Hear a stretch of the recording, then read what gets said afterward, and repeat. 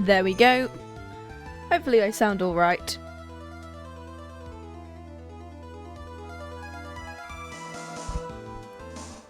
I'm going to turn my mic down ever so slightly, I think would be a good idea. Yeah. There we go. Hello, hello, hello. So, last stream we managed to get towards the final segment of case number 2 of game number 3. We are playing Trials and Tribulations, and we are finally narrowing down that murderer and that thief. Unfortunately, because of the stupid OBS crash that I had, we don't talk about that at the end, we had to basically do the final part of the trial today. Which means that we get to do the final part of the trial and then get on with case number 3. Hopefully Headpats is working, because for some reason it moves. I'm gonna quickly redeem it on myself just to see where it is. And then it means that you guys don't have to, like... Okay, I'm gonna move that slightly up. There we go, that's a lot better. Okay, that works a lot better. Here we go. So, let's do this. Let's play, and let's continue case number 2. And hopefully... OBS doesn't hate us today. Your Honour, the defence requests an immediate recess. Huh, so that's your answer, huh? Very well, I've decided as well. This court will now take a 20-minute recess. Mr. Wright, when we return, please summon Mr. Luke Atme to the stand.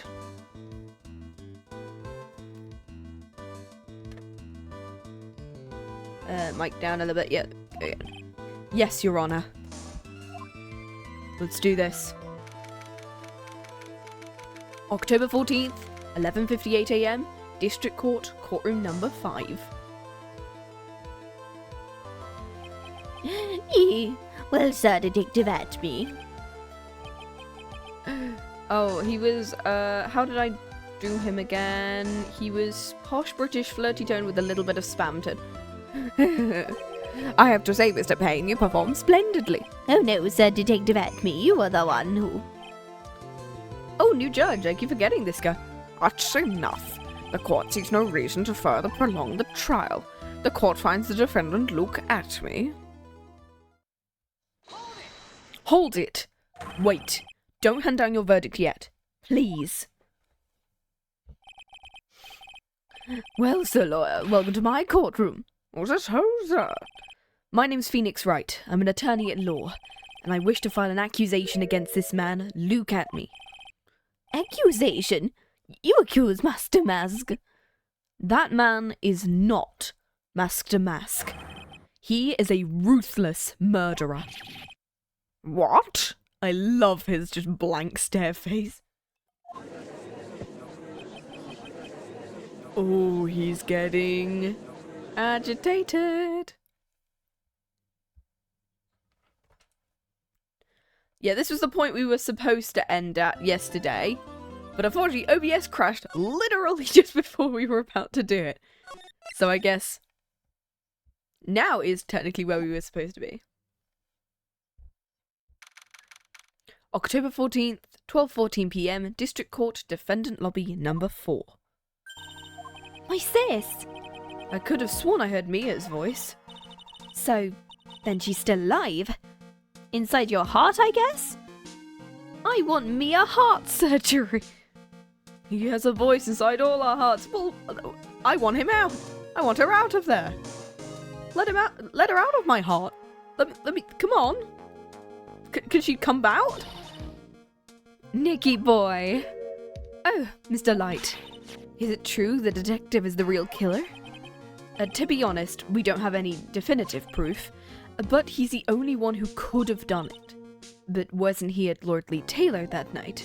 No, from what I believe from last stream's theories, I believe that because he was the one who set the camera up, he has to be the one who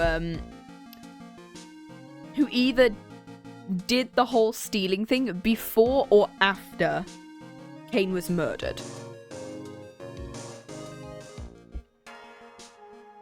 Like, maybe he set the camera to be whatever hours slow. So, like, in the first case of literally the first game, it's like, oh, he set the clock to be, like, whatever hours fast because she was in another country. I feel like that's kind of what's happening here. I think he set it either a couple of hours fast or a couple of hours slow. And then he's gone in there, done whatever before or after so he can give himself an alibi and force Ron to do it. I think he's been blackmailing Ron. And when Kane decided to give him another blackmail, he went, oh, no, I can't be having that one. And then he decides to frame Ron for whatever reason because of the blackmails, I guess. Because then he can go, oh, actually, I was the one who caught Master Mask in the end, so I get the last laugh. I don't actually know. Not to mention we don't exactly know his motive. I mean, why would Detective Acme want to kill Kane Bullard? Well, I'm assuming like they knew each other or something. I don't know. Or just to frame Ron for it in general. It's almost time. Better get back to the courtroom. I need to find some solid proof. And it's got to happen sooner rather than later.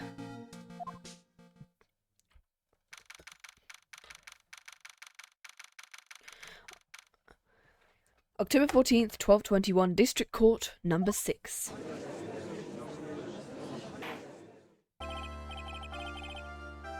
Apparently that judge is Canadian.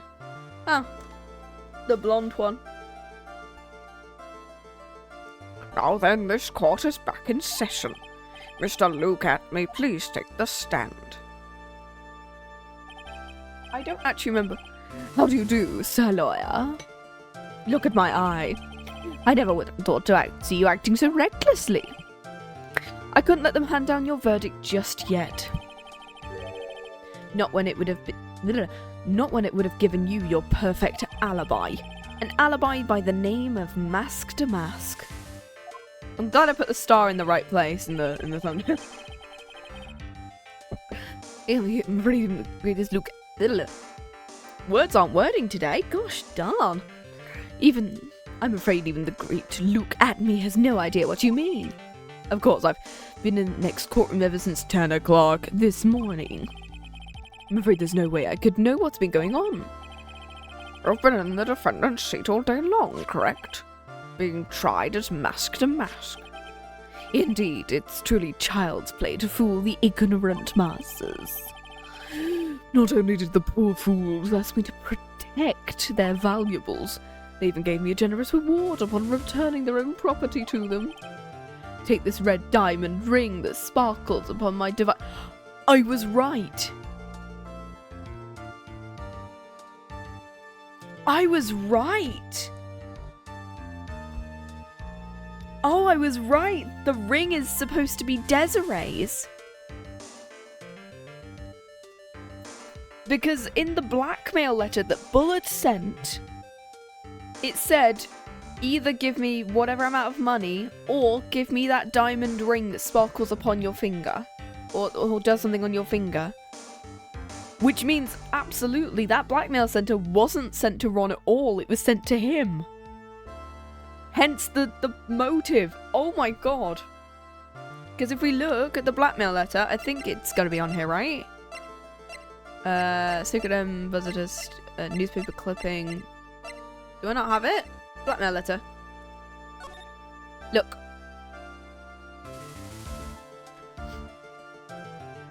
If you don't want your true identity revealed to the world, come to KB Security at 1 AM on October 12th and bring $50,000. If you don't, I'll take that red diamond you received the other day. So absolutely, unless Ron has given it, which I don't think he would, because didn't Ron say it belonged to Desiree? Ooh. So he has taken it. So you continue to insist that you are in fact Mask to Mask. Of course. Very well, look at me. Let's begin with this simple question. On October 12th at 1 AM, Kane Bullard was murdered. Where were you at the time? One without knowledge lacks even the knowledge.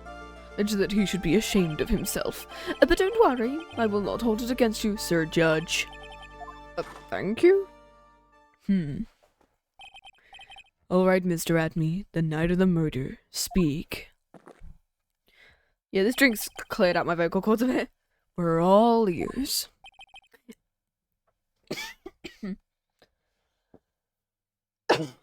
Lovely time. As you wish, Sir Prosecutor.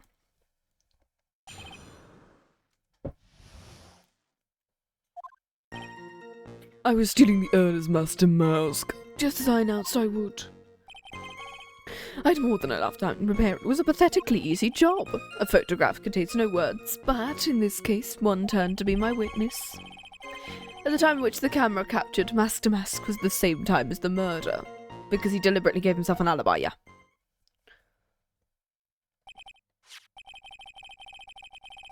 Okay. Everything else up until now is all part of his plan.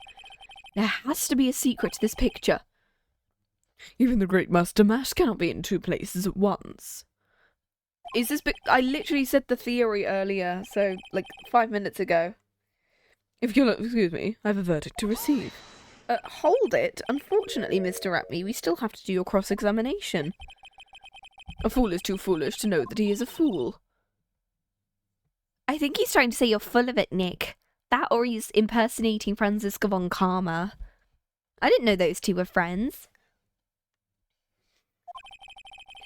The only thing that's full of it was his alibi. That and he's trying to impersonate von Karma with the amount of fools he's shoving in that sentence. I was stealing the urn as Master Mask. I don't think I need to... I think that is correct. I had more time to prepare. It was a pathetically easy job. Why? Why was it an easy job? I believe Adrian Andrews hired you at one point. That's right. It was over 20 days ago, if I'm not mistaken. You sent the calling card to Lordly Taylor 10 days before the heist, and that would mean you sent out the card after you began your security watch, right? Indeed, there was no reason why I couldn't do both jobs at once. It was the perfect opportunity to steal my latest target. I say you truly are evil. Yes, evil is what I am. Hey, Nick, isn't there something odd about this?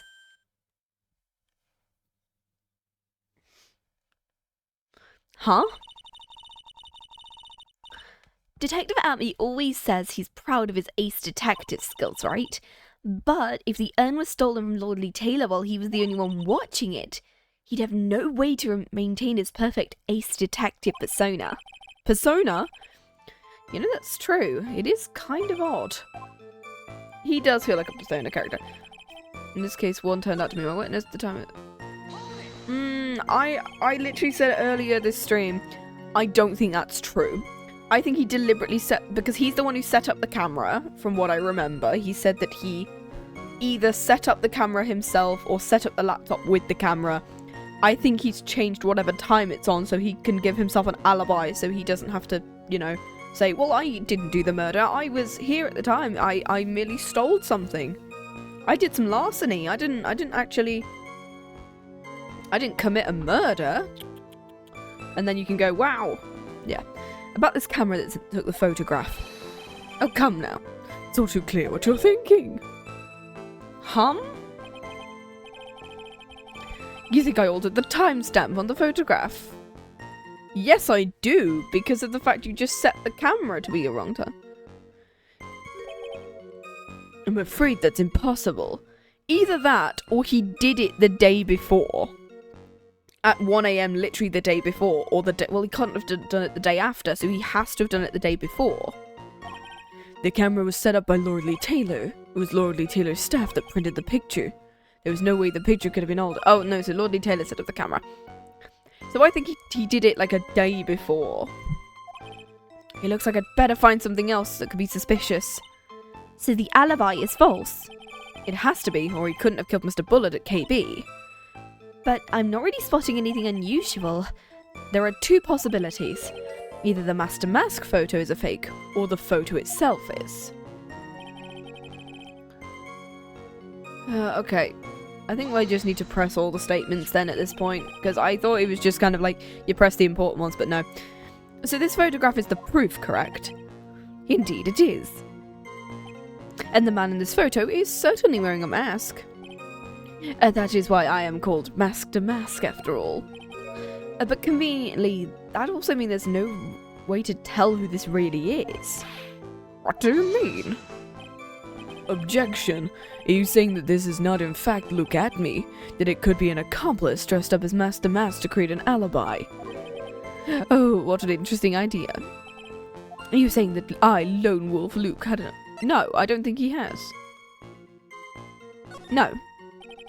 Besides maybe Ron, who he's blackmailing, I don't think he has a quote-unquote accomplice. I don't think he has a willing accomplice, at least.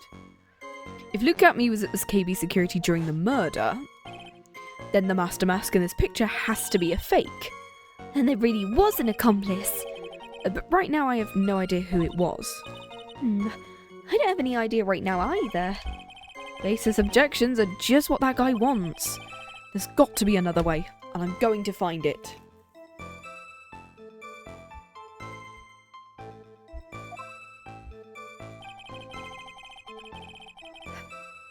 It was a pathetically easy job. I think we've already pressed on that one. We did talk about the photograph. So by photograph, you mean this piece of evidence here, correct?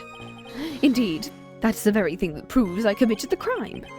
The very thing that proves you committed the crime. Surely even you understand it by now. Lordly Taylor provided the camera. There's no way I could have tampered. That means I could have not killed Kane Bullard. Unless I had an accomplice.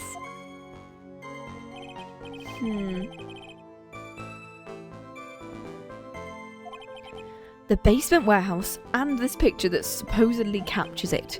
It's got to be here. Is there something funny? Yes, I think it's the pink splotch because we said it was dry the last time we talked about it. This one, right? Look, when Adrian dropped the urns box 2 weeks ago, she also knocked over some paint. But we couldn't see it because the statue was over it. Which means, like, he could have done it in any time in the last 2 weeks. You bet I am. There's something definitely strange about this picture. We took a look around the warehouse. We took a look around the basement warehouse that night before the theft took place. And there's something in the photo that doesn't match my memory of that night.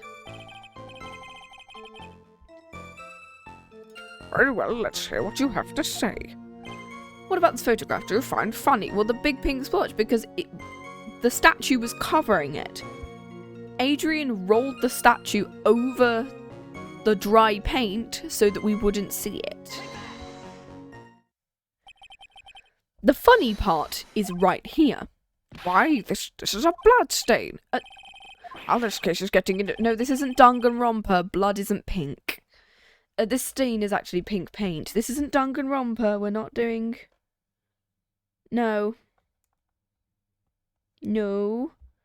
No. No, Judge, that's naughty. Anyway. Oh, paint and peach-coloured. From blood to peaches. This judge sure loves going on wild tangents.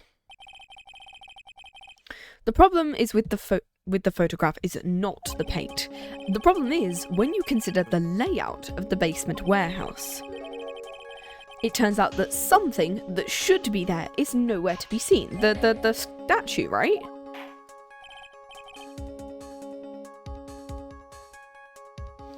Mr. Right. What is supposed to be in the picture instead of the paint stains?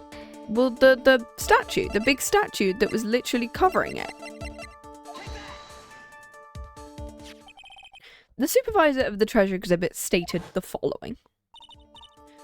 There's a good reason for that. I know that's Scottish. Welsh. On the day of the crime around noon, the golden statue just happened to arrive. Yeah, I'm not going to voice the flashbacks, I can't be bothered. I myself was there the night the theft took place and saw the statue in that spot. If this picture was truly taken on that night, the statue should have been there. But when I went there the day after the theft, the statue of the old bag that was sitting in the corner. Someone drilling? What the hell's going on? Perhaps it was someone pushed there accidentally. Love it when you can hear your neighbour. Well, they could probably be doing Ace Attorney knowing me. Your Honour, this statue is slightly larger than yourself and quite heavy. It would take more than an accidental push to move it in that distance. In that case, can you prove it? Can you give us the rhyme and reason as to why the statue was moved? Can you do it, Nick? Well, so, never mind who moved it. The real question is why.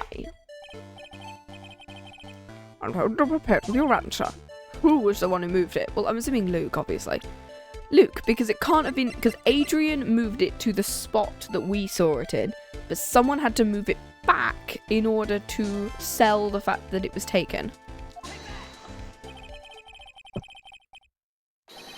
The one who moved the statue is none other than Luke at me. Come now, Sir Lawyer. There you go again on one of your strange delusions. Mr. Wright, what basis do you have your strange delusions? Well, it's very simple. The witness was the only one in the basement warehouse that night. That is indeed very simple. However, well, why would I want to move a heavy golden statue? To make your picture look believable. The reason for moving the statue, here's where our battle really begins. Well, Mr. Wright, what reason did he have? The reason can be found here in the photograph. Hi, Coffee, how you doing? Look at me, you pretended to be... No, that's me. Look at me. You pretended to be Master Mask in order to create an alibi by showing you were at Lordly Taylor that night. So he's attempting to create kind of an alibi for himself, is what he's doing. But this photograph contains a single fatal flaw. If the statue had been there, your lie... Your dumb suggestion has been immortalized in a redeem? Yes.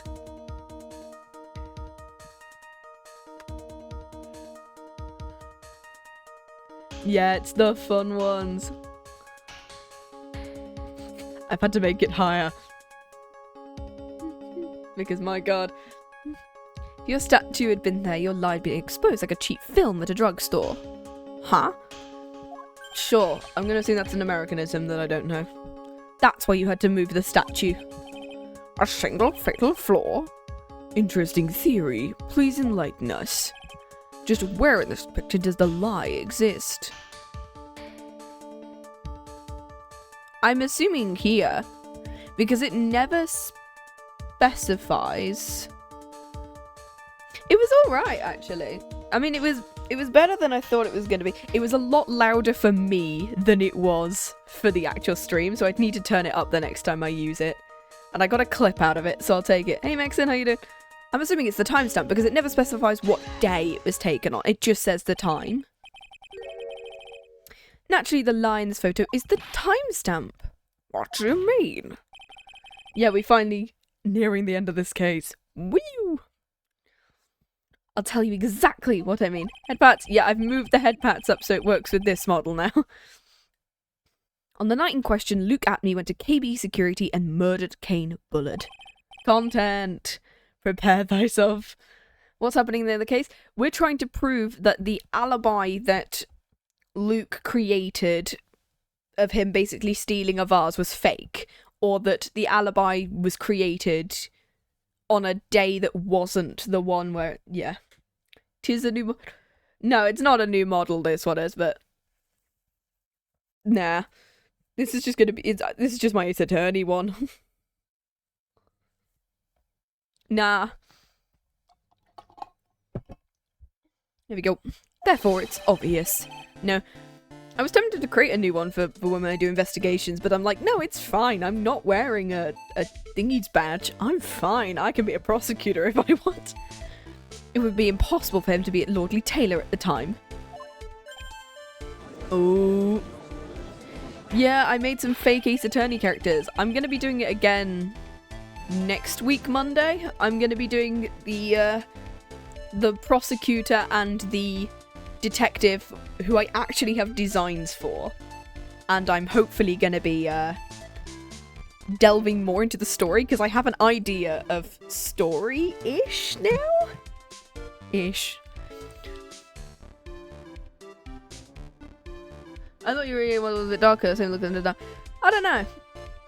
I think it's just because it's clashing with the background, to be fair. But what does it have to do with the statue being moved? The blue sky ones, yay. Remember, if you will, Your Honor.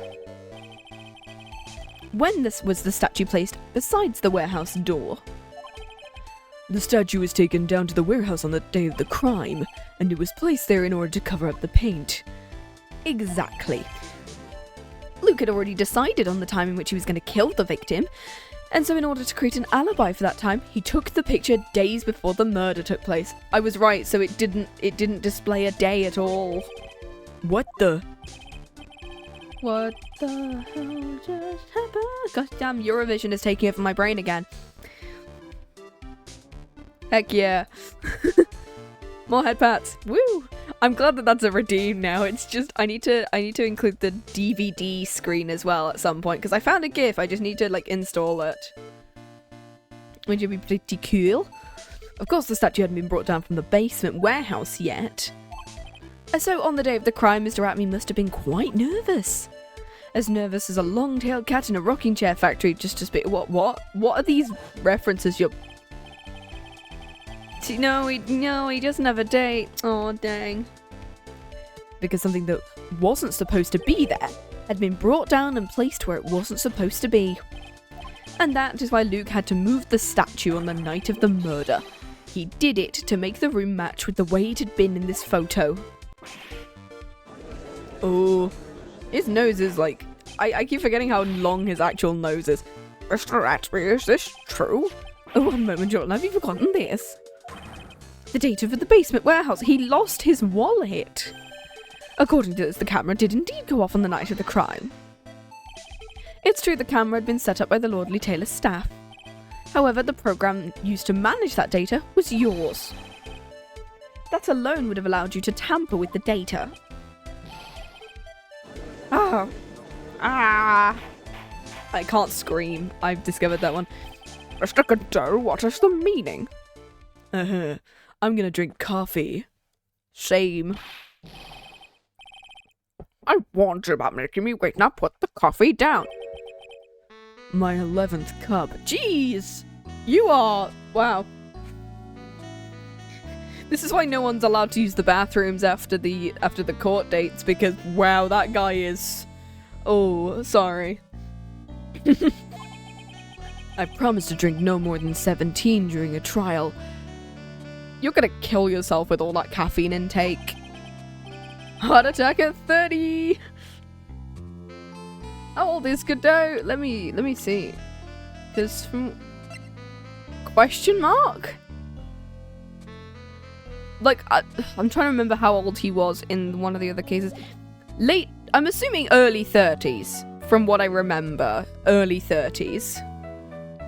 Late 20s, early 30s. He's supposed to be just older than Mia, I think. I think he's just older than Mia, from what I remember. It's good till the last drop. The defense is a very good point. Now put the fucking coffee down. A good point. So what? We're all but travelers on a road of infinite points. Yeah, that guy's the reason why. I think he's got his points mixed up with his other points. Foreshadowing, yeah. You say this photograph was taken ahead of time, and the statue was moved in order to make it match. That's a very interesting idea. That's one point that can't be denied. Which is... that it's only a possibility. Men that are trapped by the chains of maybe can never reach their dreams. Are you talking about yourself here? Like, stop venting to the court, mate. Don't fall for that. He's just venting to the court. Mr. Damask.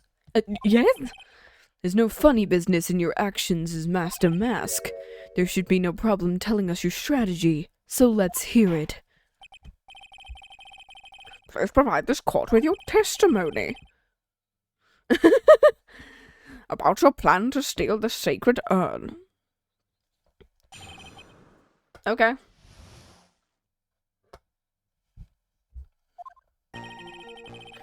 Objection, he's trauma dumping.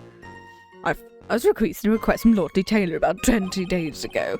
The urn was placed in a box. Svari. It was sent to the warehouse.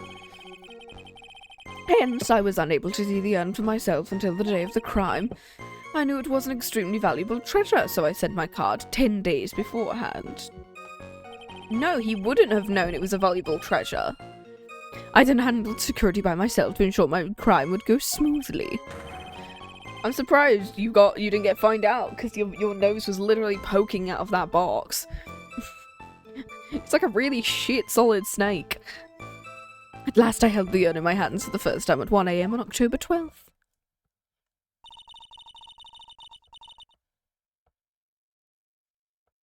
That's pretty much all stuff we've heard before, isn't it? Yeah, but we'll find the truth hidden in the nuggets of new information. The nuggies! The nuggies of info! Witness is all sure there are no mistakes. Svati. Well, let me have your ring then. Wasn't that in the blackmail? How did they catch him exactly?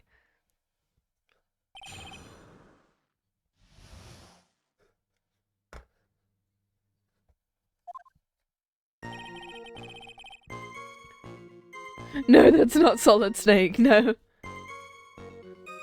Yeah, this case is still going. I'm on the final part of the trial, which means we can finally get over to case number 3 today. The urn was placed in a box and it was sent to the warehouse. I was unable to see the urn for myself. I feel like something shows he has seen it before.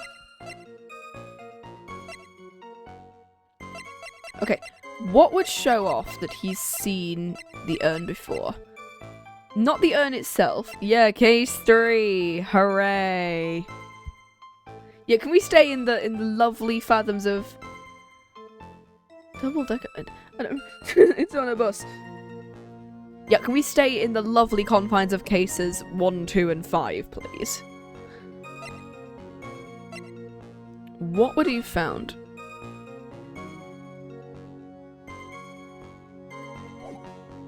Okay, no.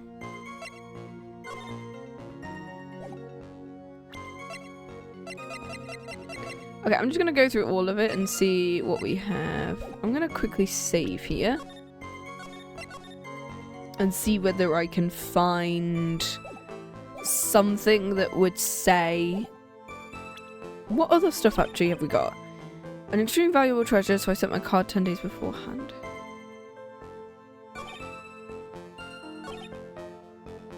For the first time. The size of cover of the Leaning Tower of Pisa.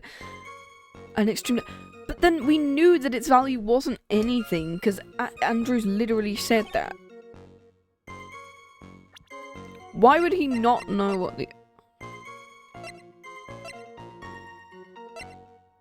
Yeah, the dark yellows were... Apart from the gold. I like gold as just a colour in general. What's this one?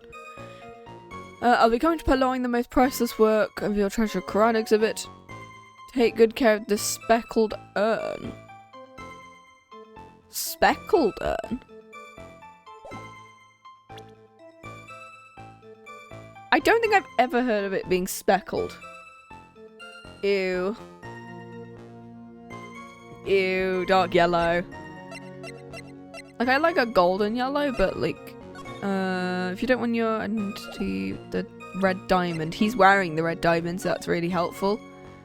Yeah, he's got it in a box there. But that one is weird. Why would he mention the urn in his card? If he really were Master Mask.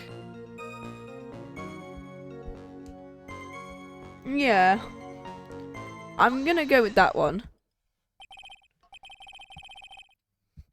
Mr. Atme, if you really are Master Mask, then you also wrote this calling card, correct?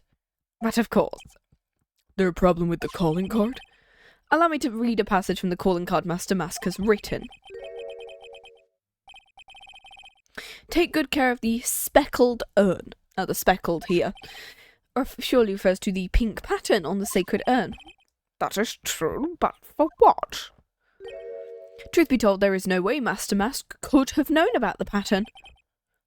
What do you mean? This pink spotted pattern on the urn is nothing more than paint stains. Paint stains?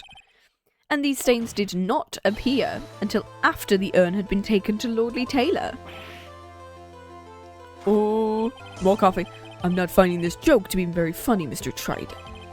The day the sacred urn was taken to the warehouse, the urn was broken due to human error, or should I say an error-prone human. Same, I'm accident-prone. We love Adrian here. And that's when the pink paint got on the urn. You can't be serious. And yet this calling card clearly mentions the paint pattern. Which means Detective Atme had been seen in this urn long before the crime took place. In fact, he saw it when the fake photo was taken. And because this photo is a fake, your alibi for the night of the murder no longer holds water. Gag, wag, wag, wag, wag. According to Atme there. We love Adrian. Woo. Agnes, do you have anything to say for yourself? Grr, no. You going through all of the letters of the alphabet here?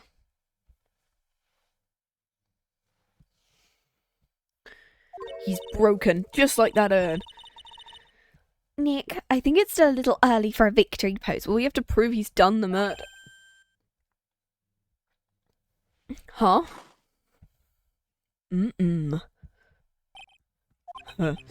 It's so sad no one has any conviction these days. Yeah, that's mostly just the prosecutors, right? Conviction?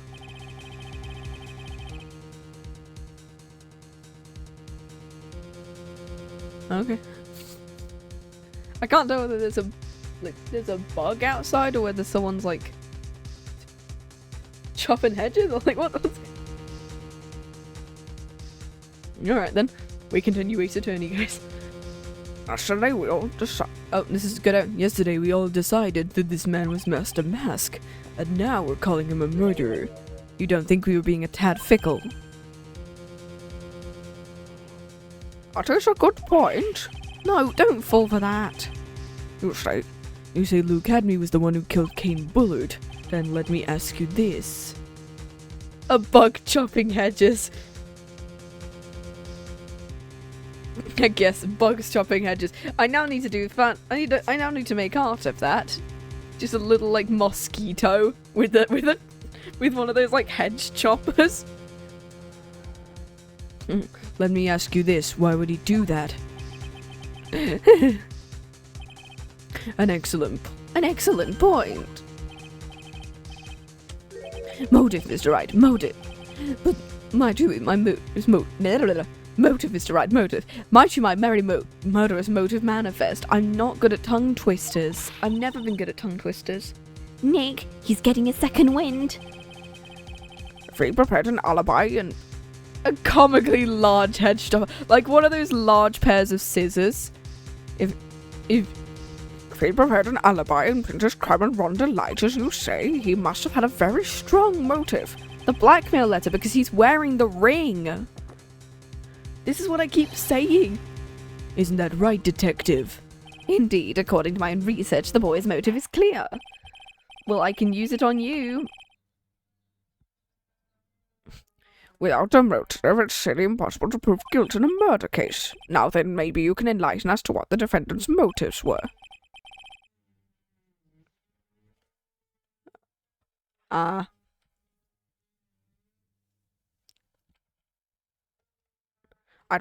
be honored to, sir, old-timer. They're doing everything they can to make Ron look suspicious. Despite our lack of hard information, this may be our only chance.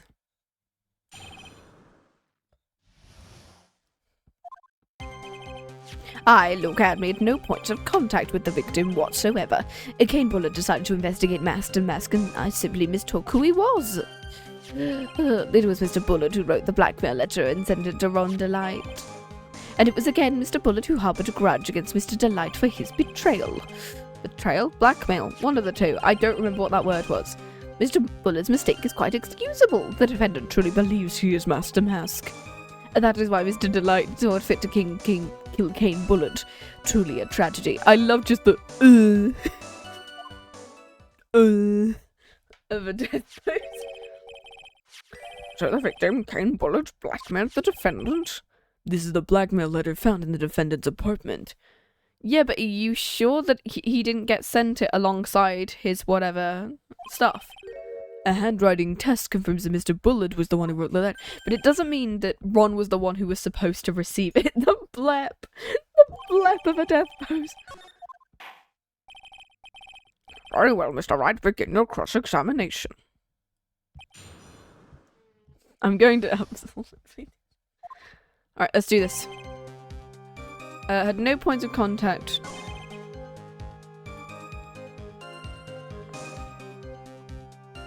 I don't think that's right. Okay, I don't believe that he sent it to Ron. I believe he sent it to Luke, in terms of my theory. I'm going to present something and see what we've got. Treasure exhibit, master call, security camera photo, it could be the blackmail letter. If you don't want your true identity, if you don't, I'll take that red diamond. It's the red diamond, and he's literally wearing it on his written. He literally talked about red diamonds. What else have we got?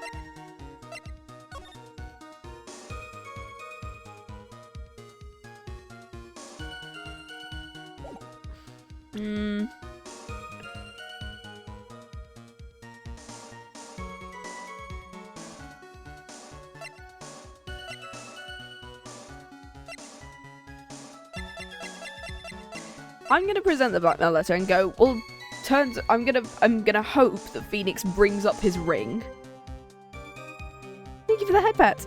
I'm gonna hope that Phoenix has the gall and the gumption to bring up his ring. God, the Welshies. What the gall and the gumption? Bring up his ring. Mind if I ask you a few questions, Detective Atme? Bring up his ring. If it's just a few, I guess it's alright.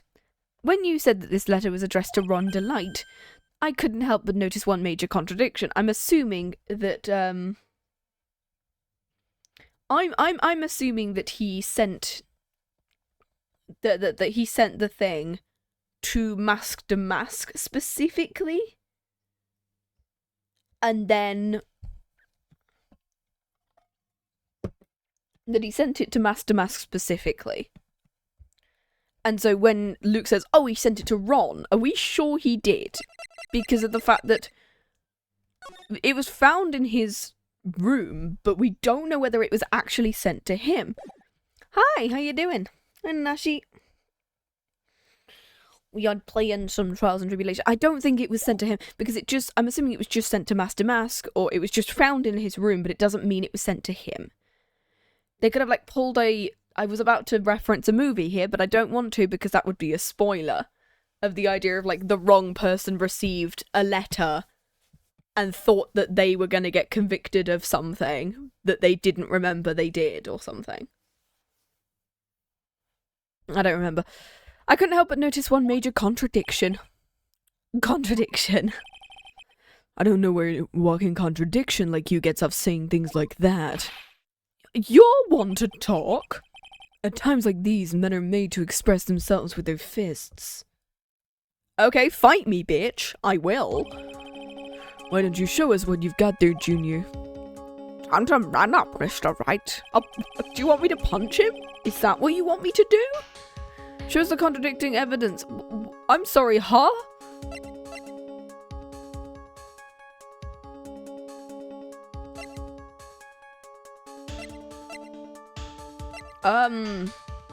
Right, what would be different from this one? It's not that. The blackmail letter. The red diamond you received the other day. Red specifically. Why? There's nothing that I can present really that can show off. I need a British lawyer, thanks. Fight me, bitch.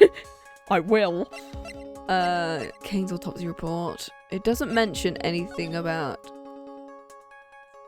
I mean, could it be this one? Because this one specifies a whatever teardrop gem, and it's not red. Unless someone's colorblind. What else would I have? That one would also work it out, because none of those are the red diamond. It could be that one.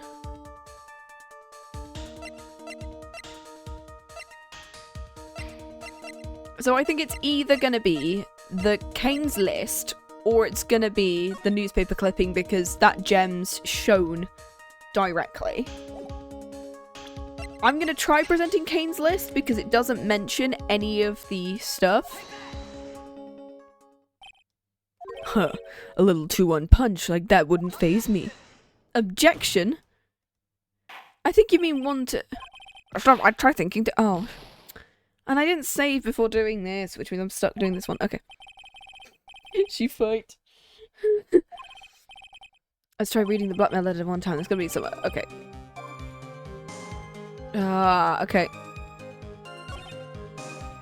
Okay, so I think, yeah, I think we are right with that one. Okay, great. Thanks, guys. Okay, great. Okay. Let's do this again. Present the blackmailer. Because I've just done that.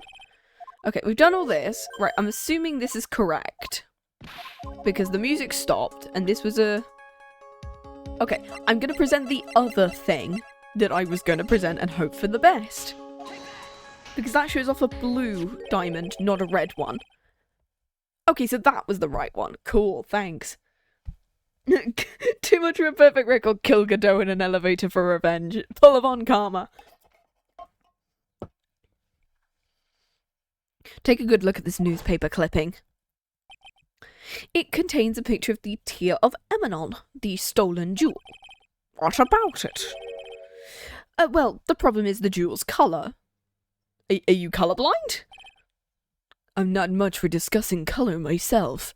Oh yeah, I keep forgetting, he has like a weird red filter. I have a yellow filter on my glass. You can't see him on the photo, but...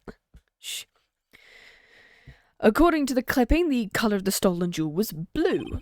And however, in the blackmail letter, a totally different jewel is mentioned. Well, we don't get to see that it mentions a blue anywhere in the thing, it just shows you a photo, but okay, sure.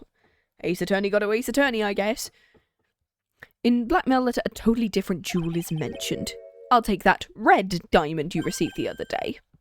Red? Which means the red diamond described in the blackmail letter is not the tear of Emanon that Master Mask stole at all. Huh? That it was was the starter I picked from that generation. Depends which member of its evolution line you want to go down to. I think it'd be cute, like, you know those people that dress up their cats and dogs in, like, little dresses? I could imagine someone doing that to their Litten.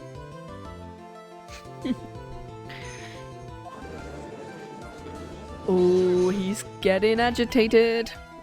And your point is, Mr. Trite? So you're trying to say the blackmail letter was intended for someone else? Yes, I'm saying it's intended for Luke.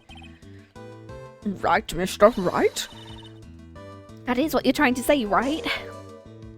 Oh yeah, Incineroar. Anyway, yes. This is who King Bullet was actually blackmailing. I think Luke, right? I'm assuming it's Luke. Because he's the only one who, like, outwardly went, I'm wearing a red diamond ring! Naturally, it was you, Detective Atney. Do you have some sort of basis for that claim? I mean, the big-ass red ring you're wearing. You've been personally involved in every single Master Mask case. And in the last case, you recovered what was stolen and received a jewel as your reward. A jewel? Probably the one wrapped conspicuously around your finger. The red diamond ring. Oh, according to Luke. That's the diamond referred to in that letter, which means that Kane Bullard wrote the letter in order to blackmail you. Oh. We gotcha. Oh, I assure you it's quite based. We love Game 4. Objection! It seems you've gone too far with your childish pranks, Mr. Trite. Uh-oh, I don't like the way he said that. King and Bullard blackmailing you, Luke Atney? Are you for real? Yes, I am. Nick, come on, stand up to him. Then answer me this. The blackmail letter contains the following passage. You don't want your identity revealed to the world. It certainly does. Well, I'm assuming he just assumed that, that he was Master Mask. King Bullard threatened to make Luke Atmy's identity public knowledge. An identity he wanted to keep a secret Because he was faking being Master Mask, wasn't he? Atmy killed Cain Bullard because he was afraid of his secret becoming known. He wanted the identity... What was the identity he wanted to keep secret? This is what it all comes down to, Nick. We can do this. Get him, Phoenix. The identity that Luke Atmy wanted to keep secret, his identity was a blackmailer. Because he was blackmailing. Yes. Luke Atmy was a blackmailer. Objection! Oh. Hey now, isn't that a little different from what you've been saying? You saying Cain Bullard was the one blackmailing Luke Atmy. You saying Atmy was blackmailing someone else? You have to admit that does sound a little odd. What did I say earlier this stream? What did I say earlier this stream? He's blackmailing Ron. Cain decides to either blackmail Ron or him, and then whoopsie daisy, moida. It's not odd. It's the only thing that makes any sense. Cain Bullard was blackmailing Luke Atmy. But Ron Delight was also being blackmailed by a certain someone. I love the theme.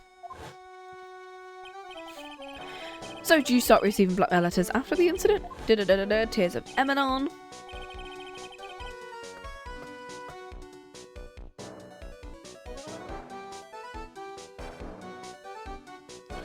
After that, I started getting the plans in the mail. I received plans. Plans. Treated plans. In that case, that would mean that Ron Delight was actually Master Mask. That is what we are claiming. Someone else came up with the plans and had Mr. Delight steal his targets for him. And that someone was none other than Luke Atmy. I wonder what the pun is there. Shh, silence. You're winning, son. Hopefully, we're pinning him down. Hey, Bean, how you doing?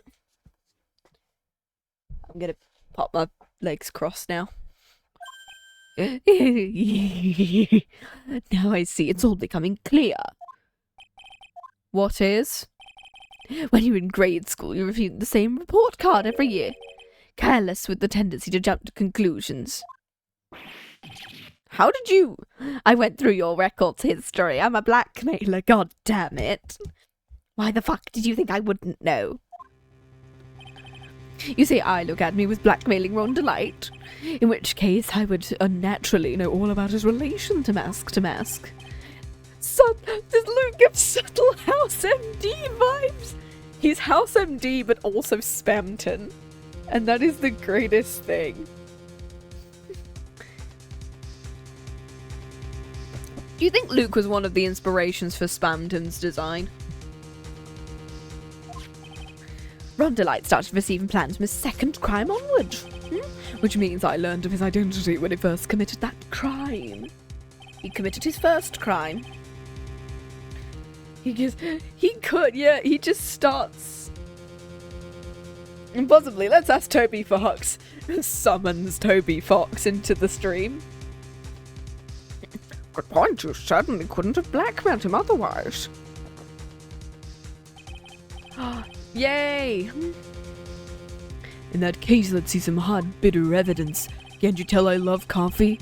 During the first crime, how did Luke Atmy know Ron Delight was Master Mask? Because of the costume. Ron's testimony. From Master Mask's second heist on, he was starting directed by blah.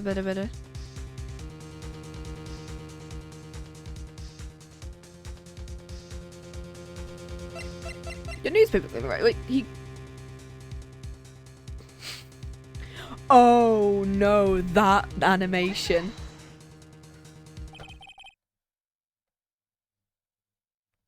I think I see it now. See what? Please help me, I'm blind without this thing. I can't see. Dating start is just a turn out sisters theme. Ooh. When you're in grade school, you review the same report card every year. Gets into a lot of mischief trying to be the centre of attention. This newspaper clipping. Hey Swan, how you doing? Wait, Susie was based on Maya? It is a picture of you in Ron Delight in his guard uniform. It seems that Master Mask didn't just disappear into thin air. He took off his outfit and hid it in a bucket, literally directly next to him, so... I wouldn't be surprised if you got found out really quickly. That sounds stupid. Well, with tricks like that, he couldn't fool a baby, let alone an ace detective. And that's when you figured out Mr. Atme. That's when you learned that really under his mask he was Master Mask.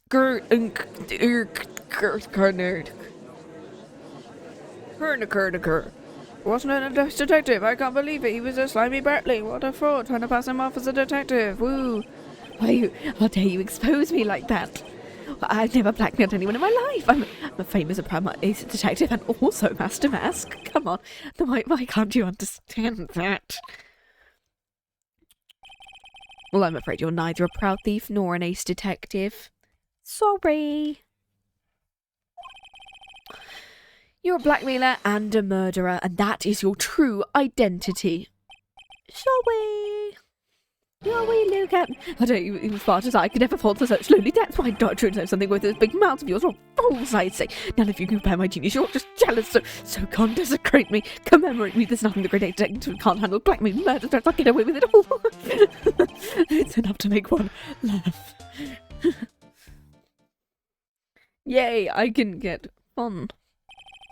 I would say we finally arrived at the real answer. That was quite a performance from Mr. Atme. Bailiff, please prepare a cell for Mr. Atme. Objection. He is. Look at that face. The hammer that strikes too fast has no time to aim. What? I'm already prepared to deliver my ruling, Godot. Put the goddamn coffee down. Thank you. Allow me to say one thing. I will be the one to judge. Phoenix!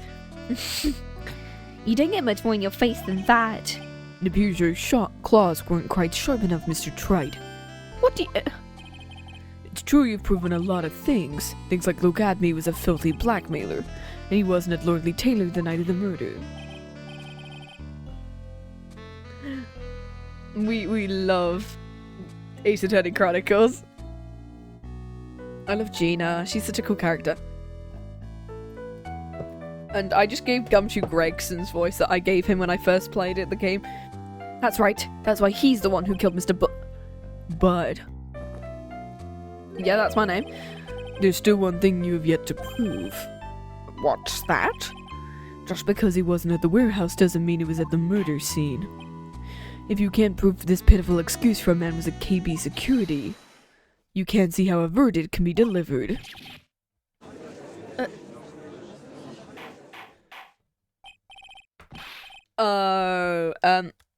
Was it Winterbank his name is, who has that fun? All I can say is just persona. If you get what I mean. Order in the court. This is it. This is the final round. I've got to prove that Atme was at Bullard's office at that night. Can you really prove it? That's long enough. I want to hear your answer. That night Luke Atme was at KB Security and the defense... I don't know. I don't think we can prove it because, like, the only person who could have proved it... Go drown on your coffee. Can we prove it? Okay, and the defense. Can we prove he was there? Warehouse camera. Yeah, you already broke down. Goddamn. Ron's wallet.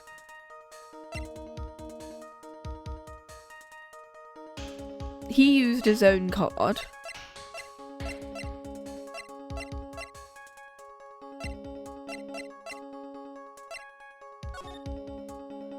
Wait, I think... Doesn't it have like a card record or something? I don't know. I don't think we can prove it for now. I think we need like one piece of evidence or something. Yeah, she's based on Inspector Lestrade. Yeah, Gina's based on Inspector Lestrade, who I think is a guy in the original. And so she's based on that. And Gregson is a character who occasionally appears. He's like a bumbling detective type. No! I can't prove it. Just as I thought. I don't think we can prove it, because we don't have any evidence that can work. If we hear more of his testimony... Yeah. We don't know his first name, it's just G. Lestrade. Unfortunately, that's as far as you go, Mr. Trite. What do you mean? I won't allow for any more testimony. That's what I mean. Uh-huh? Have you forgotten? Luke Adamy is here after we interrupted his trial, and you have failed to prove he's committed the murder. I think it's time for the witness to return to his own trial and face his guilty verdict as Master Mask. Well now, Solo, it seems love wins out in the end after all. Kiss me, darling! I think Gregson's supposed to be like a detective type character. Let me...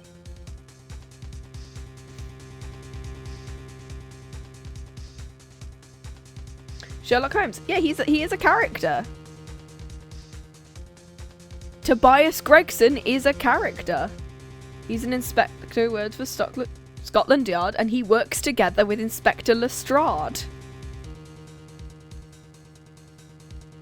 Huh.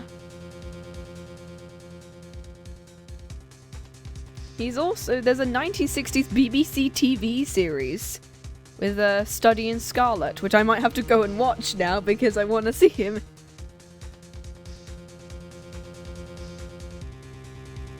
Huh, yeah. He's also referred to as Grayson in certain... I pronounce it as Godot. It's how I've pronounced the game engine.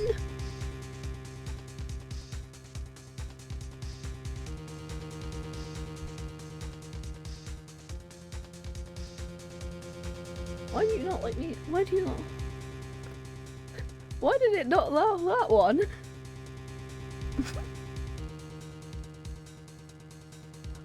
I don't know what it... I allow swearing. What the hell is Automod doing? Alright then. I'm the ace detective as well as Master Mass. My verdict will verify that. Yeah, cool. I'm now gonna have to watch like Sherlock Holmes and stuff. I like Gregson and Lestrade. So they are like a pair. Automod, yeah, we love Automod. Great, guys. Just as Rhonda Lights will verify he's the true murderer. I declare that with the full force of my ace detectiveness. Order in the court. That's enough deliberation over this witness. I can't believe this. At this rate, Ron is... Let's test fuck you, darling. Yeah, I think just the word fuck is fine. For some reason it didn't like motherfucker of all things. And I was like, huh? Why is that like... Why is that harassment? But not just fucker. Don't give up now, Nick. Still tomorrow. By then it'll be too late. Why? Huh. Double jeopardy. One of the basic rules in any court of law. We don't really have jeopardy as like a thing here in the UK, so I don't know what that is. Yeah, apparently. Double jeopardy? Should a defendant be tried and found innocent in court, they cannot be tried again for the same crime. It's a fundamental rule of all court. Huh? Yeah, he's an actual guy. Saseki Natsume, or Natsume Saseki. He's an actual guy. He's just a poet from Japan. I love how they just randomly added real people into the game.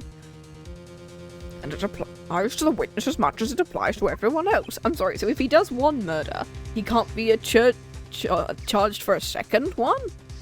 What? Then Ratme will be found guilty in a matter of minutes. Guilty as Master Mask. You'll be innocent as far as the murder of Kane Bullard. No way. The fact you were unable to prove Mr. Atby's guilt of that crime means that he will never be tried as King Bullet's murderer. Huh? Huh? This is stupid.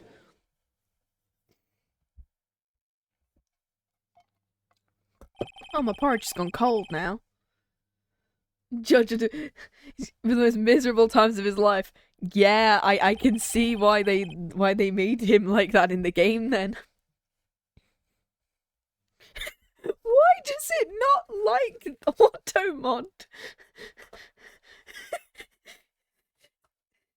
I love how Automod just dies. The real killer will go free.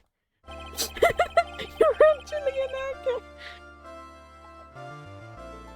Which is weird, considering in the UK, egghead is like a compliment. Because there's like a whole show about it. You have cross-examined every statement the witness has made. As long as there is no more testimony, I'm afraid I will have to declare there will be no further questioning. Are there any objections? Oh. Coffee. I hereby end the cross-examination. I think I see it. Your Honor, when you were a child, this was on your part. Has poor hearing and often makes mistakes as a result. How did you... Phoenix, raise your head up high. Have you forgotten what I used to tell you? A lawyer is someone who smiles no matter how bad it gets. Mia! That voice. Deus Ex Mia! She returns! That voice, no way! Long time no see, Phoenix. Mia, do you think Gateau's gonna see this and go, what the fuck? This is the true power of the Karine channeling technique. I know that it's really Maya who's standing before me, but... right now, she's my mentor, Mia Fey.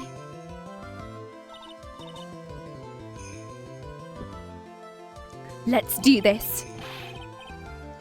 But there's nothing more we can do, Mia. Without any more testimony, I can't cross-examine. Not yet. The testimony's not over yet. What do you mean? Your Honor, just now you said something very interesting. You've cross-examined every statement the witness has made here today. Gateau is like, whoa. She talked about this, right? From what I remember, his motive for just hating you is from another person. Once again, it's like, Francisca wanted to beat you so she could, like, talk to Miles. Gateau is the same thing, but with Mia, I think. Because him and Mia used to be friends? More? Wink, wink, nudge, nudge. Definitely more. They would have talked about spirit channeling. Unfortunately, Your Honor, you're forgetting something. Earlier, after the last cross-examination, this witness made a number of remarks. It seems love wins out in the end. Love? Just as Ron's light was verified as the true murderer. More than less. Oh, yeah. But these comments have no importance whatsoever. Well, very well. Should we prove they're important via cross-examination? At any rate, as long as the witness has made these remarks, we, the defence, assert our right to question. Is that right with you, prosecutor? That's cheating. Is something the matter? Nothing. Apparently, if they knew Ace Attorney would have been a trilogy, they wouldn't have killed Mia so early. Oh no! So they've just had to kind of, like, plot around it and go, well, she has to come back eventually. Spirit channeling, good enough. So, lawyer, looks like you're one step too late. You think such falsehoods will do anything to me? Look at... Let's hear it. What? It's true the witness made some remarks. So then, let's hear this bit of cross-examination. But what are you... Very well then, Mr. Look at me. I'm going to allow the defence to cross-examine your earlier remarks. The defence would like to hear why you declared the defendant to be the true murderer. Somehow she returned. Deus ex mia, I love it. Your Honour, my dead mentor wants to object through her sister, thank you very much. What? So please give us one last bit of testimony. Phoenix, this is it. This is our absolute last chance. Yes, Chief.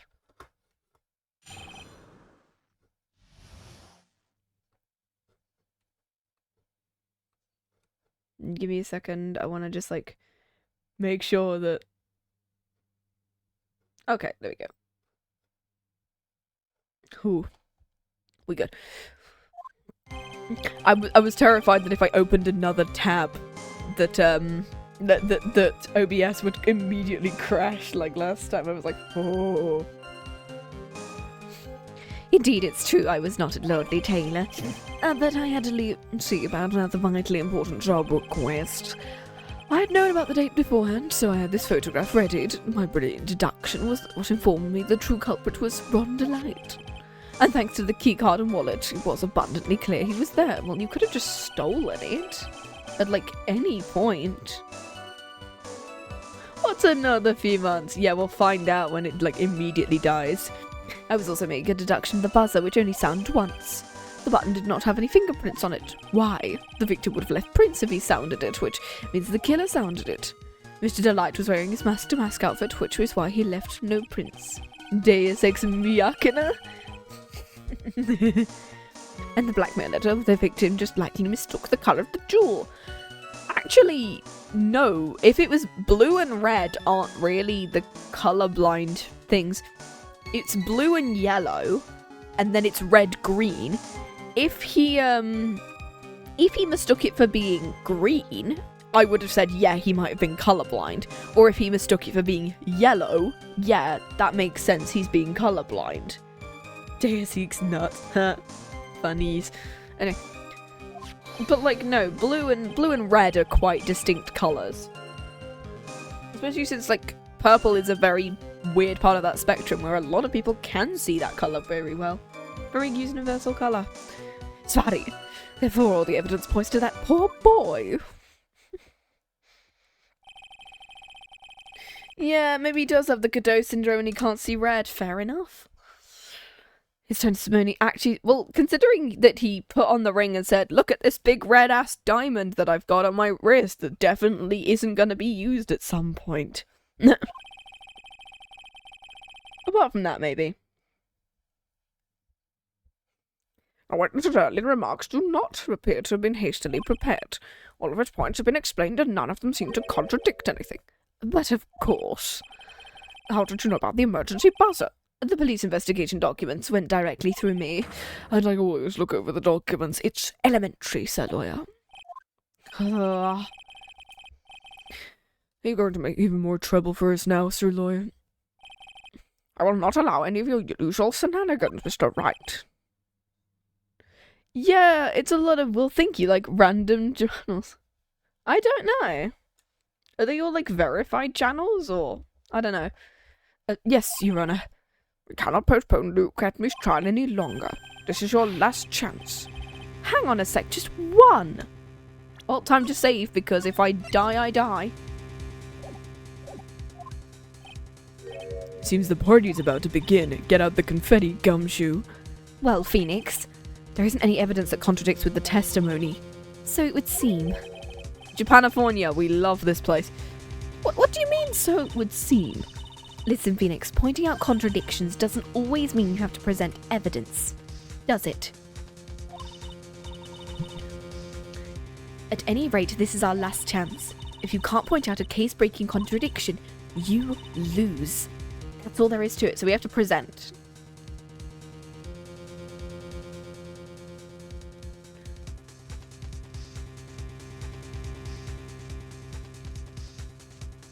Or pressing? I don't know. Do we press or we do present? We'll find out. Because I don't think we said we can't prove it with evidence, which means I'm assuming this is we have to find a contradiction purely by pressing, I think. Cup number 17, my last cup. They wouldn't let me have any more. The coffee machine is fucking broken. If you tried using the magic powers and just telling me the answer. Exactly. And I'm almost out of coffee. Seems the time has come to an end to put on this trial, And I haven't got any more ice cubes left, so I can't make any more iced coffee.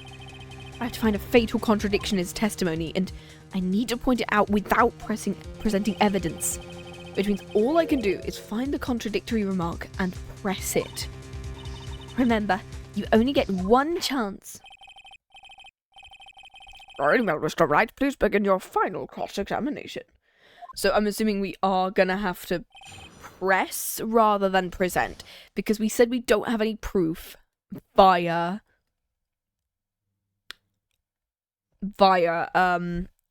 evidence, so I'm assuming this is a a press moment. I'm gonna save because we only get one chance, so we need to figure out which of these statements has something wrong with it. It's true I was not at Lordly Taylor. I'm gonna take that as being true. I have to leave to see about another vitally important job request, which I'm assuming he's using as an alibi for the murder, maybe. Yeah, if only Phoenix had a fun little bracelet so he could object without evidence and see people's... Look, he's rubbing his nose. He's gotta be lying.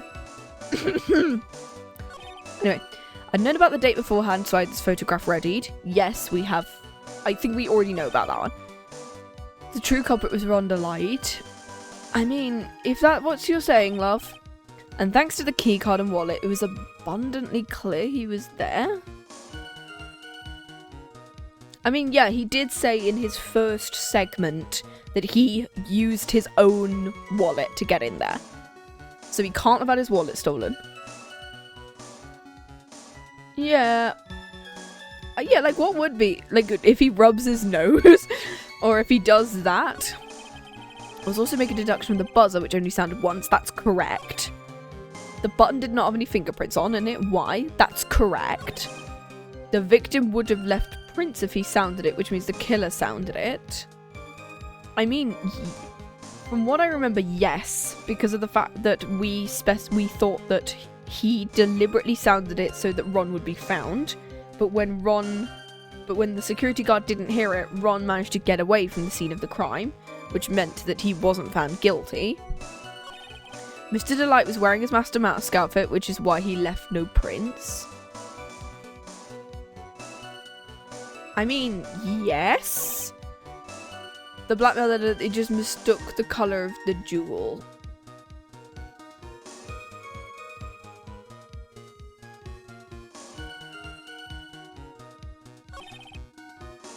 All the evidence was otherwise. That is true, but like... Okay. I'm trying to think. All of these statements do feel like they should be true, but what shouldn't he know is what I'm thinking of. Okay, I was not Lottie Taylor. I'm gonna go back. I'm gonna see what we've got. What should he know? And, like, stuff like that. Like, is he gonna say something that then incriminates himself at being at the scene of the crime? Like, what shouldn't he know? I'd know, so I had the photograph right. That's correct. My brilliant deduction, the true culprit was wrong. Like, that's his own thing, so we can't present that. Thanks to the keycard and wallet, so the keycard and wallet was presented on the first day, so he would know that Ron left it there. I was able to make a deduction from the buzzer, which only sounded once. That's correct, he was there for that. The button didn't have any fingerprints on it, we know that. The victim would have left prints if he sounded it, which means the killer sounded it. Mr. Delight was wearing his Master Mask outfit, which is why he left. And the black letter, we know about that one. All the evidence. I don't know why, but this one kind of feels a bit weird. Because...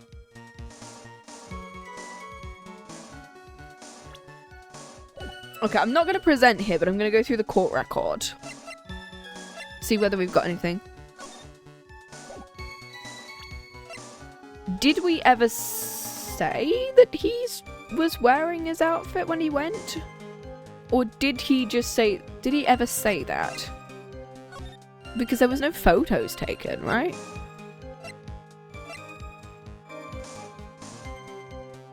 Yeah, present everything until the music stops. I don't think we have any evidence that can contradict that. I think it's just kind of what should he know?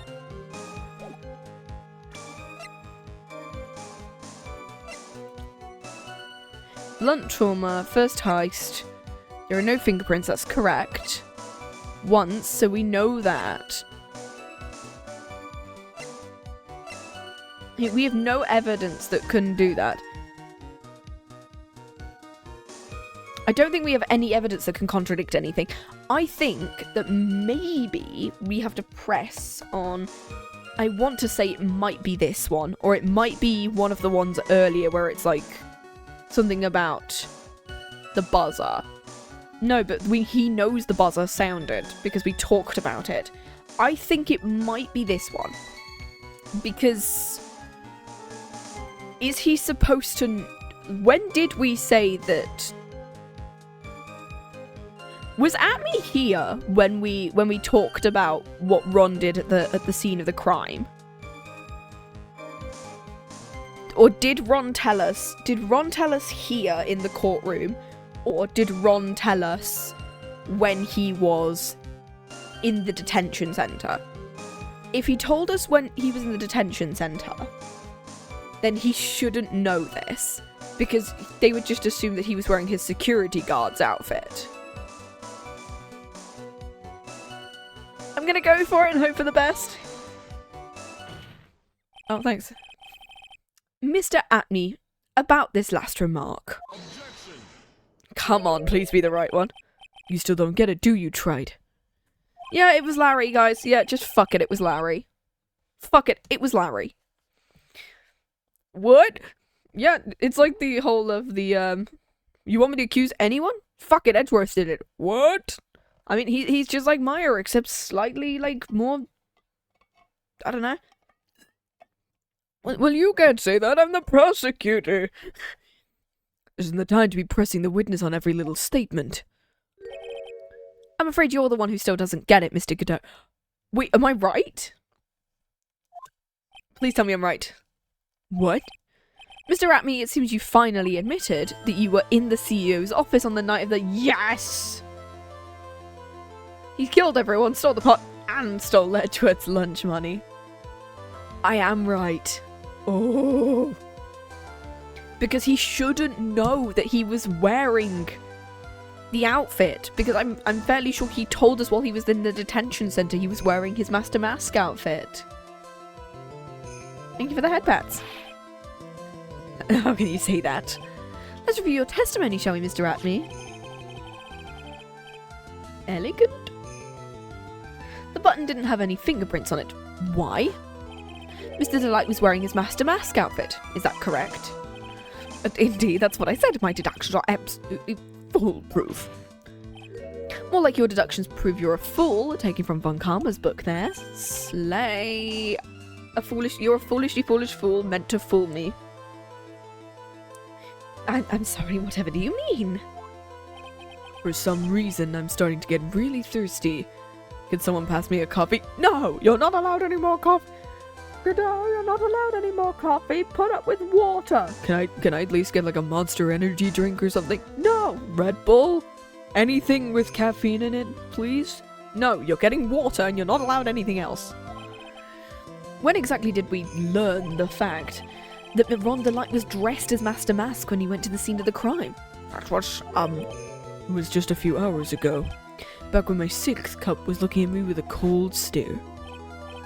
He's gonna snort the caffeine at this pure rate. Okay, so he was on the stand. That's right. The defendant had yet to tell anyone else this fact before this morning. I thought he told us in the detention centre, but sure. The only people who should have known this are the ones who have been watching the trial. Oh. Do you understand now, Detective Atme? You were only right. There's no way you should have known. Oh. You were in the next courtroom being tried as Master Mask. So then in lightness, how do you know about that piece of info? Well...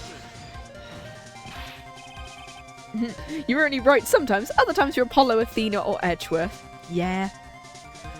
Come on, this detective must have known about it. He probably had plenty of chances to find out. Well, objection. And it's those chances I want to discuss next. That night, Mr. Delight was wearing his Master Mask outfit. There is one and only one way for Detective Atme to have found that out. One way. Please call, if you will, Mr. Delight's testimony from earlier. I wonder who that is. For a second, my client witnessed the real killer. Mr. Delight never saw his attacker. There's no way to tell. Well, objection? Nuh-uh. It's with that statement that I'll turn this case on its head.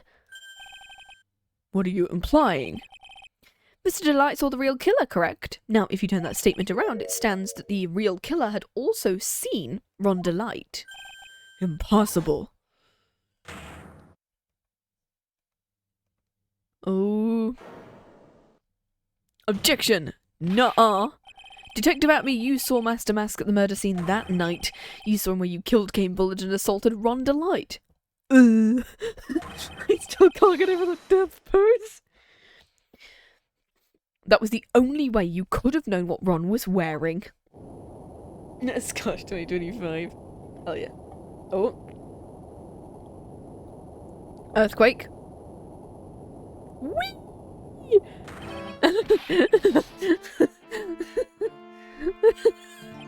Take a good look, everyone. Unable to find a rival worthy of my genius, I was forced to create one by myself. And here I am, the tragic clown. That's the same line you gave yesterday. Come up with something new, please.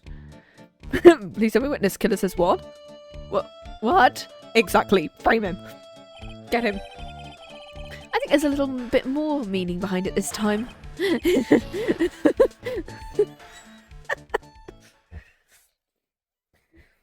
I'm just... What an awfully complicated incident. Well, Kane Bullet was blackmailing Luke Atme, who was in turn blackmailing Ron Delight. And upon killing his blackmailer, Luke Atme tried to frame Ron Delight. He then claimed to be guilty as Master Mask in order to escape his true crime.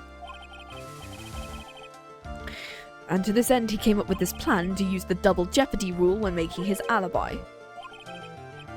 At any rate, it would seem we finally found the truth. Who is this, Ert? Excuse me, is this Mia? I came perilously close to besmirching the record of an innocent young man, besmirching him with the title of murderer. Oh, this is Ron. Don't ignore me. Coronash. I didn't realize you were there. Why wouldn't he be? He's the goddamn defendant. About the verdict, You've never committed a murder. That's right. I'm glad you understand that, but I really am Master Mask. So thanks for trial, I'm innocent, right? What was it you said? Double jeopardy? How did you mention it? I've been careless. What do you think, Mia? As the defendant says, the rule of double jeopardy is absolute. A defendant never be tried twice for a crime in which he was once found innocent. Then, Master Mask is really innocent? Of course he is, buddy. It would seem so for now. For now? Congrats! I want him to come back. Please let these two come back.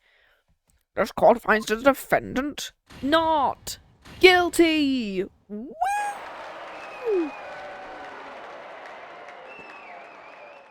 Gumshoe with the confetti. This is really lucky. This isn't so good. You see, I'm still okay. October 14th, District Court, Defendant Lobby number 4. You did it, Phoenix. Thanks, Mia. It's been a long time, hasn't it? Oh, give me a moment. I'm gonna do a BRB now. Because of the fact that I think it's been an hour and a half.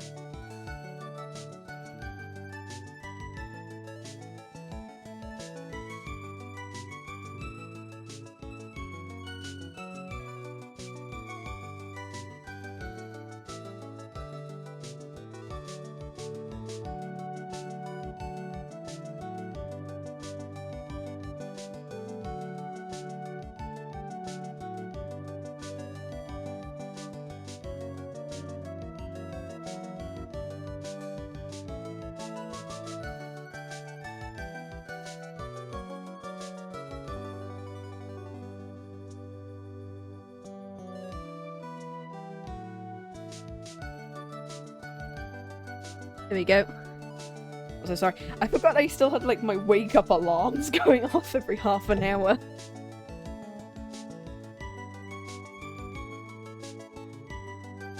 Also, I didn't realise Rondel. I didn't realise that was like that's how the pun worked. Huh.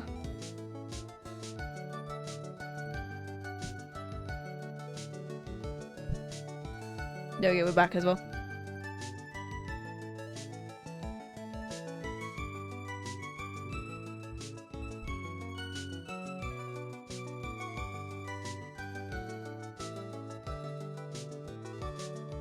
Oh. There we go. This should work. That's cool, actually. I didn't realise that was the pun. Because I thought it was just delight as just a general and desire, I get. Oh, is it the... She's a biker girl because it's a reference to a streetcar named Desire. That's the other pun. Ah, and then him with Rondel because of this hair. That's quite cool, actually.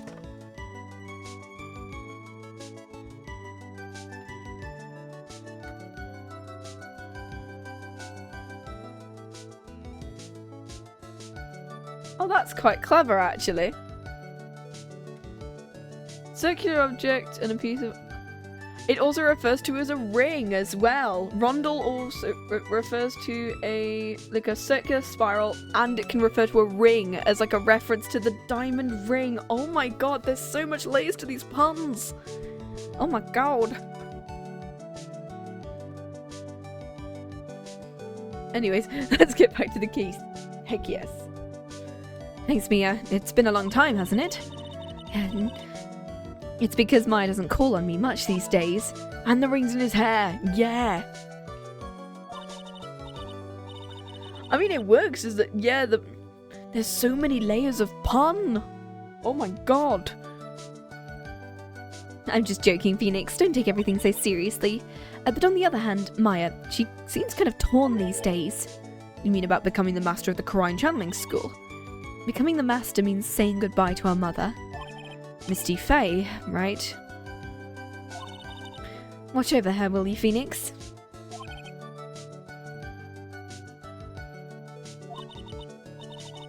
Well then, see you around.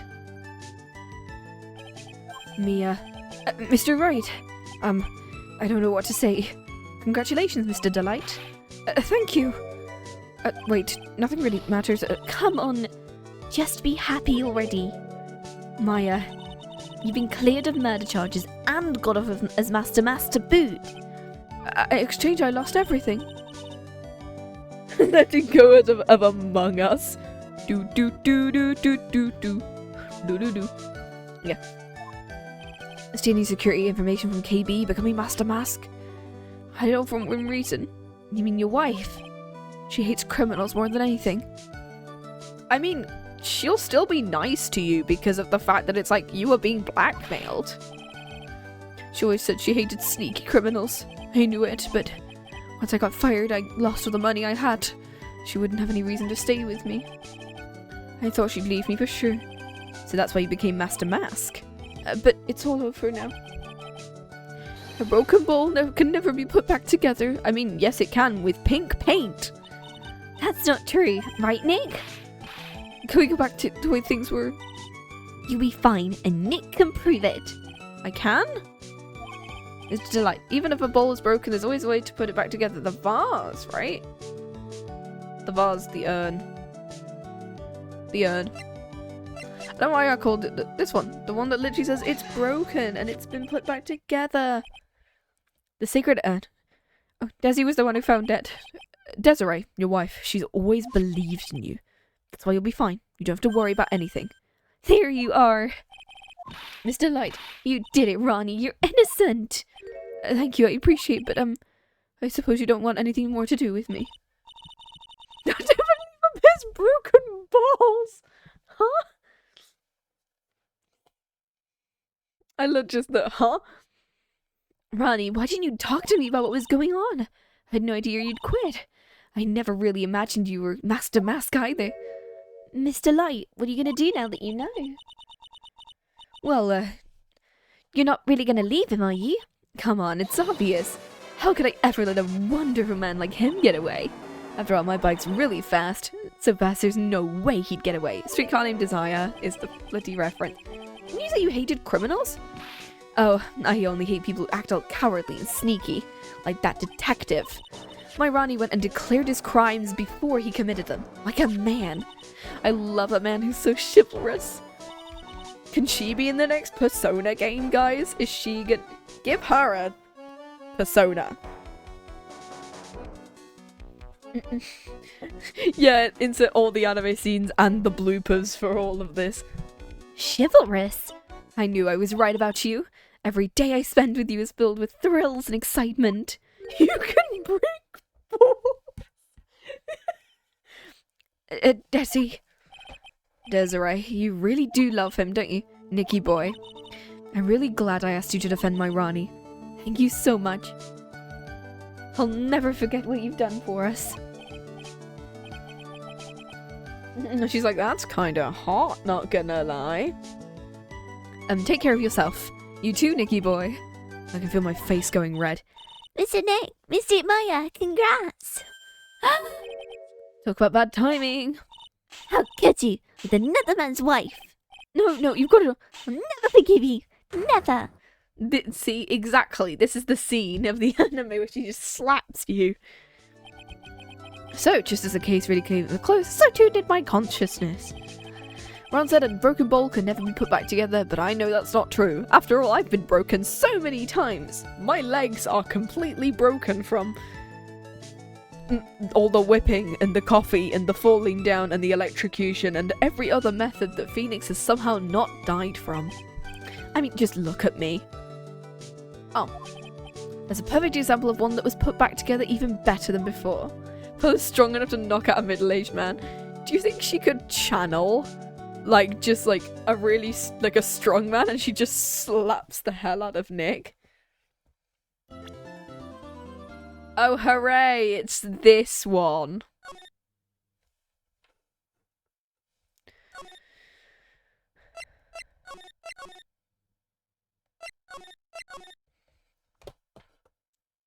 Better change this thingy.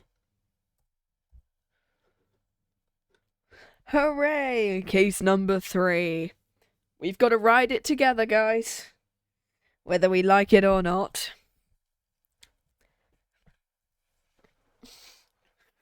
I was about to say, you know what would make this better? Pikmin! No. Add Pik. Let's do this one. Let's do it. That's enough. This court sees no reason to further prolong the trial. This case is extremely clear. I see no room for misinterpretation.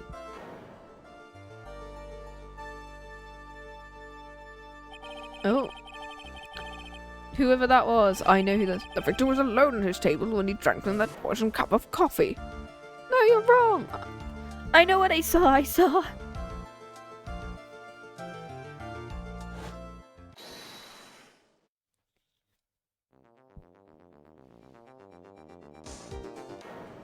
I saw someone else there.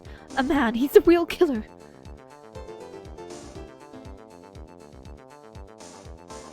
Ooh, another spiky head dude. Oh my god, it's MC Screwdriver. He's pouring coke. Why won't anyone believe me? I do know who this is. Well, I'd say this pretty much wraps this case up, wouldn't you? Mr. Wright. This court finds the defendants. Oh, okay, I guess. Well, that's case 3 over, guys. Let's go on to case 4. Guys, let's go on. Come on, we gotta change it again to case 4. Alright, let's do this. Sorry, guys. We are done playing through this game. Oh, okay. Oh, damn it. What do you mean I don't get... Oh, I thought it was over. I don't like this case. Why do we have to play this one? Just end it there. Good enough. Guilty. Good enough. The start of the new year always makes me feel like I can take on the whole world. Have you seen the year of our Lord and Saviour 2025? I bet it does, Maya. Something about Zvadi. Sure, whatever. I think you've heard No, something mistletoe cake. Yes, I'm good at remembering words. You want to eat a lot of cake during New Year's. It's practically a tradition.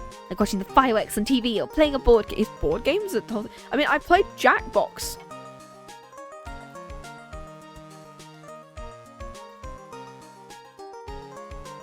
No, Maggie's in this one, right? I thought this is Maggey.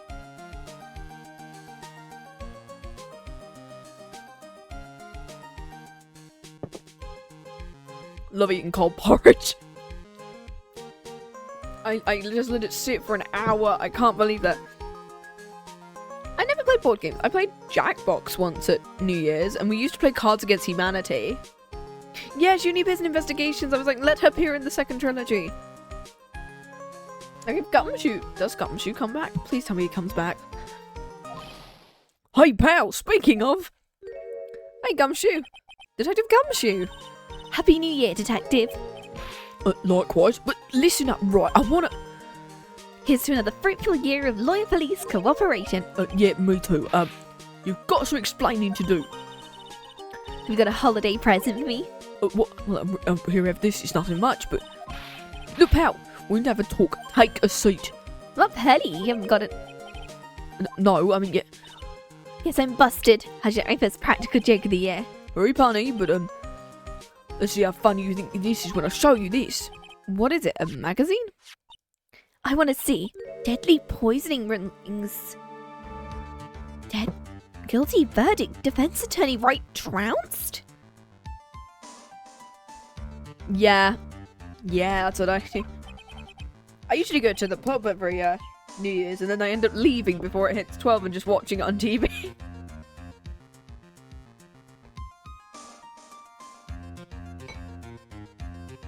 Either that or I hopefully get drunk enough that I'll stay there. The defense attorney gave an almost childish amateur performance. What the fuck is this? It's a report, pal, about you. Listen to this. Mr. Wright must take full responsibility for the ruling? Yeah, the maid outfits goes, Don't tell me you don't remember anything about it. I don't remember anything about it. When was that issue from? December of last year, which makes it last month. Which makes it old news. But I wasn't involved in a poisoning case in December. So what do you think this is all about, Nick? If it wasn't you, pal, there leaves only one possibility. No, wait, you don't mean a phony Nick? This must be Gumshoe's idea of a joke, right? I guess he's starting off the year with one too. Magazine clip in. Wee! Article from December 5th. It says I was trounced and my client was found guilty. Huh. What are you gonna do about it, pal? What do you mean, what am I gonna do about it? Well, it's your fault the judge found the defendant guilty. What? How do you figure that? Because the Phoenix Wright is super famous. Well, sort of. See what happens when you hotshots start getting too full of yourselves. I didn't do anything wrong. At least not that I can remember.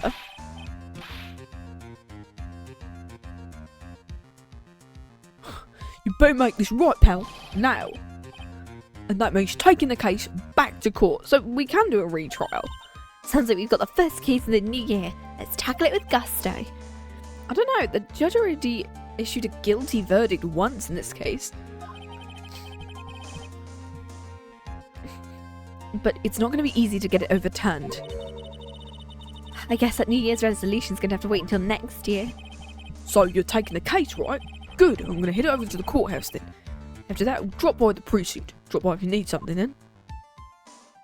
Retrials are only banned for innocence in California. Fair enough.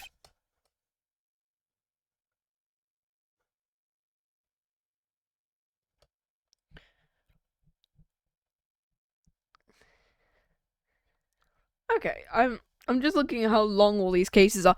Apparently, cases 2 and 3 are about the same length, which is good.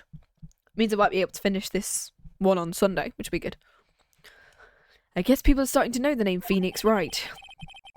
If a client entrusted a case to me based on my reputation, I guess I am kind of responsible. But why would someone want to impersonate me? What sort of a guy would do that? Yeah, you could at least try to speedrun this one. Screw it, we'll do it. I'll do it as fast as I can. Let's do this one. Detention center, right? Yeah, there we go. Detention center and the criminal affairs department. We can do this. Speedrun. We're in 2 hours. We could attempt to do a 6-hour thing and just speedrun this case. This is so nerve-wracking, waiting to meet our new client. I wonder what kind of person you tricked and got found guilty. Keep it down, Maya. That kind of talk would ruin me.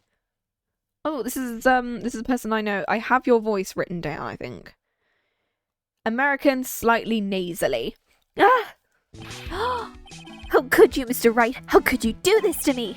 You put me in solitary. I haven't been able to stop crying. Aren't you? Yeah, I am. I'm totally and utterly let down. Are you? Don't pretend you don't know me. It's me, Maggey. Remember Maggey Bird? Maggey, yeah. Maggey Bird, the policewoman I defended that one time. She was accused of murdering her lover, and he was a cop too. What are you doing in here? Didn't I get you acquit? Oh, sure, very funny. After that fifth-rate defense job, you come in here and start making jokes. You better hurry up and tell her what happened, Nick. Oh, I see. So that's where we stand right now. Glad to know that we just told her, and then it just cut to black instead of having to forcibly do that all. Yes, she was in the amnesia case from game number 2. I'm sorry you've been caught up in another murder. My whole life has been nothing but a whirlwind of bad luck and failures. I remember her saying the exact same thing last time. But I don't mind. What's one more disaster in my life, am I right? At least now the real Mr. Right is here with me. I won't let the world keep me down, sir. Nice to know she's happy despite all this. How come you're dressed like that? As do you look so sharp in that police uniform? Well, I was fired after that incident last year. Oh, I'm sorry. It's okay. I don't mind one bit. I enjoyed being on the force, but I think it was time for me to move on. So, what do you do now? Attorney's badge.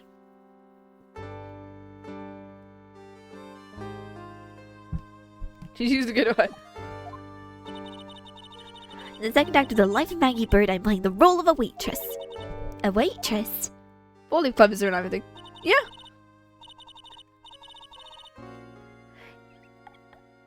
In a French restaurant, it's quite a small place, but it's quite fashionable. My charming smile and shapely figure came through for me.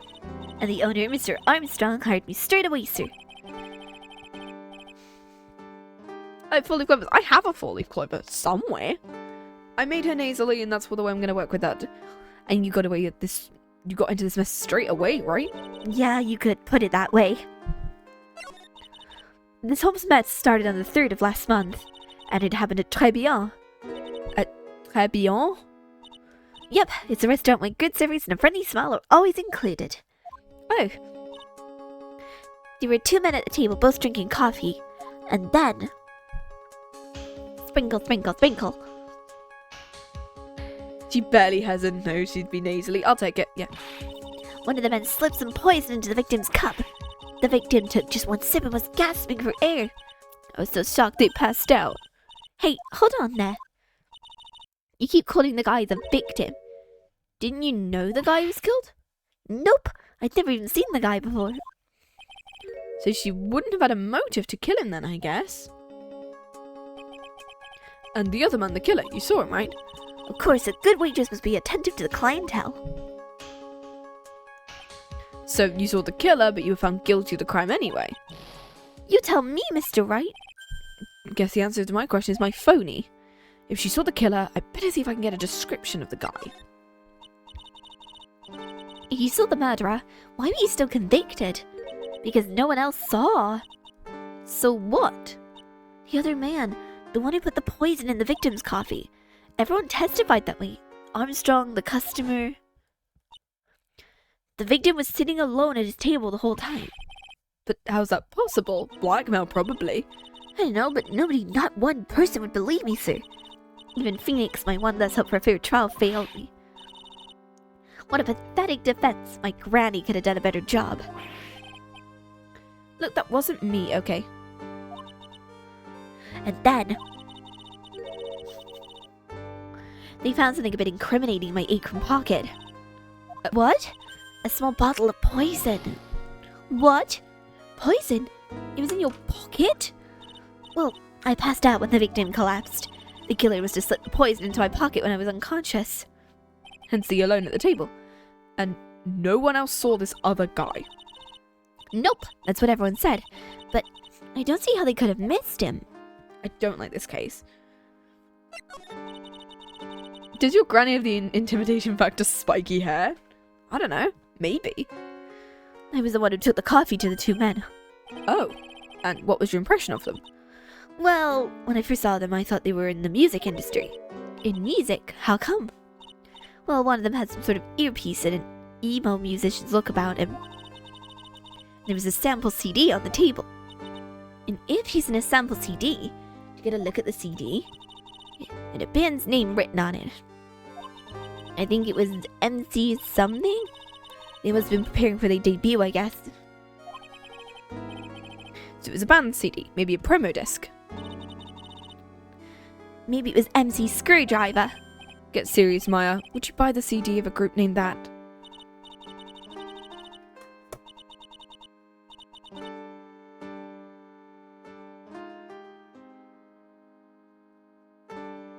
There you go. What was the name of it? MC Hacksaw? No. What about the killer? What did he look like? Well, I don't really remember. Well, he was a young man, well built like the victim. Okay, okay. We'll figure this out.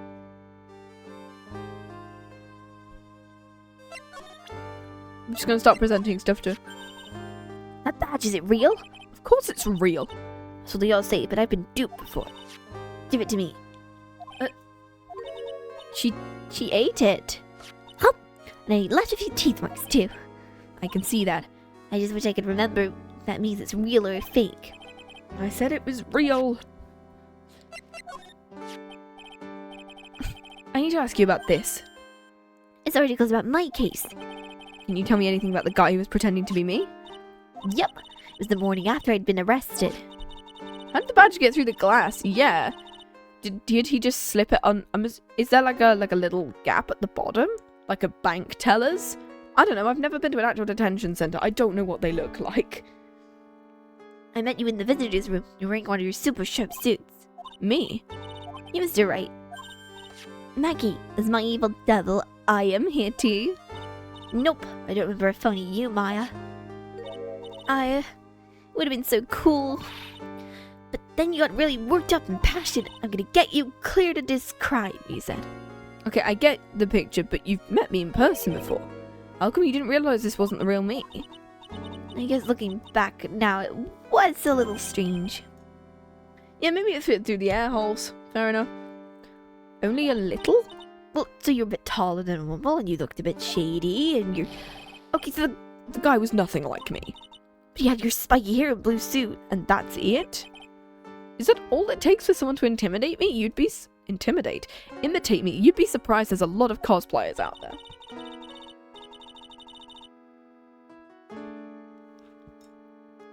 How about everyone else in the courtroom, like the judge and the observers? Didn't they realize he was an imposter? With one of these big question marks on their faces. But it seemed no one wanted to say anything. This case just keeps getting weirder and weirder. Mr. Wright, do you think it's possible to get a retrial? Probably. The court ruled in the absence of a genuine defense attorney, so we should be able to get a retrial. Mr. Wright, do you think we'll win next time? My life has been a full course meal of bad luck, complete with defeat for dessert. So I was 6 when I fell from the 9th floor of my apartment building. I've been hit by all sorts of vehicles, got sick from all sorts of foods, failed at almost every test I've taken, every kind of disaster. Even landed a phony lawyer when they had the misfortune of being accused of murder. But I will survive. I will survive.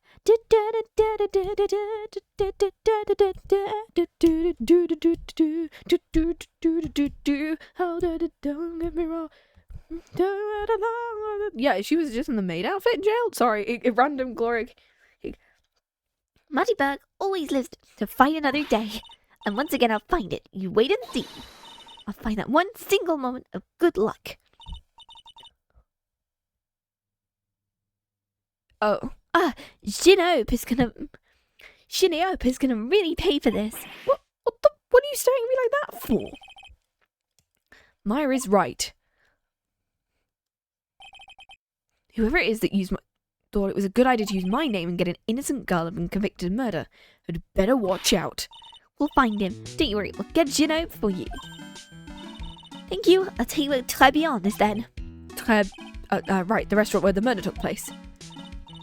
Yes, sir. Please tell Mr. Armstrong I said hi. Alright, Nick, let's go check out this restaurant and its feed. I'm gonna add Armstrong to the list of voices.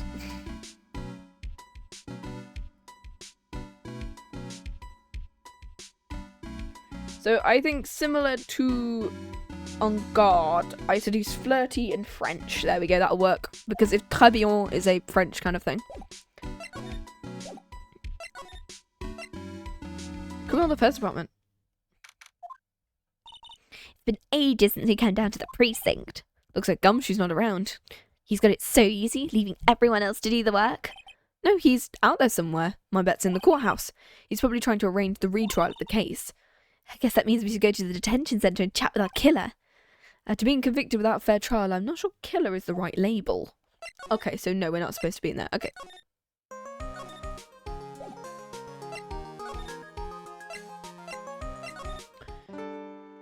Okay, so we're supposed to go to Tribulations from here. Tribulations. Oh, that's very, pink.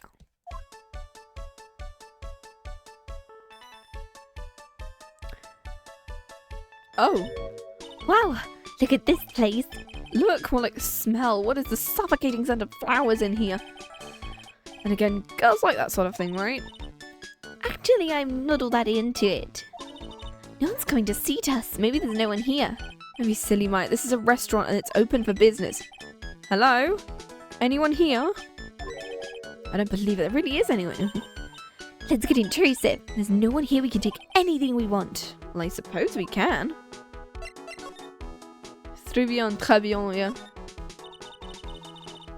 All pink, no visually appealing, yeah. No, I thought there was... Tribulations means very good. Whereas trois is 3. Yeah, French. I don't remember much about French. I took German. I don't remember.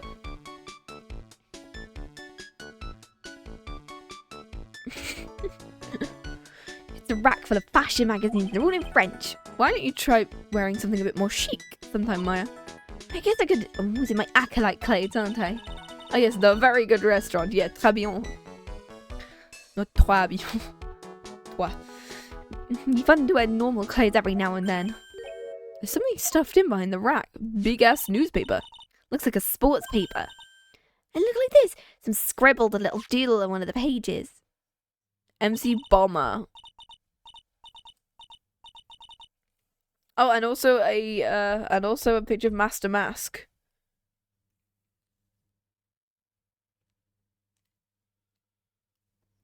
Sure.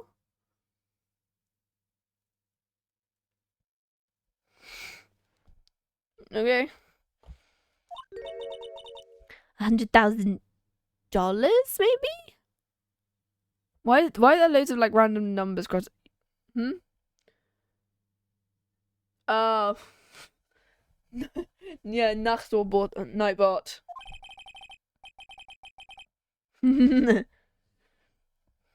Ban Nightbots. Hell yeah. I wonder what MC Bomber's supposed to be. Yeah, I need to sort out my stream elements at some point because I found out they used AI, and so I need to like migrate to a different bot. At some point. This paper is from December 3rd. From the day of the poisoning. Why did you keep it? People from the day of the murder. This has got to be a clue. Yeah, I found that they used AI in some of their stuff, and I was like, huh? I'm trying to find like a better bot to migrate over to do my alerts and stuff. If I only use it to just use my alerts. No clues here. Okay. Fermé means closed. It's the restaurant's front entrance. There's a sign hanging on the door written in French. It probably says open or closed. It must be one or the other, but I don't know which since...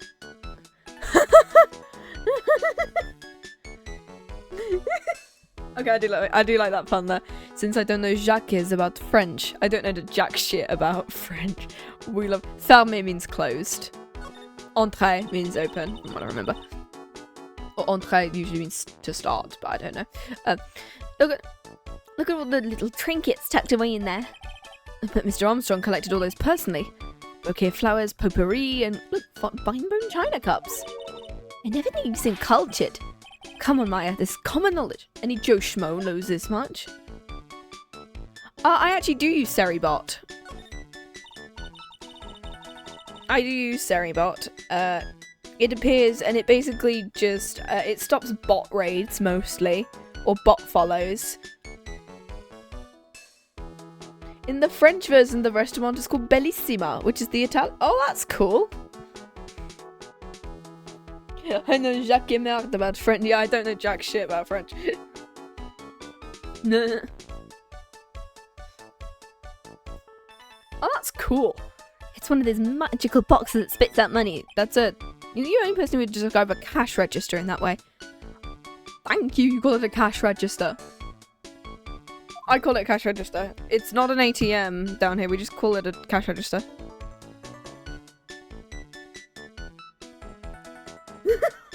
I keep forgetting the random... I keep forgetting Seri has like loads of little commands. I need to add them.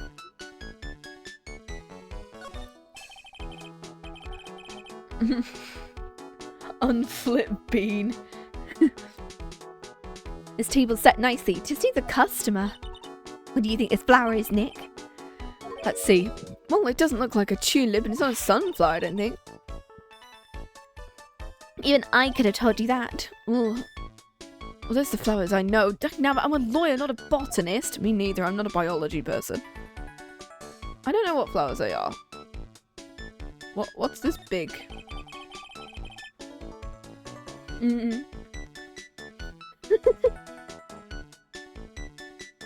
No, it just flips. I don't think it works with emojis. This would be the table where the murder occurred. Yeah, I don't know why it didn't go to just emojis. I guess so with all the police tape. That stain must be from the poisoned coffee. Don't go licking the tablecloth. I'm gonna lick it, I'm not a cat. And where can I picture you doing that? You know, as we give poison, I've been watching the Apothecary Diaries recently. I finally got into that one. I love the fact that the only anime I get into are like the actual factual ones. It's a very slow burn, but I do like it. It's a beautiful winter wonderland out there. I love snow. Huh? It's not even white. I know. Because I remember I started getting into anime through stuff like Cells at Work, to be fair. I don't know why that one of all things. I was only kidding, Maya. Nick, lies are a keen to tell and lies that definitely aren't. All I did was tell an itty-bitty white lie about non-existent white snow. Snow, quote-unquote. Okay, I don't think there's anything much I can do. This restaurant has partitions that separate the tables. When you're seated at a table, you can only see the tables to your right or left. Okay, so you can't deliberately see it.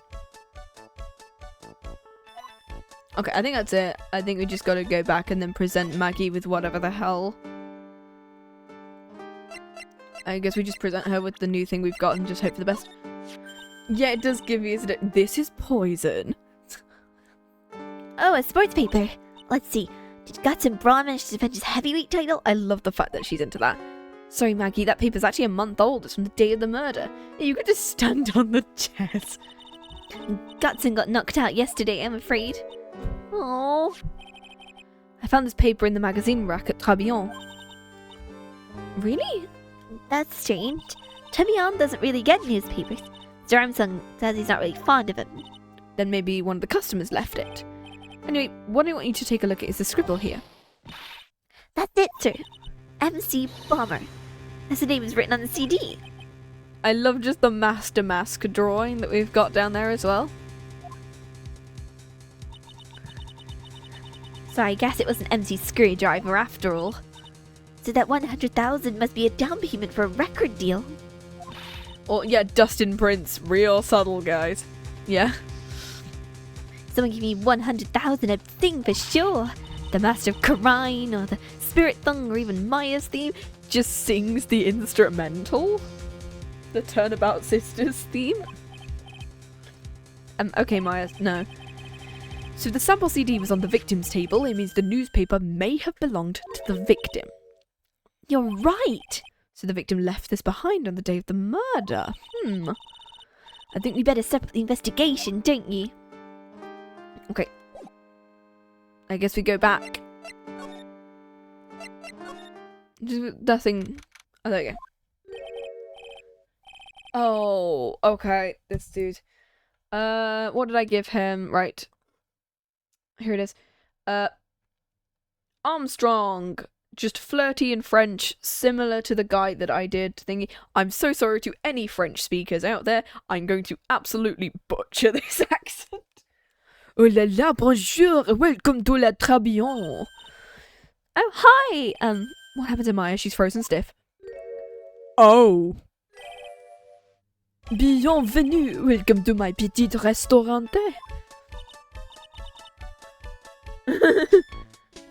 Maggey just starts singing. Bienvenue? Oh non, my petite tulipe. Look at this face, like a kitten rejected by its own mother. You are fatigued, no? I'm not even sure he's actually French. Just give him the accent and hope for the best. Alors you need this, an aromatic bath all mélangé la relay and la rose. My personal recommendation. I can't do accents. Nope. You think I need what? Oui, oui, just add a couple of drops of the mixture to the bathwater and voila! It will soothe your body and your mind. Simply fantastic. Really? And for la monsieur. La monsieur? Sure. I thought there was... What? I thought there was a different, like, connotation. What's the male version of la that's not L? Because I know Spanish, but not French. Who, me? Do German for the funniest. Look at that face, like a puppy reject. Look at that face. Huh. L. Just L. Look at that face, like a puppy rejected by life itself. You are fatigued, no? For you, I recommend this, all of bergamot and maybe a hint of oui, oui. No, it's capital L. Okay. Oh, it's le and then dash and then that. Okay, yeah. Keep getting. I will add le peppermint and clarisser fragrance exceptionnelle. It's like wh. Oh, okay.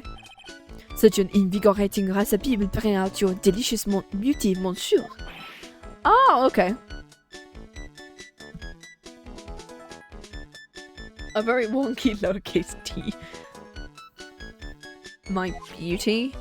Alors, if you will be seated, I will bring you the special menu of the day. Actually, we're not here to eat, we're lawyers. Mais bien sûr. I know this is already, monsieur. You are the Phoenix, right? Yep, you know me. I never forget a man who flirts with me, especially in court. This is where the road. This is where this emote finally comes into play. Where is it? Where is it? Yay! This is where this. I guess he was cross-examined by my mysterious Genope. Looks like everybody. And Tigre, dirty dog. Do I give him the Joe? What's it called? The Tiger King. I don't know. It looks like everybody already knows who I am already. I wonder what sort of impression Genope's been leaving on people. Allow me to introduce myself. I am Jean Armstrong. Enchanté, s'il vous plaît. Good enough. What is that pose? What does très bien mean? I know tres, that means 3, right? No. Très bien is français. In English, you would say very good. Oh, very good. Oui, exactement. Yeah, très bien means good, yeah. Let it be, just exist. La atmosphere is très bien, la cuisine is très bien. If the food's so good, why aren't there any customers? Probably because there's been a fucking murder. My cuisine is not for all. Some people, they do not appreciate la haute cuisine. I thought everyone liked hot cuisine. Since I have lost Maggey, I do not have enough friends. Chubby Army's 3 birds, guys. Maggey is just sure. So you're running this place on your own now? Oui, for le moment. No one has answered my advertisement. Advertisement? I don't know how to pronounce that in French, but it's advertisement, whatever you want to say. Or pour moi. Please don't eyeball me like that when you say that. What the hell are these sprites? I'm the chef manager trained aromatherapist. A roaming what? Le practitioner de aromatherapy, the art of soothing the soul with the delicate floral aromas. The smell, yeah, sure. What happened? What the hell just happened? Could you tell me what you know? Bien, it makes me sad to remember it, yet I remember it so well. More than a month has passed since it happened. Yeah, it's been about a month since Maggie's sentencing, and why is the murder scene just sitting there? It was the 3rd of last month, just after 1 in the afternoon. A man who was here for coffee became ill. Because of the poison? And that is the truth as I know it. It was Maggey who took his drink to him. I was in the kitchen. When I came out to see what had happened, he was already slumped in his chair.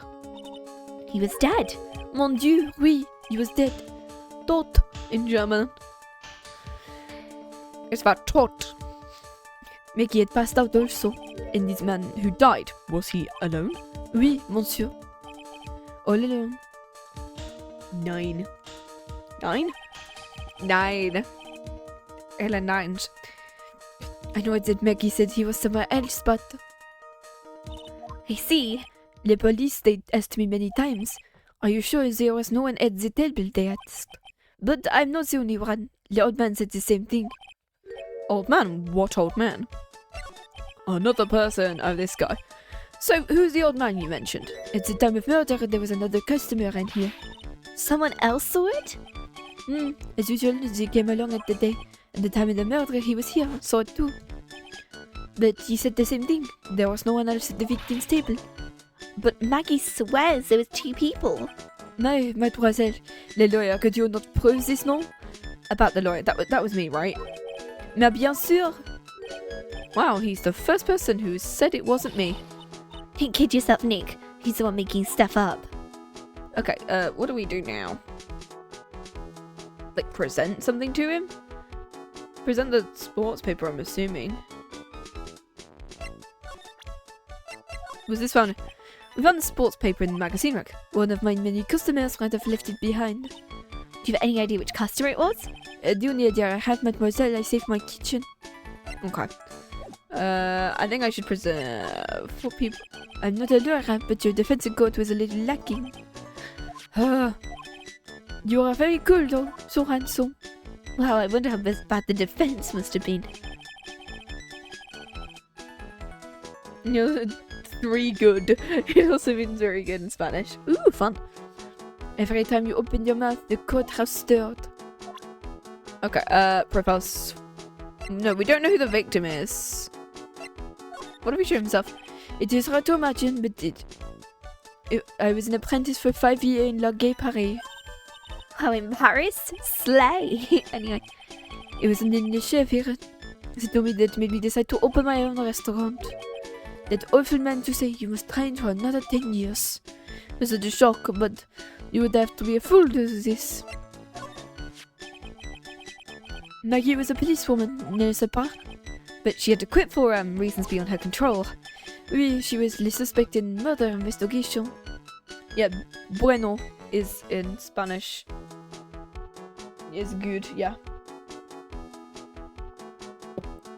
She was the suspect.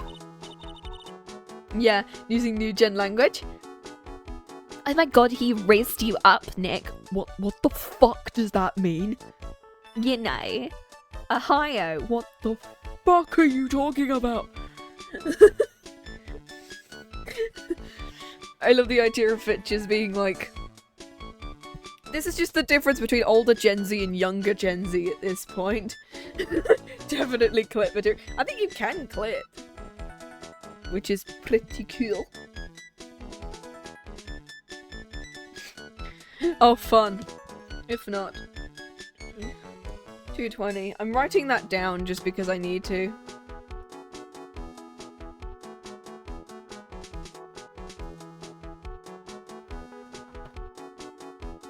Let's do that one. Alright, fun. Funsies. Woo! Unfortunately, like, links don't work, so we'll find out. Maya teaches Palfunza. It's like Skippity Frizz, Ohio. Apparently, I don't know, This is the difference between older Gen Z and younger Gen Z, because I'm in the older side, and it's me going, what the fuck does any of this slang mean? I've only just gotten down this end. Animatic potential, yes. You know about that. That is why I gave to her le perfume for the happiness. Happiness perfume. We call it cocaine down here. Blended from bergamot, like I've given to you. She's been arrested again. And found guilty, also. You're the cutest Gen Z. Thanks, Swan. Thanks for the compliment. Wee! Oh god, I've got something in my eye. It's true. It's a natural aroma of unhappiness, Mr. Bean. Very strong. Hap what perfume? Hap what? Just admit it, your perfume doesn't work. I'm not surprised she was the prime suspect after something like that took place before my very eyes. Something like what? What's this guy talking about? Does this mean Maggey did have a motive? Gotta ask this guy for more info. Stat! I guess we gotta talk about Maggey. When the Maggey took the coffee over to the victim, did anything happen? Oh, oui, I suppose you could say. It was nothing. Maggey says she didn't even know the guy, but she's still been indicted for murder. The prosecution must have come up with some kind of motive. Oui, it is true. If there was anything at all between the Maggey and the victim, it could be... Oh, no, that's him. If there's anything between the Maggey and the victim, it could be... Yeah, I don't really use TikTok. And it's me... Psyche-locks? Psyche-locks. Yes, that's what I'm... No way. What are you gonna do, Nick? Yeah, I don't know how brain rot works. I don't use TikTok. We'll just have to remove... Huh? What's wrong? The Magatama, it's gone. I had it in my pocket, but it's vanished. Wait, what? Where's it gone? But I can see the Cyclops. Maybe that means the Magatama's nearby. Nah. Oh gosh, well. Thank you for the headpads. Could I just confirm something with you? The table where the victim was sitting, was anyone else sitting there? That is a question you will have to ask him yourself. The old man spends all of his time in dans le parc.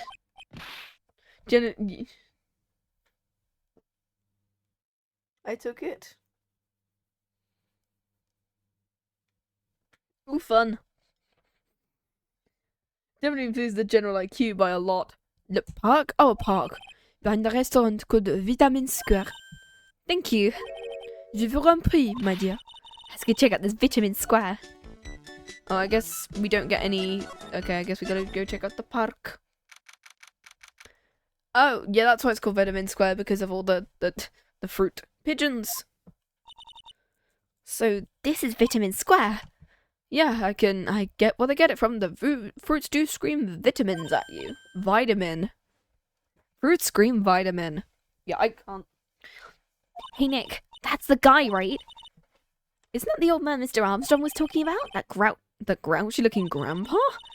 He's throwing seeds out for the pigeons. He's not throwing for them, he's throwing seeds at them.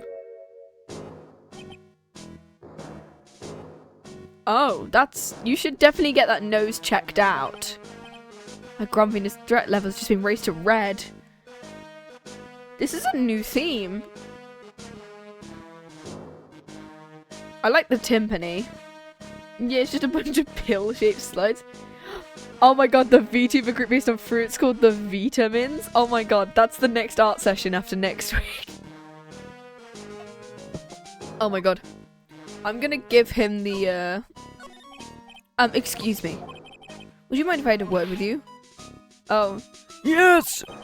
I just want to ask you a couple of questions. What's the matter with you? Can't you see I'm busy?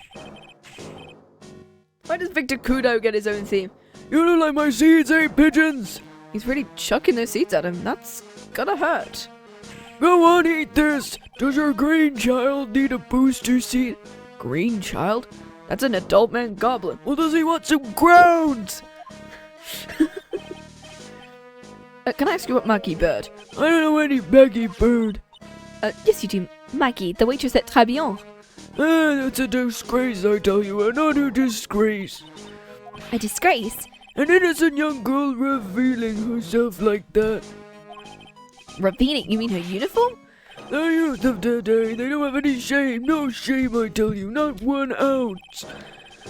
Whatever happened to the old Bushido vows of Japan, like honesty and modesty? What about me? I'm not wearing anything revealing. You?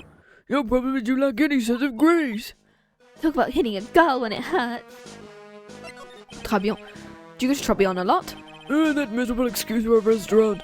How garbage they serve in there's not food. Where's the sushi, the tempura, the rice? Tribulations a French restaurant, sir. Well, where do you think we are, boy? In Paris? Our real food, not those scooty snacks. In Japanifornia, and what about those shameless girls? You mean the waitresses? You can see all the way to the... Yes, the waitresses. They're practically naked. It's a disgrace. Look, it's not my restaurant. It's a miserable excuse for a restaurant, that place. Miserable. He certainly knows the place. He must be a regular. We're in California. Well, serve me some California rolls. If he hates it so much, why does he keep going? You a regular at the restaurant, sir? It's just if you dislike it, why do you keep going there? Sir? There you are, you filthy pigeons. You want food? Take that. You must be hiding something, right? He is. I should be able to see a sight clock or two. Wait, I don't exactly have the Magatama right now. Save the youth of our nation for me. Remember, Nick, that Magatama is only on loan. Get Pearl to charge it up. You better find it or else. Plus, if it gets wind of this, I'm going to be in a world of pain. Okay, cool. Right. What have we got? Gonna add him to the list. Victor Kudo.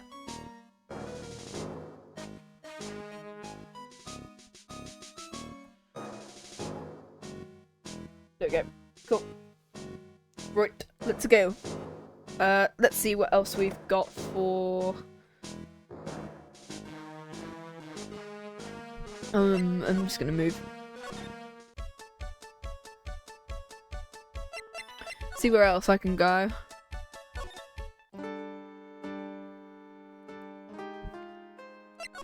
Actually, can we visit Gumshoe now? Because he wasn't here when I first looked at him.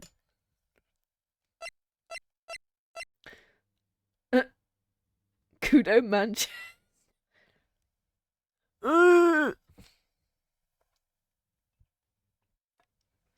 I don't know how to do a Manchester accent.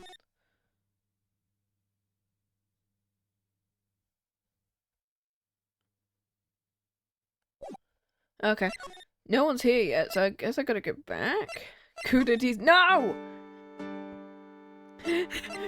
I don't know what people from Manchester sound like, genuinely. I don't know why that accent doesn't appear. I just realized I never investigated the area. I could probably investigate and see what happens. Sand? I used to love sandboxes like you wouldn't believe. Still finding iron filings in the sand was a magnet. Wow, that's too exciting for words. My ambition to collect every single shred of iron. I was such a kid back then. You managed to get it? Nope! Instead of all the iron filings. You want them? Phoenix tried. What else we got? Pigeons? Hey look, pigeons! And heaps of them too. Do you know pigeons are a symbol of peace? No, I thought those were doves. Not a pigeon. Poor things. They can't be symbols of peace and harmony just because they're grey. You ever thinking... I mean, black-collared doves, they're also similar too. There's a magazine here. It's a magazine full of job listings. You disgusting rogue, picking up something someone else threw away. Threw away? Did you throw this away? Looking for a job? No! Not more. No, not more these nuts sticks. That's none of your business. Sorry, I guess I'll just take the magazine with me then. I don't want anyone else having it. Give it back. Well, too bad. Now you want it. I don't want to give it up. Fuck you. I'm sorry for anyone who's immediately tuned in just to hear me go, fuck you, said the fuck you guy. That's mine. Okay. What is this?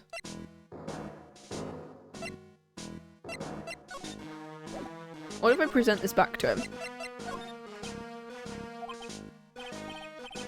Average bird. Is the difference between pigeons and doves? I think they're from the same family of birds, but they're not the same thing. Okay, cool. I don't think he actually wants to talk to us. Now can we go talk to Gumshoe, maybe? Because now we've gained some new evidence.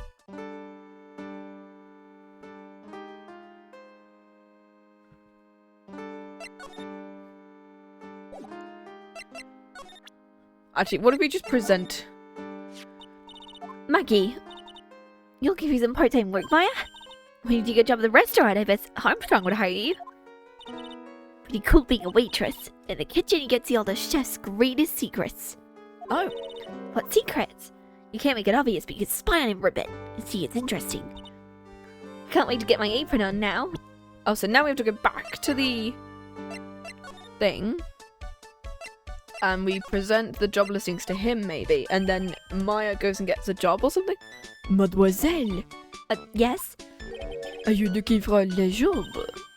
What? No. I was just... Let me see, your style is un peu different, but you have a good face. different? Félicitations, you're best. I will hire you. Bien, come with me.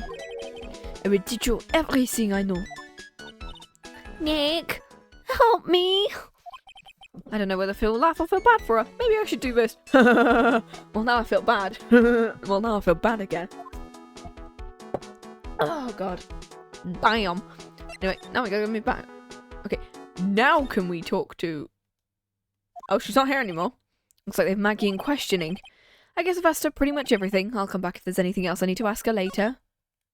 The guy is still staring at the wall. Okay, now can we talk to Gumshoe? Because, like, he said if yes, exactly. I can't remember what he said. Words aren't wording. Let's do this. Let's get through this case. We've had the evidence yet, the one's gonna find her innocent. Well, not yet. We've only just started the investigation. Whatever you need, I'll give you the dirt on it. You've all my education for now, pal. He's really fired up. Oh yeah, one more thing.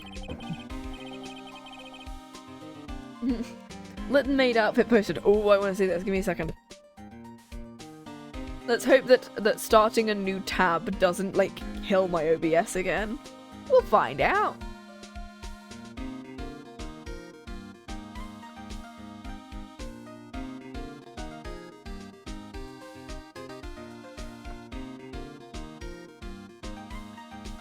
Oh, I love it. Oh my god, I love it. Oh, that's so cool.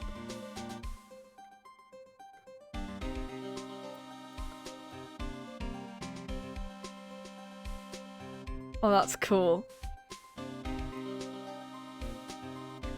Thank yous. Alright, cool. The retrial's been approved. Court sitting at 10 AM tomorrow. Godot's gonna be the prosecutor again.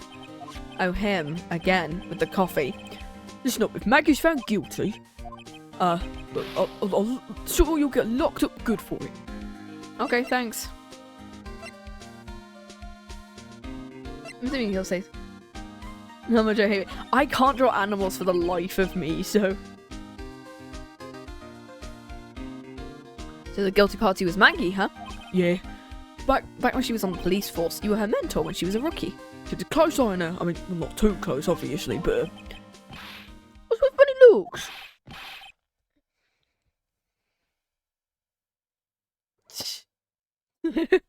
Yeah. It was just her, it wasn't anything. Look, sure, I was her boss when she was doing her training, but that was it. Nothing happened. He sure is sweating. Oh, he has a Gumshoe has a crush on Maggey. I mean, sure. I mean, if it's like... Yeah, when you get older, the age gap is a bit fine, I guess. I don't like her or anything. You're a tsundere. Oh, gossip with more about this later. I keep forgetting that he loves gossiping. Don't tell anyone. You gotta keep it a secret, okay? Sure. But would you mind not guessing what I'm thinking all the time? Tell your face, pal, not me. You have to be blind not to see what's on your mind. I mean, fair. I was wondering, could you fill me in on the victim? It's not like I like you or anything, Barker. When I play the new Pokemon game, I need to make like a Pokemon-ish model at some point, whether that's me as a Pokemon or me with a Pokemon. I don't know.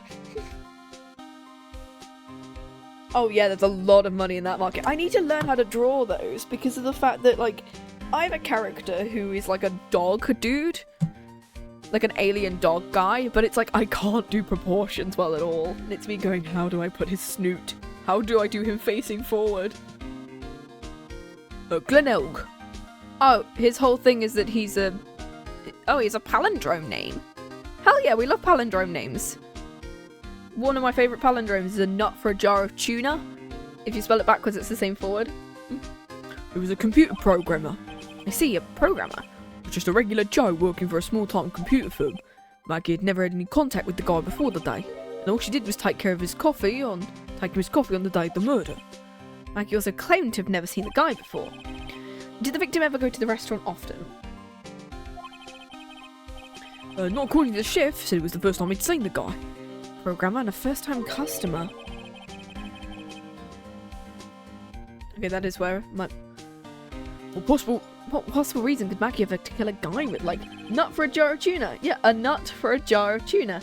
Yeah, it's a palindrome. You can spell it the same forwards as you can backwards. It's like race car. And there's like a whole sentence that I've seen a skit where every word is the same backwards and forwards. Yeah, a nut, like the noun. Nut for a jar of tuna? Well... That's what I thought, but a motive was still somehow established. You're kidding, but what was the supposed motive? Sorry, I'm real busy. I haven't even got enough time to sit through the papers. Yeah, Taco Cat. Nah, you don't have to apologise. Look into yourself, okay? What's his motive have been? Investigation. Isn't really a proper investigation. I'm kind of working on it by myself. That's right. The judge already ruled on the case and all the evidence is in already. Only problems with Maggie's testimony. Yeah, it doesn't sound very good for us, huh? Look, pal, I've got a amount of papers in this case to look for before tomorrow. Yeah, the Chris and Jack sketch. Yeah, where all the words are the same. I'm just going to say this. Maggey Bird's no liar. She's, okay, so she's a bit out there, a bit of base sometimes, but she was a good cop. That's not even exactly complimentary, don't you know? So what do you think really happened, and just how contradictory is her testimony? The biggest problem with Maggie's testimony is the number of people at the table. My thoughts, exactly. Maggey still insists there was another guy sitting with the victim. Right, but get this. Everyone else in the place says the guy was alone. Because he hid behind the thingy, probably. And then there's that CD. Oh yeah, she did mention something about a CD. But our guys turned that place upside down. There was no CD. Because the other guy took it with him. Not on the table, not anywhere in the whole restaurant. But didn't Maggey say the victim was wearing an earpiece too? But that was for the portable radio in the front of his hoodie. A radio? He didn't have a CD player?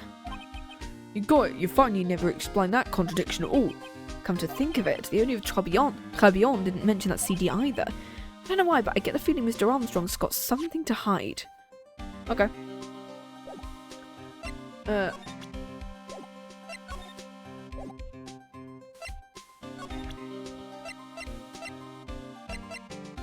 What this? What do you make of this? Sorry, pal. All I can think about is Maggey. No, I didn't mean it like that. What's that? A sports paper? Yeah, I found it in the magazine rack at Tribulations. Like the same day the murder, you might be onto something. And take a look at this. See this writing? MC Bomber? Hey! I've heard of that name somewhere. He actually seems to be thinking for once. It's no good, I can't remember. And he goes back to being the gumshoe we all know and love. Hey pal, I'm gonna borrow this paper for a bit. I wanna get handwriting analysis done on the scribble. Handwriting, huh? Well, it'd be good to know more about that in any case. Thanks pal, but this will turn out to be an interesting clue. Okay, cool. Right. Let's present Maggey to him. Have you gone to see Maggey? Of course I have, but I wasn't much good at controlling her. I'm not good with words. Oh, wow. Maggey spelled differently is a kind of right. Ooh, fun.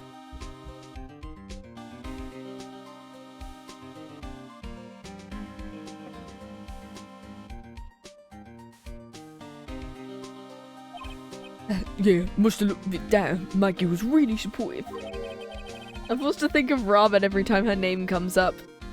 Yes, Maya, not hamburgers. It's great to have someone to talk to. You go for her or for himself? The chef of Tribulations. Huh? Oh, him.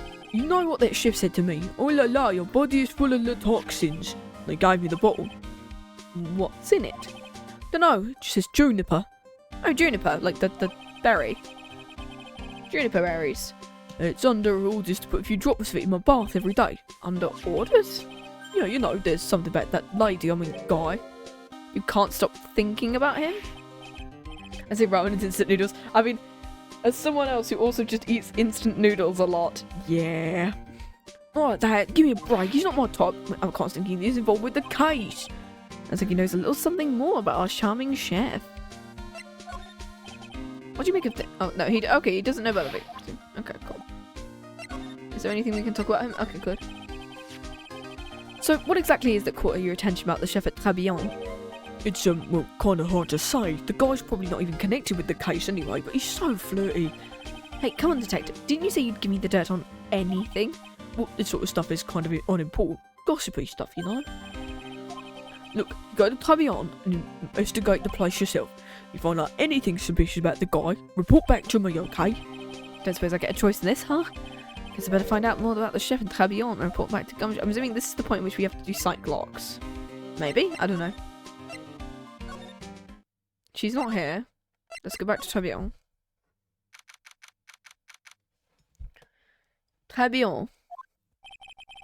The scent of flowers is strong. It's making me dizzy. Oh, who's this lady? Oh, this is, I very much understand why they made it Italian in the French version. Because I swear her name is supposed to be very Italian. Except I can't do Italian accents. And it'll just sound like boopity boopy. She looks like a weird mix between Toko and Mikan. Oh, hello. Bye.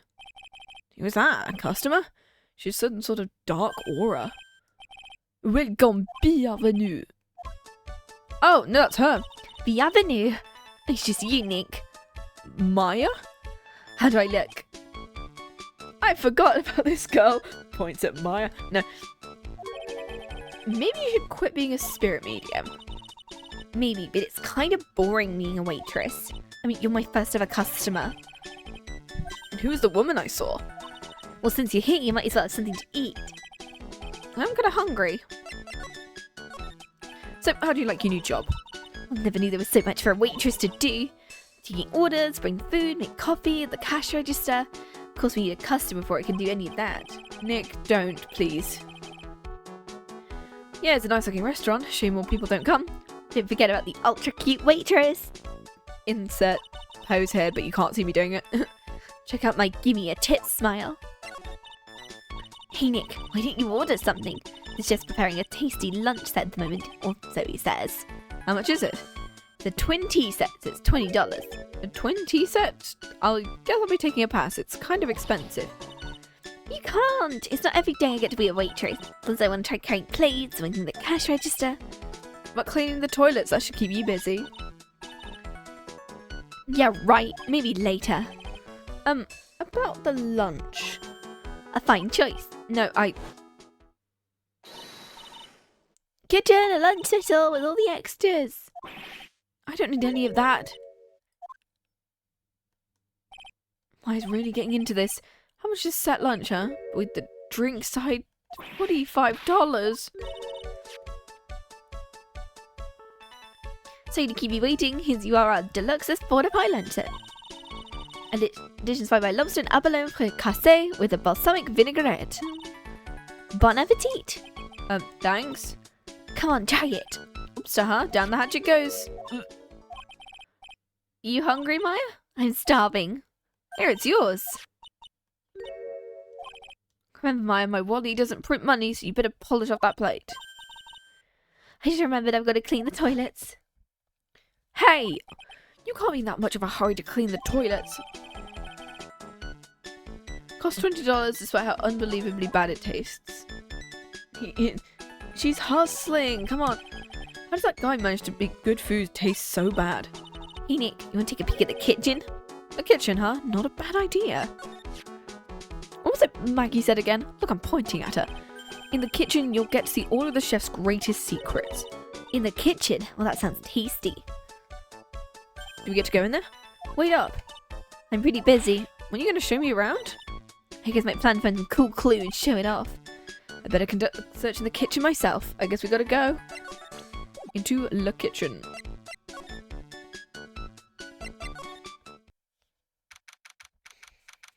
Pavillon kitchen. And here it is, the famous Pavillon kitchen. It's my first time in here too, actually. There's a weird atmosphere in here, that's for sure. Mr. Armstrong will be back soon, so we better search quickly.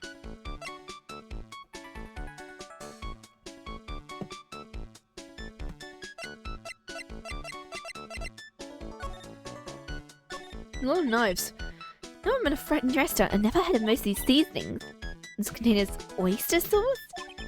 Yeah, what kind of kitchen has those? Like, if something catches fire, the whole place is gonna go down with it.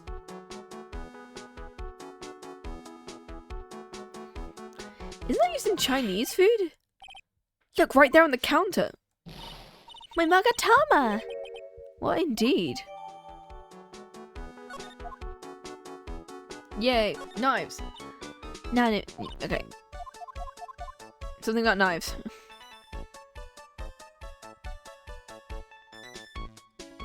Is that... No, I think it's just a rose wreath in general. That smells good. Something's bubbling away nicely in the pot. Must be the lobster and fricassee with the vinaigrette. Isn't that just what I ate? Well, is the only French dish I know the name of. Well, that's helpful.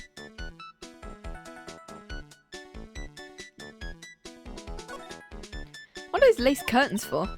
It gives the place a real homey feel. Lace curtains. If I was a cooking pot, I'd be perfectly satisfied to sit on the shelf under those. How do you respond to something like that again?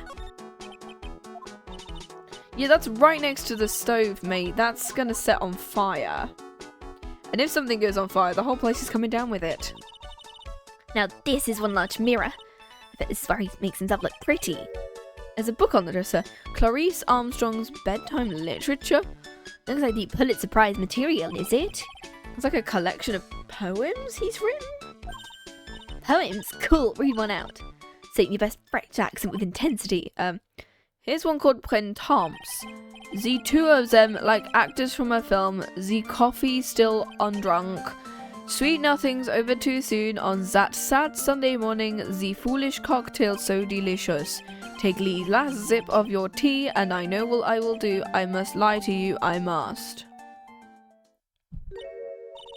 Well, that's it? Yep, that's a poem. Have fun. Friedrich becomes Franziska, suddenly German.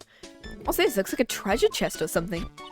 Wow, look at all these little bottles. Yeah, he's an aromatherapist, isn't he?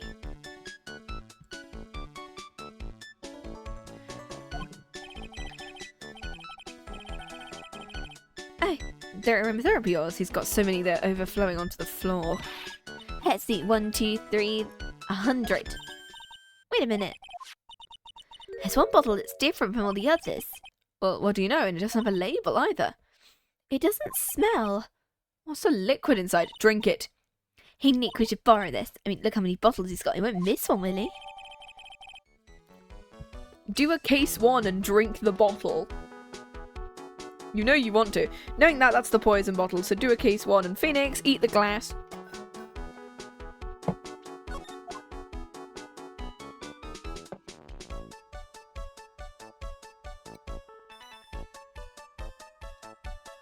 Ignore the food eating. Aromatherapy. Using flowers and smells to basically do therapy, I guess. Like massage and stuff. God damn it. Anyway, I think that's it from what I can tell.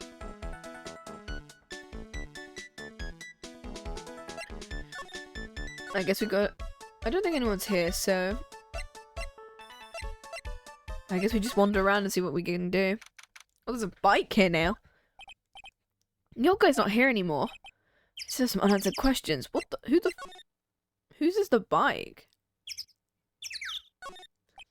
A scooter. Who'd leave it right in the middle of a park? The wheel guy in the larder busted. It must have been an accident. It's totally wrecked. Oh,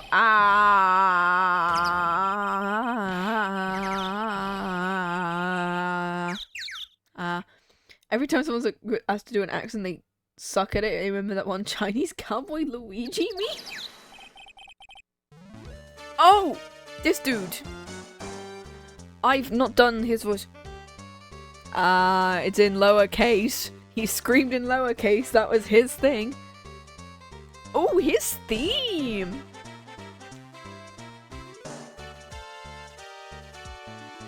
I mean, I'm gonna go with whatever. I mean, it's dictating for me to try and do a New York accent, but it's gonna make me absolute Geordie.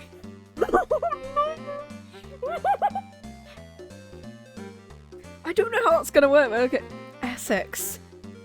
Oh god. I can't do Essex. It's Scarlett Moffat's accent is Geordie, and I don't know how that would work. How do I sound like Scarlett Moffat? I can't do Geordie. It's one of the accents I can't do. Phoenix Wright, he was in Tekken. I mean, he's in Marvel vs. Capcom. I'm gonna do just generic New Yorker for this guy because I don't think I'll be able to do Geordie for this guy. Geordie is one of the accents I just can't do in the UK. It's a weird thing. What do you think you're doing with my bike? I've given her a fucking old bag. Oh no. No, I was just Gwar, you've been messing with my new ride. Is that what you've been doing? Gwar, you gotta pay for it. Ooh, woo, furry. Who's that one on some of my settling crap, huh? You're gonna pay, you catch my drift? Yeah, he's in, Tekken. That's fair, maybe. No, Geordie would be so funny for him. Alright, what is the... Definitely a furry. Fucking look at this man. A wise guy, eh? I'm walking here. I had to beat you so hard I feel like you was smooching the express train. You better watch your bag. This ain't over. Look at my fangs. I had them filed down so I could wear my caddy hats in peace. I'm gonna round up a group of lawyers and then you gonna pay. Old bag son. Oh my god, this is old bag son. Actually, I am a lawyer. What'd you say? I'm Phoenix Wright. Phoenix Wright, you're saying you, Phoenix Wright. So you a wise guy too, huh? Cause I'm Phoenix Wright, the one and only. Out of my way, I gotta cruise. Oh, so there's Tigray. Phoenix's French chef impression is so offensive that my stomach also practically implode. I don't know what. Surely that guy wasn't my phony, was he? Like, he's extremely tanned. I'm pale as fuck. He wasn't anything like me. I will take a photo of my hand and show that. I better make a note of that scooter. Big pink scooter. Furio Tigre, right? That's his name? Oh, it's this guy. Oh, it's you. A few threats from a little brat, and you look like a pigeon that's got seed in its eye. You've been here the whole time. I was in that strawberry, I thinking to do. Or more like you had some cowering to do. Oh, you have like a new... Did I not say? Are you a regular at that restaurant? It's just that if you dislike it, why would you keep going there? Sir? Hey, you are, you filthy pigeons! Oh, Psyche-lock. Psyche-lock. Psyche-lock. Oh, how many? 3! I knew it. This old guy's got something to hide, but what could it be? Go to the soup store and buy some. Why are you buying clothes at the soup store? Fuck you! Anyway. I can't find them. It's mostly soup. So we're gonna present. We'll see what it gives us as a Magatama thing. Why is the Magatama down here now? We'll find out.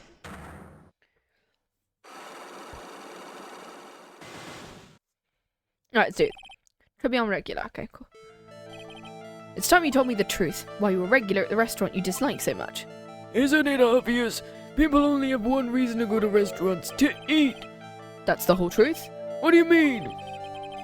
Maybe because it was stolen and unstolen. Yeah, probably. Also, yeah, I'm probably gonna do like half of this case today and then the other half on Sunday.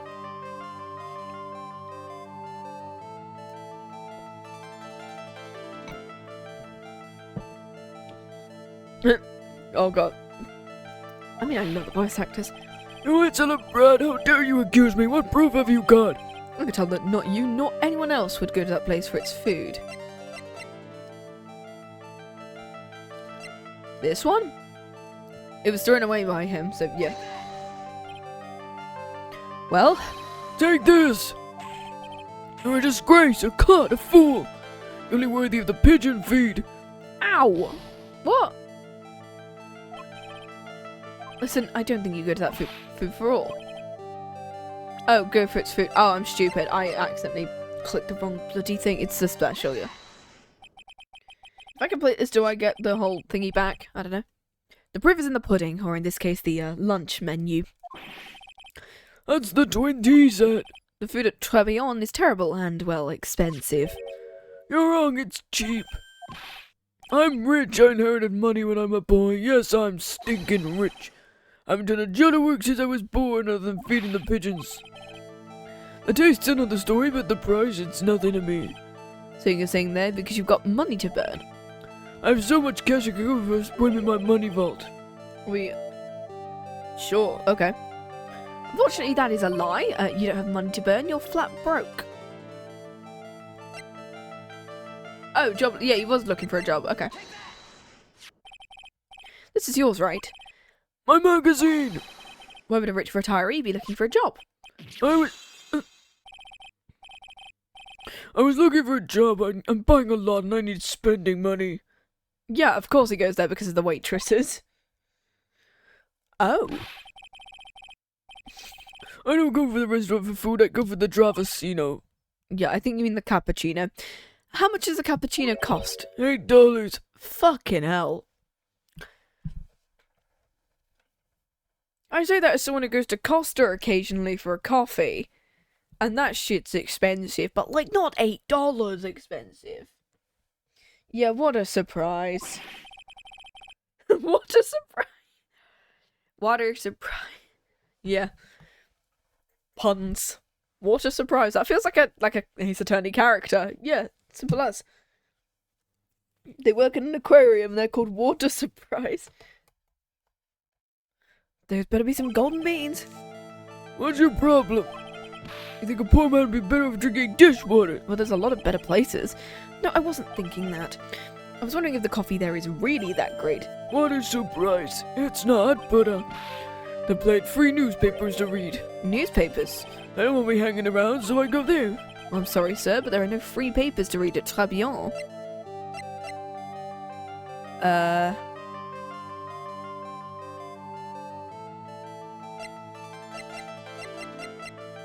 Do I not have the sports paper again?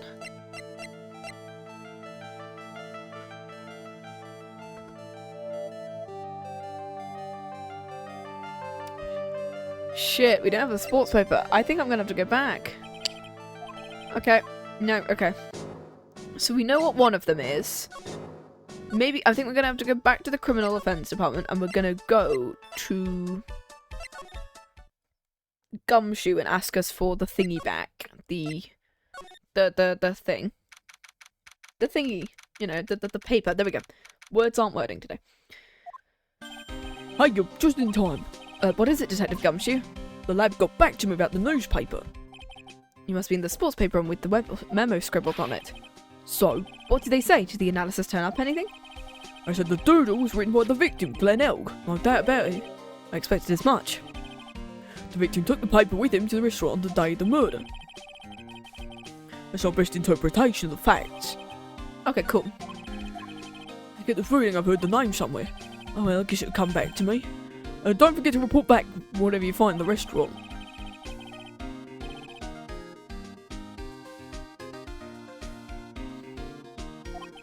I get the feeling there's something I need to show him, so we're just going to stop presenting evidence now.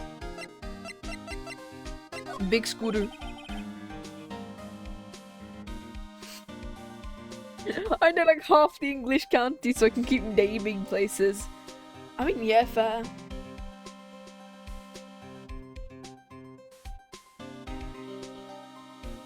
This is when you hit anywhere near me, and it's like, well, okay then. What do you make of this? Sorry pal, all I can think of is Maggey at the moment. No, I didn't mean all that. I mean, You don't have to explain, really. The tiny bottle? you got one of those aroma bottles too, right? Only this one doesn't smell. This was mixed in with all the other aromatherapy bottles, but it's not the same. Doesn't even look the same, wouldn't you agree? The cologne bottle doesn't smell, huh? Smells like a skunk to me. Want to let me borrow it? We'll send it to the lab for analysis. The victim was poisoned, so the contents of the bottle are pretty important. Small bottle. You suspect John Armstrong? I've got that guy's number. I know what his secret is. I mean, sure. It must be the same secret Gumshoe was talking about before. I guess I better fill you in on the details. About this Armstrong guy's secret, I mean. Ooh, okay.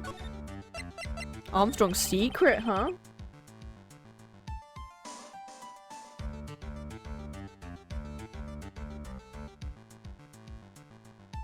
Ooh. What is his secret? We were at lunch at Tribulations. Yeah. That was it. To put it nicely, it was inedible. Don't worry about it. Be nice around me, pal.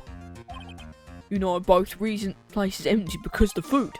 I mean, place is clean. He's got a girl like Maggey as a waitress, so I guess it is probably the food. the real scoop on the guy is up to his ears in debt. Really? How much does he owe? It's a copy of his loan contract, about $500,000 in the red. Ooh. How much? Are we talking dollars here? Yeah. Hey, if it was sterling, he'd really be in trouble. Huh? Huh? Armstrong's secret is he's gay. Yeah, it's like, no way. I mean, sorry, that figure just took me by surprise. It was sterling. I mean, at this point, dollars and pounds aren't that far off from each other at the moment. From what I can tell. I don't know. Yeah, one United States dollar is 0.8 pounds sterling. Okay, so wow, okay. So yeah, the pounds are worth a bit more. Case is full of surprises, and I'd be willing to bet the chef's got something to do with most of them.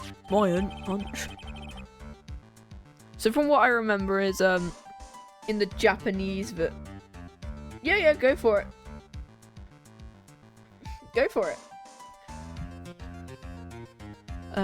Jean's debt is $500,000. Yeah, I'm assuming in the Japanese version it's like, oh my god, it's in yen, and then he would go, well, if it was in dollars, it would be so much worse.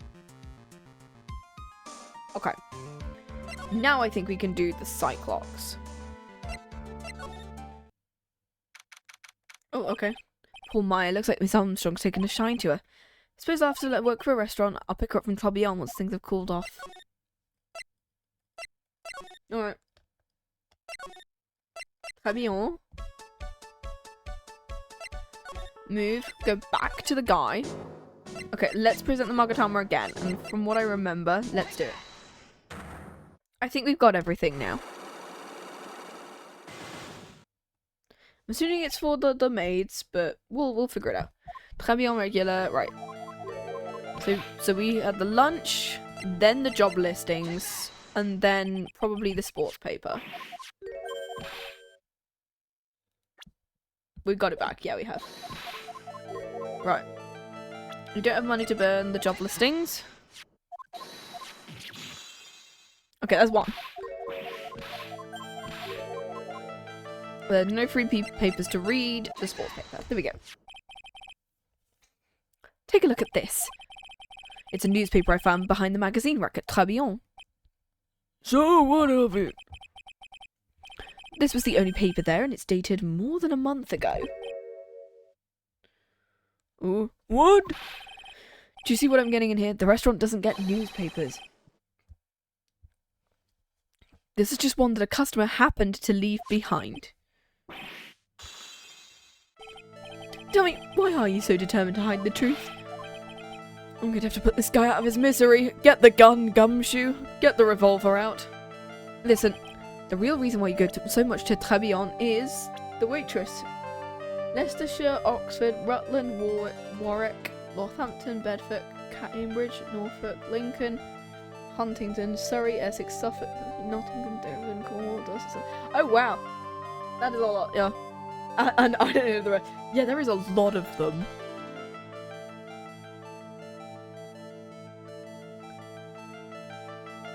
Yeah, that is a lot. I'm assuming he's Maggey because he's got to think. It's fine, no worries. What are you asking me about the girl for? She was the waitress at Tribulations. Therefore, the answer to the mystery of why an old man would drink expensive coffee at a terrible restaurant is the waitress. Well, I don't recognize that face. And you're probably telling the truth here, because you weren't looking at the girl's face, but at her outfit. That's the truth, isn't it? Which character's from Rutland? What is just a Rutland accent? It's just general Midlands. From what I know. I've been to Rutland once. Not recently, but I've been.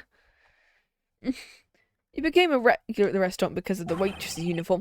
That uniform is all you can think about. I can't take it. To you, that waitress was your... Enough, please. Stop saying waitress. Well, that was fun. We gotta do another hour at this. Anyway. Alright. Yes, it's true. I was there for the young girl. I'm a dirty, wicked, sinful old devil. Also, I'm drawing that right now. Oh no, him in a maid outfit. No, I didn't mean it like that. I even get one of those lousy cups every time. All because the serving girl punished me. Really? That's not what I'm here for. You'll be the same another 20 years and you'll understand what it's like. How old is he? Oh, it's not on the list. Okay. Stop calling me that. I have a name, you know. I'm Victor Kudo. Kudos. I'm assuming. Sorry, Mr. Kudo. Is he now on the list? There he is. 68. Has a thing for waitresses. The little bow. Sean Armstrong, 39. Maggey, 23. Question mark for Godot. You young one thinks you know it all. Well, I'm not saying another word. I won't tell you anything more. This guy was in the restaurant at the time of the incident, which means I have to hear his testimony one way or another. I don't believe this. I even broke his psyche locks and everything. I guess I'll have to try and get him when he's in a better mood.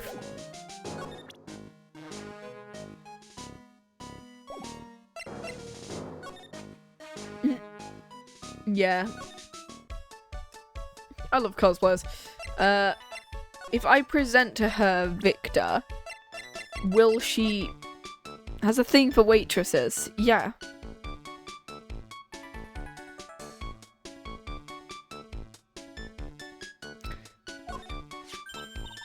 Is the old man? Is he still feeding the pigeons? He fed them to me as well. Would you mind coming with me for a while? Because he has a thing for waitresses, and so now... I think that if we go up to him with her in a maid outfit, he'll go, oh my god, I'm going to talk to you now. Me? Why? There's something I really want to ask the old man. Sure, okay, I'll just get changed. No, hang on. Can you go like that? Yes.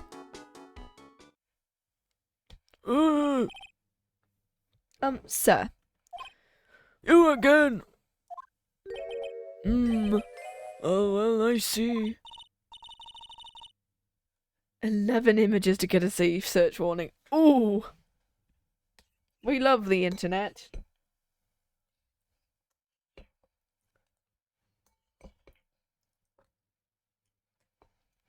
Soup ASMR, guys. Anyway. His eyes are burning into me. Well, it's okay. I think he's going pretty well. You're still just a little child. Run along and play on the slide. Playing on the slide? We're so close. Just a little more and we would have spilled. Pigeon. We crack this guy. Oh, is this Mia? Is Mia deliberately being channeled for this? Excuse me, please, sir. Quiet, can't you see I'm feeding the pigeons? Yeah, he doesn't like young women. Oh, nice to know that it fits Mia, though. Yeah, he doesn't like very young women. He was into Maggey, who's 4 years older than Maya, from what I know. So. Mia! Well, If you don't mind, sir, I'd really love to talk with you. At least that fits her. At least it fits. of course, I'm Victor Kudo. Even from beyond the grave. That's right. About the incident. You mean the man who died after drinking the Javasino? Sis, I need you to Sis, I need to channel you in a maid outfit to seduce an old man. Okay, sure. At least it fits her. Yeah. Foreshadowing, my god. It was quite a shock. It was a strange-looking boy. The girl took the Javasino over to him. Then was the customer alone? He was the only person there. They took one sip and he said something like, "Whoa!" and then died. How terrifying. You're good at listening. I'll tell you anything, whatever you want to know. At least like 4 people have done this to Mia. Well, he's certainly telling truths. Looks like Mr. Kudo didn't see this other man either. Do you like the food at Tribulations? Well, of course, I'm quite a sophisticated man. I was once a young businessman, you know. I set up a casino in, well, How interesting. eating the food takes me back to my days in France. What a lovely story. London is in England, not in France. France is wonderful, and look, I want to show you around the city. I can't take it, I want France. Huh. I can't believe Leah's laughing at this guy. You visit Tribulations a lot, don't you? Faith restored. Yeah, Edgeworth in the maid outfit. We love it. Of course, I mean, yeah. I'd like to come and see you there. Really? You flatter me. The owner would be delighted to welcome you. You come from that chef, my dear. The chef, you mean Mr. Armstrong? That's right, the man's an ex-con. Oh. He's an ex-con? Whatever did Mr. Armstrong do? Those eyes! Mia's really got this guy eating out of her hand. He steals things from his customers. Oh, yeah, that's what that's what the bottle is, and the Magatama.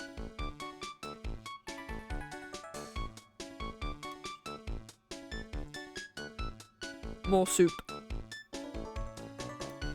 I love that I'm having the cafe thing while I'm eating soup. It's gone cold, I should probably microwave it. But I can't be asked. Yeah. Mia is suspiciously good at this sort of thing. It's like, every time we want to summon her and go, hey, can you, like, slightly seduce this old guy for us? And she goes, sure. And then, like, swaps into her maid outfit. What did you do to this? Because Korine channeling isn't probably gonna... Unless they rack up a lot of money for the spirit channeling, I don't know. With customers? Gloves, handkerchiefs, little things mainly. The pillar! Be careful around him, my dear. You sure about this? He was arrested for it once. I was there when it happened. Really is a regular. Let me write you a little haiku. A poem will explain all you need to know. Convicted before a wicked man or woman, repeat offender. They don't know whether John Armstrong's a man or a woman. Oh. Fair.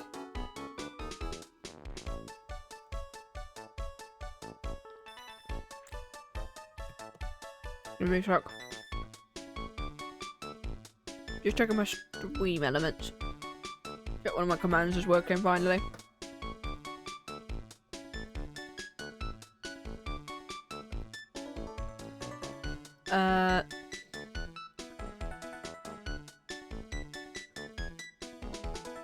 This one.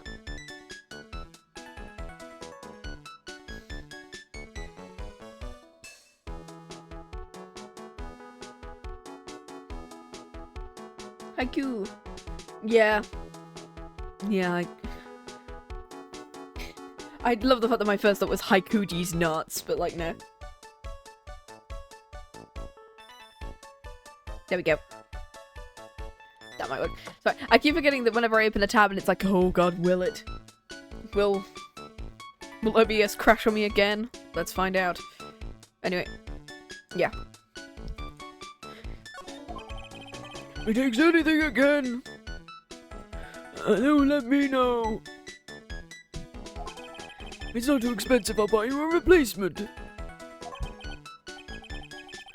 Oh, guy, you couldn't do enough for Mia. Okay, Phoenix. That's about as much as I can do to help. Thanks, Mia. We got... Well, that'd be a way to end stream when it's time to keep opening tabs until OBS crashes. It just dies. we got some really important information. I can't believe Maya called me for something like this. Sis, I need you to, like, seduce this old man for me. Okay, cool. Let's go back. Viewers bet channel points if I crash, if I open another Twitch tab and go, hey! Crash on this Twitch tab, crash on the Twitch tab, crash on the Twitch tab. Yeah, tab on. Okay. I guess it's about time to wrap up the investigation. Heard of being a waitress? Yeah, plus no one comes along. Oh la la, Mademoiselle Maya, how can you leave me like this? I'm sorry. I need to do Cyclops, yeah? Because we have enough evidence that can do something. He had a Cyclops or three, didn't he? OBS is really struggling. Let's see if this bang. I also do need to do some sound redeems at some point, just like an objection or two. Mr. Armstrong, I hope you won't mind, but I'd like to have another word with you. Volunteers, of course. Present le magatama. Whee! Let's do it.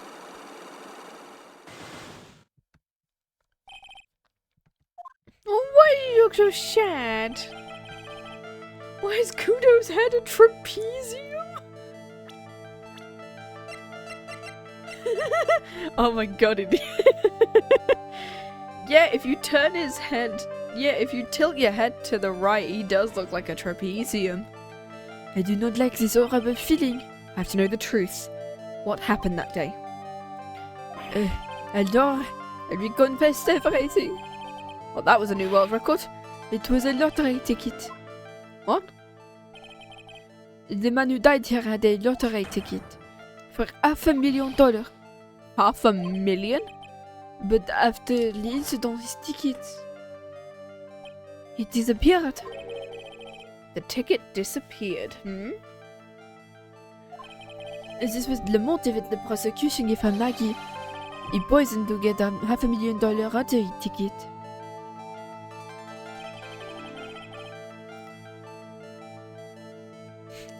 Why didn't you tell me about this sooner? In my allure, You've been trying to hide the information about me from the lottery ticket from me, and I want to know the reason. No, you stout me. I've confessed everything. Mr. Armstrong, the $500,000 ticket. I think I know who took it. I think the Wickling ticket was stolen by you. You took it. Because you have a whole thing about stealing.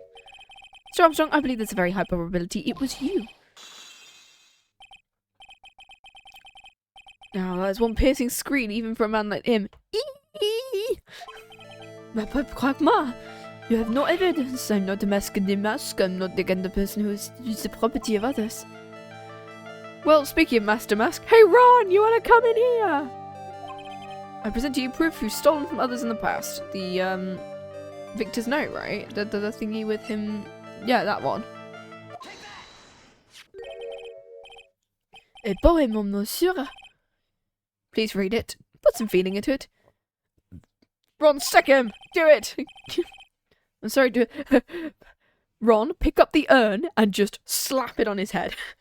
I'm sorry to bring it up, Mr. Armstrong, but you have been arrested for stealing from your customers before.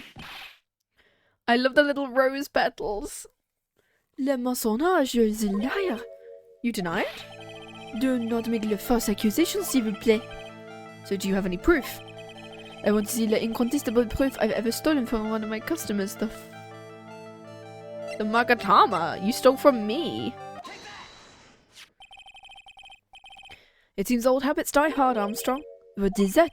This is my Magatama, and I found it in your kitchen. Well, that scream just about broke some windows. Oui, I have a weakness for little trinkets and figurines, and it just slips out. I cannot stop it. I'm guilty not. I'm guilty not. You stole handkerchiefs, gloves, other things from your customers, right? And just a timid little girl inside, a timid little girl. At this time it was not a small trinket, oui. It was $500,000. Why would they steal it? You have a motive. Monsieur, what is it? And that you're in... Yeah, you have the loan. This restaurant is deep in the red, isn't it? You've a loan to the tune of $500,000. That lottery ticket would have wiped out your debts. Well, Mr. Armstrong, what do you have to say for yourself now? Aww.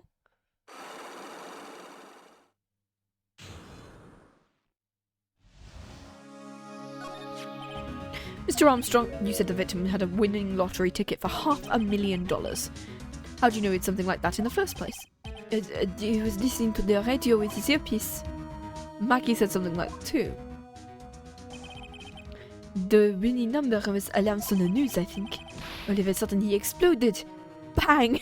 He exploded! Turns out he didn't die from poisoning. He exploded after hearing the lottery numbers. $5 million. And the ticket. We had all of his tickets spread out on the table. Desperately. You put the poison in his coffee? No. You naughty man. I helped myself to one of his tickets. The cause of death was spontaneous combustion. Victim collapsed, Maggey passed out, I thought. Pourquoi pas, I had so many of them. But only one was the winning ticket. How could you do that, Mr. Armstrong? Maggey was arrested because of you. This is not true. I did not take it. The ticket for $500,000, I mean. You told us you did. You said you took a ticket. Non, mais fini. Oh. Huh? Who this? Oh, hi, Godot. I come here for coffee occasionally. It's really shit. Mr. Godot, what the fuck are you doing here? Ugh. This is the worst coffee I've ever tasted. Came in here for coffee? Does his craving know no bounds? Perhaps Mr. Armstrong saw one of the victim's tickets on the day in question. I'm the arrête, non? Just a pretty little girl. In that case, Maggey should be the only one under suspicion. He had the wrong ticket. He made off with the winning ticket's pretty neighbor. So the ticket he took was worthless? Not quite, he did win something. $1. And just a pretty face. What happened to the winning ticket then? Indeed, what did happen to it? I don't like spoiling myself by watching trailers, so we'll just wait and see how the movie turns out tomorrow. Okay. It's Unity! That's his name now. I need to get back into coding in Unity and Godot at some point. Because I used to be decent at stuff like that. You do, time to laugh at the pretty little airhead. Looks like I won't be needing this note anymore. Throw it in the trash. We've got a new mystery now, namely where did the winning ticket go? I've got a bad feeling about this. Well, anyway. We can't let Maggey suffer any longer for this, and certainly not again. To be continued. I think we will continue. We'll do till the end of the trial segment, I think. Yeah, same. I once had to make like a game prototype in Godot. I had to learn a whole like coding language within I don't know how many months. I got less than 6. I think it was. Computing. We love computing. Oh, that's cool. I'm gonna wait until there's music and then I'm gonna quickly BRB and get another bottle of water. I guess I should have expected this. Right. I'm gonna quickly BRB, grab a drink, and then we're gonna do this trial segment. Because I think we're gonna get halfway through this case, and then we'll do the other half on Sunday, I think.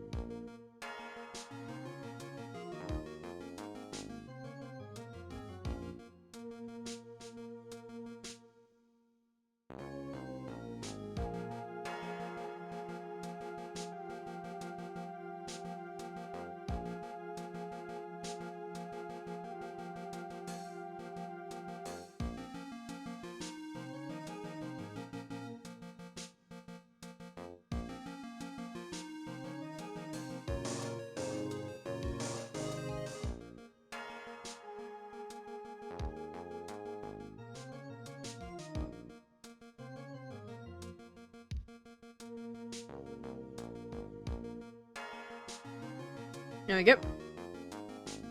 There we go.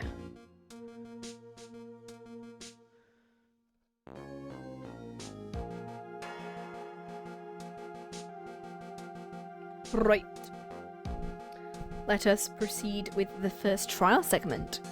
I think we're gonna do, yeah, we're gonna just do the first trial segment and we'll do the latter half of the investigation slash trial segment, because I think at the same case length as number 2. Yeah. Same case length as last time, so we'll be able to finish probably 3 and 4 on Sunday, which will be pretty good. Nobody saw the other guy, huh? But he was there when I took the coffee over at Scout's Honor. Maggey! Gumshoe! You doing alright? How you feeling? If you need to ask either questions, sir. I'm letting get you down, Maggey. And don't forget to eat well, okay? Roger. And you. You better square this case away, got it, pal? Maggey's innocent, you hear? You screw up, I'll be doing some squaring away myself. Squaring away some paperwork for your arrest. I think he is serious. Detective, you're on our side for once, right? Yup. Should be. So you'll be able to help out Maggey. Really? Can you, sir? Of course. I've got the situation under control. Can be the first witness. Something in our side doesn't mesh with the facts. Make sure you point it out, alright? Okay, you're not in front today, pal. You get me? Spot. Funds. I can't tell you how grateful I am, sir. I've always admired you so much, Detective. I know I can count on you. Looks like it should all go pretty smoothly today, huh? I can only wish. I mean, considering that the other guy hasn't been named, and there's a girl who we've not seen.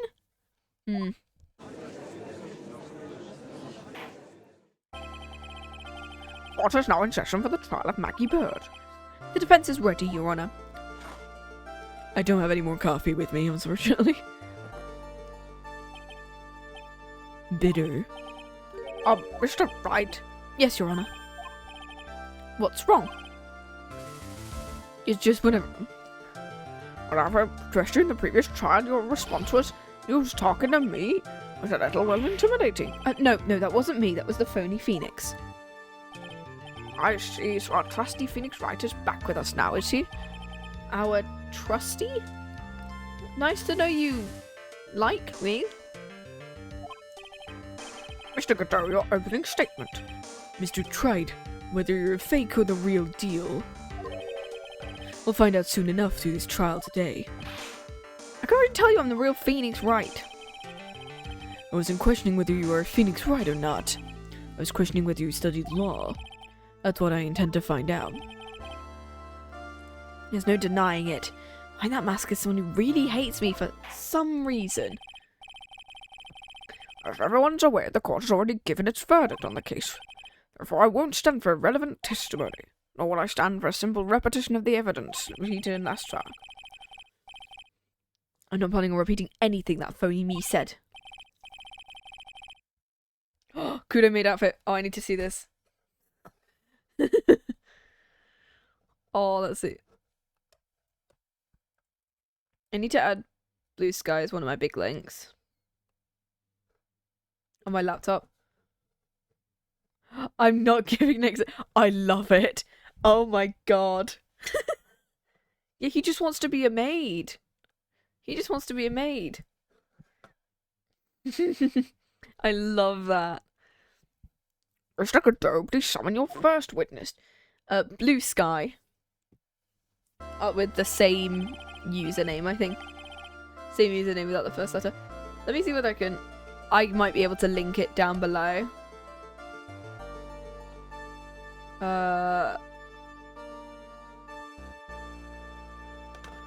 I might be able to link it. That one.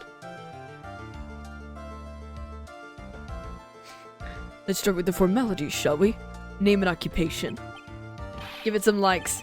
There's also the Litten one, which I really like as well. The Litten one's so cool.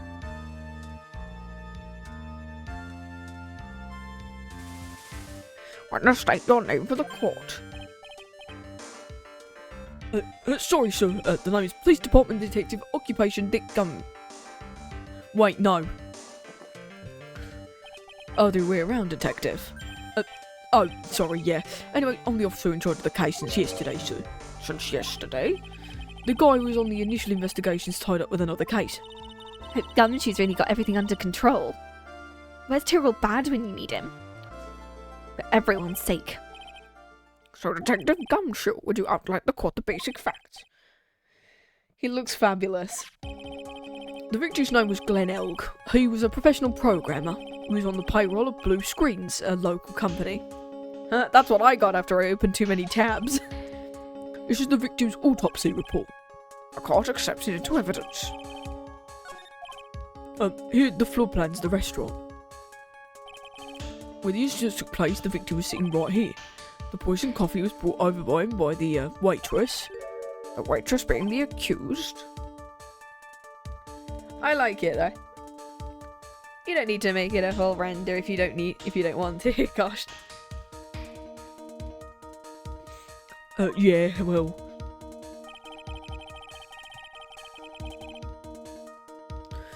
The victim died from poisoning almost immediately after he took a sip of the coffee. Time of the incident, there were two other people in the restaurant. Okay. Mr. John Armstrong, the owner and chef, and a regular by the name of Mr. Victor Kudo. Seems to be a very straightforward case to me. X is the victim's seat. Okay. Come, detective, take up the hammer. What else have we got? Oh, we've got the autopsy report. Potassium cyanide. Time of death was between 1:30 and 2:30. Blueprints on the crime scene. Yeah, Don't spend too much energy. Don't feel like you have to spend more energy than you need to. Take up the hammer and nail the defendant's coffin shut with your own 2 hands. What? Oh. Sir. He did say he was gonna deliberately say what the prosecution wants him and to shoot down any remarks he has. Almonds! Yeah. Between 1 and 2:30. I mean, they don't know exactly what time because Maggey fainted. Almonds! Yeah, potassium cyanide. We understand the guy Glenn Elk was listening to the radio. Traced the poison we found in his coffee cup, and what we found was potassium cyanide. The stuff really packs a punch. It looks like Miss Bird might have had, well, a kind of a motive.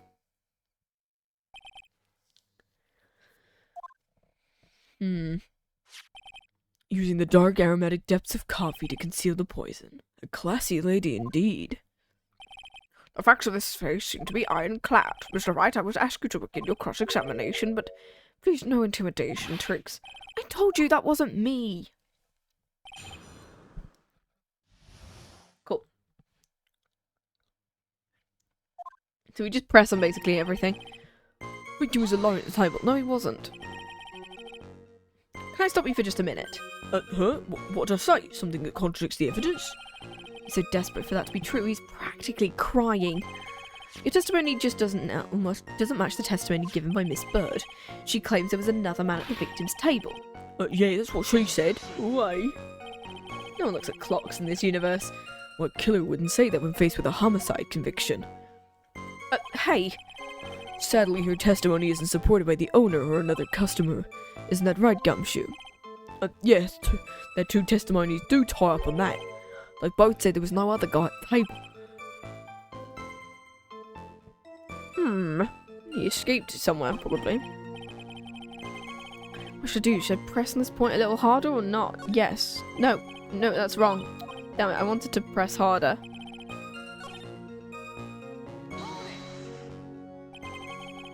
Okay, we're trying to, yeah, we want to press. Objection! I hate it when press harder is on the second option and not the first one. Because I would have thought the initial option would have been press harder. Maybe the witnesses just missed him. Maybe their view of the victim's table was obscured. That argument is as weak as the coffee at Tribulations. We don't know where Victor was sitting. Because apparently, look, X is the victim's seat, right? If Victor had been sitting, well, you can't see it, but on the bottom left table, on the seat on the right, or on either seat on the top left. Oh, it doesn't like me spamming A. Damn. It didn't even bring that up in auto mod, it just didn't let you. Yeah, so if he was sat on the table at the top left, he wouldn't have been able to see it anyway. Or on the bottom left table, but on the seat on the right, he wouldn't have been able to see it because he was facing away. Like if he looked across, even if he stepped out, he would have only been able to see the victim, who I'm assuming was sat on the seat on the right, in the top right. So there's a lot of reasons as to why you wouldn't be able to see it. I have here in my possession a ticket. A ticket? Looks more like a photo. A one-way ticket to Guiltyville. Yeah, I am right. Okay, I'm perfectly right. From the entrance to the kitchen. So he would have been sat the other side, yeah. This is the chef as witnessed by the chef. This is the chef as witnessed by the chef. God damn it, words, no. I'm having a great time, guys. I think the court will agree that with such a clear view of the scene of the crime. How, Mr. Tride, could anyone have overlooked a second person at the table? Ooh. That certainly seems to show the victim's table extremely clearly. Yeah, so I am right as to where he was sitting, so he's top right. So there are 3 seats that Victor could have been sat in and not seen him. Plus, if he was by the, if Jean was in the kitchen all the time, he wouldn't have been able to see it. Traces of the poison were found in the coffee cup and nowhere else. Not sure what get you, pal. Was the poison a liquid or a powder? By, in layman's terms, I'd say it was more of a powder. Yeah, this case has been oddly tolerable. Even with Victor being into maids and all of that stuff, like, he's been oddly nice to us. At least he's not into Maya, at least, or anyone who's younger, and it's like, he wanted a girl who's a bit older, and it's like, at least that works. So the poison could have been anything that was on the table. Sugar, salt, pepper. Coffee. Do you put salt and pepper in your coffee tray? The victim took his coffee black with no sugar. Since the poison could only been in the coffee. Should I press yes. Where is the cup? Are you absolutely sure the victim even drank his coffee? What do you mean? Well, according to this file, the poison was found in the victim's coffee cup. But what proof is there that the victim drank any of it? Oh, hey, you're right. That's what I was... In case you were wondering, the last objection was for the detective there. Not you, Mr. Wright. For me? Oh, hey, you're right. You may be fooling the court. Yeah, no regular presenting bullshit. It's like, it's doing great. You may be fooling the court, but I'm not falling for it. If you have time to waste, you have the time to present that piece of evidence. That piece, sir? That piece. What piece was it?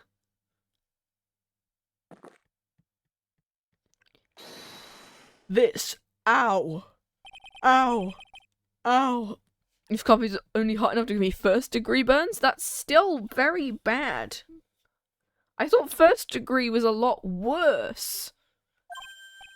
Now remember, this is the victim's coffee cup. The victim's cup. Take a good look at the rim. The what now? It's, unmistakable. There's clearly a coffee stain on it. Conclusive proof the victim did indeed drink the poisoned coffee that was in the cup. And here's my cup. It's also filled with poison. The victim gulped down. Oh, okay. Oh, okay. You're just drinking your coffee. For the record, the only prints on the, Yeah, that's probably why.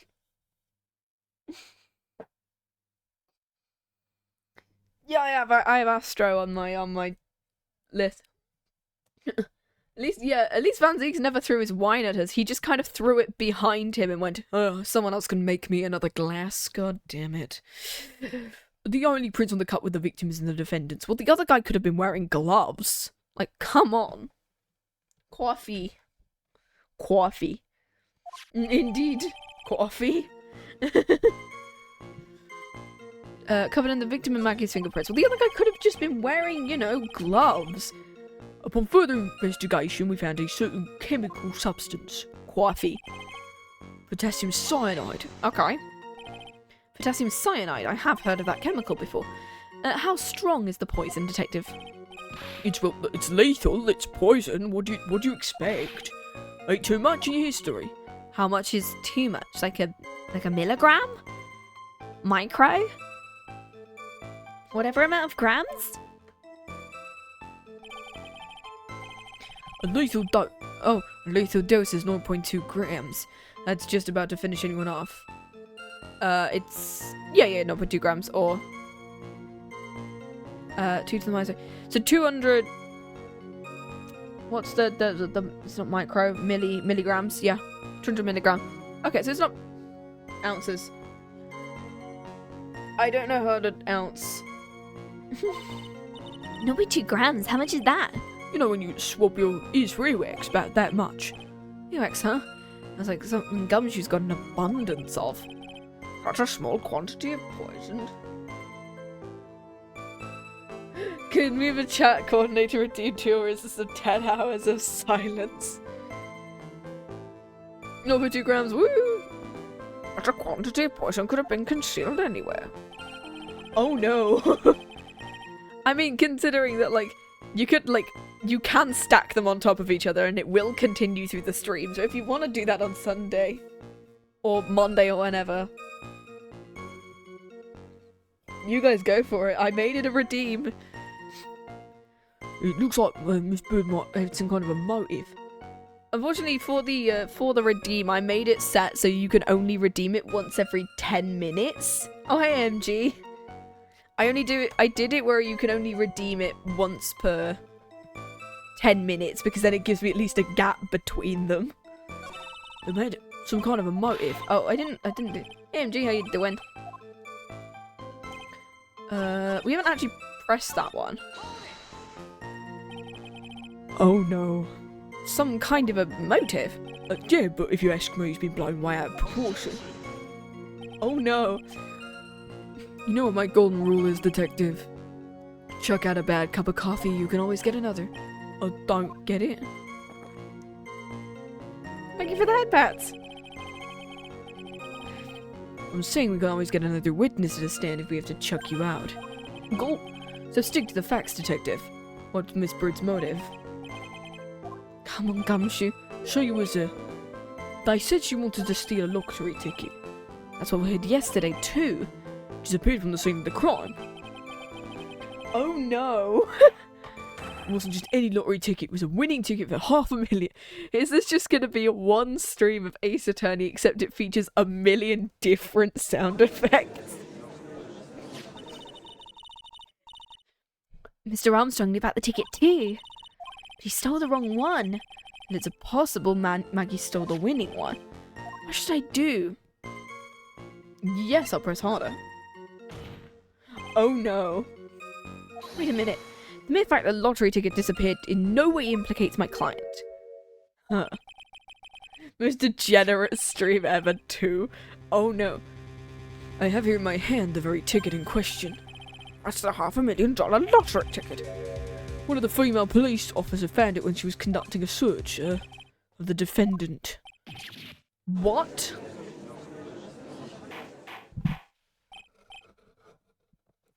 Oh, damn. She's quite a lucky bird, our little waitress. You will submit this ticket as evidence to the court. I'd better keep an eye on that ticket, the way the judge's voice is quivering. Winning lottery ticket. A ticket was presented in the court in the previous trial. It was heavier now, $500,000. It's just a scrap of paper. What matters is where it was found. And that's on Maggie's person, unfortunately. That's enough. The facts of this case seem overwhelmingly clear to me. The defendant had ample opportunity to commit the crime of which she is charged. And furthermore, it seems beyond reasonable doubt that she did indeed commit the crime. Something about an old man. I didn't actually read that one, you can't go back. There's also the matter of a $500,000 lottery ticket. That alone provides a very credible motive. But for that sum of money... No, you can't. Okay, that's very helpful. Something about siren calls for a man who's weak to money. Oh yeah, that'll be helpful next week. I don't mind your man who's weak to the siren call of money. Not good, Nick. The evidence against Maggie's starting to pile up fast. Yeah, that's because the court's ruled guilty once already. It's about time to wrap up this repeat performance with one final, decisive piece of evidence. He has more evidence? This is the apron the delightful Miss Bird was wearing at the time. Wow, that's not the cleanest apron I've seen. That stain looks like... It can't be blood, can it? Seems the star of our play was a little flustered. And somehow spilled coffee on herself. The coffee? Well, that's not the first thing that caught my eye, was it? Of course, the coffee stain isn't the most interesting thing about the apron. I was just getting to it. Shut the fuck up. No, there's something even else that stands out even more. Something else, I presume you mean? Of course, I'm referring to the pocket. The pocket? Why'd I change my name just before the gutter, okay? Oh no. Yeah, you're gonna get more coffee references. A search carried out right after the incident uncovered this. Potassium cyanide. The very poison used by the killer was in her apron pocket. A bottle of poison in Maggie's pocket. Maggie's prints were the only ones on it. Once again, the killer simply could have worn gloves. Like, didn't we cover this literally last case? Oh no, there were no fingerprints on the buzzer because the killer wore gloves. Both of the people who were implicated wore gloves. How do we know who people have done it now? Whee! Anyway, we're having a great time in Ace Attorney. The court will accept these into evidence. Worn by Maggey at the time of the incident, has a small pocket but big stains. Oh. Whee! Powdery poison bears her fingerprints and found in her apron pocket. Cool. There's something still bothering me, Mr. Godot. Why have you not explained the bloodstain to the court? Bloodstain? What bloodstain would that be? Oh, 'cause you're red colorblind. You can't see it. They need to invent gloves with fingerprints. Yeah, he can't see the blood. Because he's red on white colorblind, basically. So if he sees, because of the fact that his comes with fake fingerprints of others you want to frame, someone from game number 1 would like a word with that one. Well played against prosecutor, the blood-colored stain that's smeared all over the apron. Oh, well actually, yeah, it's because, because he's wearing, like, you know how Daredevil has red glasses? That's basically what he has. He has a pair of red glasses. I would love to see a fan art of him not wearing the mask and instead we're just wearing, like, the Daredevil glasses.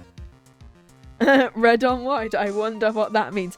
Oh yeah, absolutely. That being a pun from the last game would be so cool. Red on white, blue.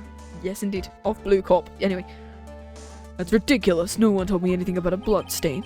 You don't need to be told. Just look at it. He's wearing a virtual boy. Detective, could this stain really be blood? Yes. No, wait. That's, oh, it's just ketchup. Good. Oh my god, he is. He's just wearing a virtual. Oh, it's ketchup. Thank god. Ketchup? Well, she must have gotten some on her apron while taking some of their breakfast. He's portable. He's a little portable boy. You could have spoken up a little sooner, Detective Gumshoe. Pull a stunt like that again, I'll have you drink 17 cups of ketchup, witness. Huh? I thought everyone knew what that was already. I haven't seen anything yet to make me doubt the last ruling I made on this case. The motive, opportunity, and supporting evidence have all been clearly established. I would draw. Yeah. Fair enough. Well tried. Go get sleep. It seems you really are a phony after all. You really know how to drive a man nuts. Please continue with your testimony. Describe for the court the crime scene and your findings of the investigation. Eep.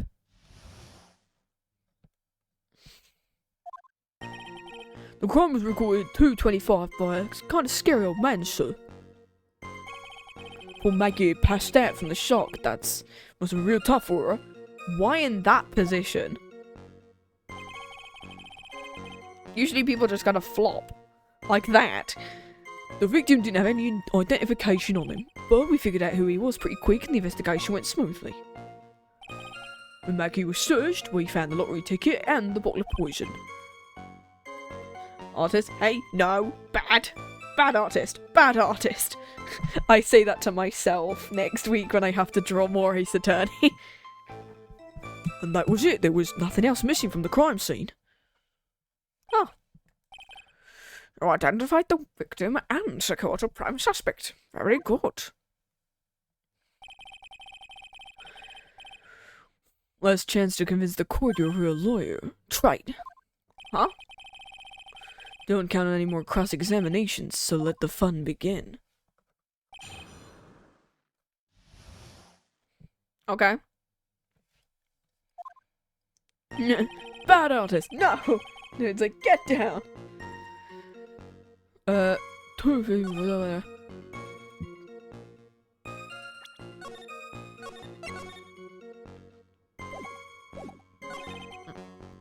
The victim didn't have any identification. You figured out who. How did you figure out who he was? Wait. Did I say something dumb again? Let me paraphrase what you just testified. Sorry. The victim didn't have any form of ID on him. That's what you said, right? Basically. In that case, how are you able to identify the victim so quickly? Oh, that. He's so let down. He's got his whole sagging shoulders and the puppy eyes going through. He's a golden retriever! There was a prescription bag on the victim's table along with the lottery ticket. It seems Mr. Glen Elk visited his doctor before he went to Tribulations. Is he gonna do a Dahlia and, like, sneak all the poison into the medication? Like, what do you want me to do? We got the victim's name from the medical records of the doc who prescribed the meds. That's a reliable enough source for the court. No, I haven't seen them. Ask about his health insurance, no, the prescription bag. What sort of medicine was in the bag? Well, actually, the bag we found was empty. There's a lot of poisoning and blackmail in this game, isn't there? Especially in this one.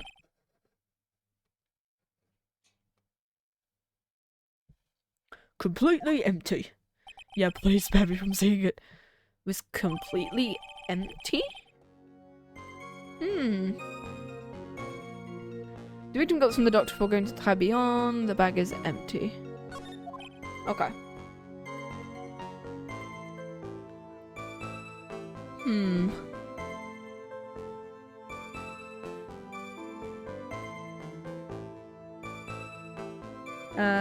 Right. Huh. More coffee.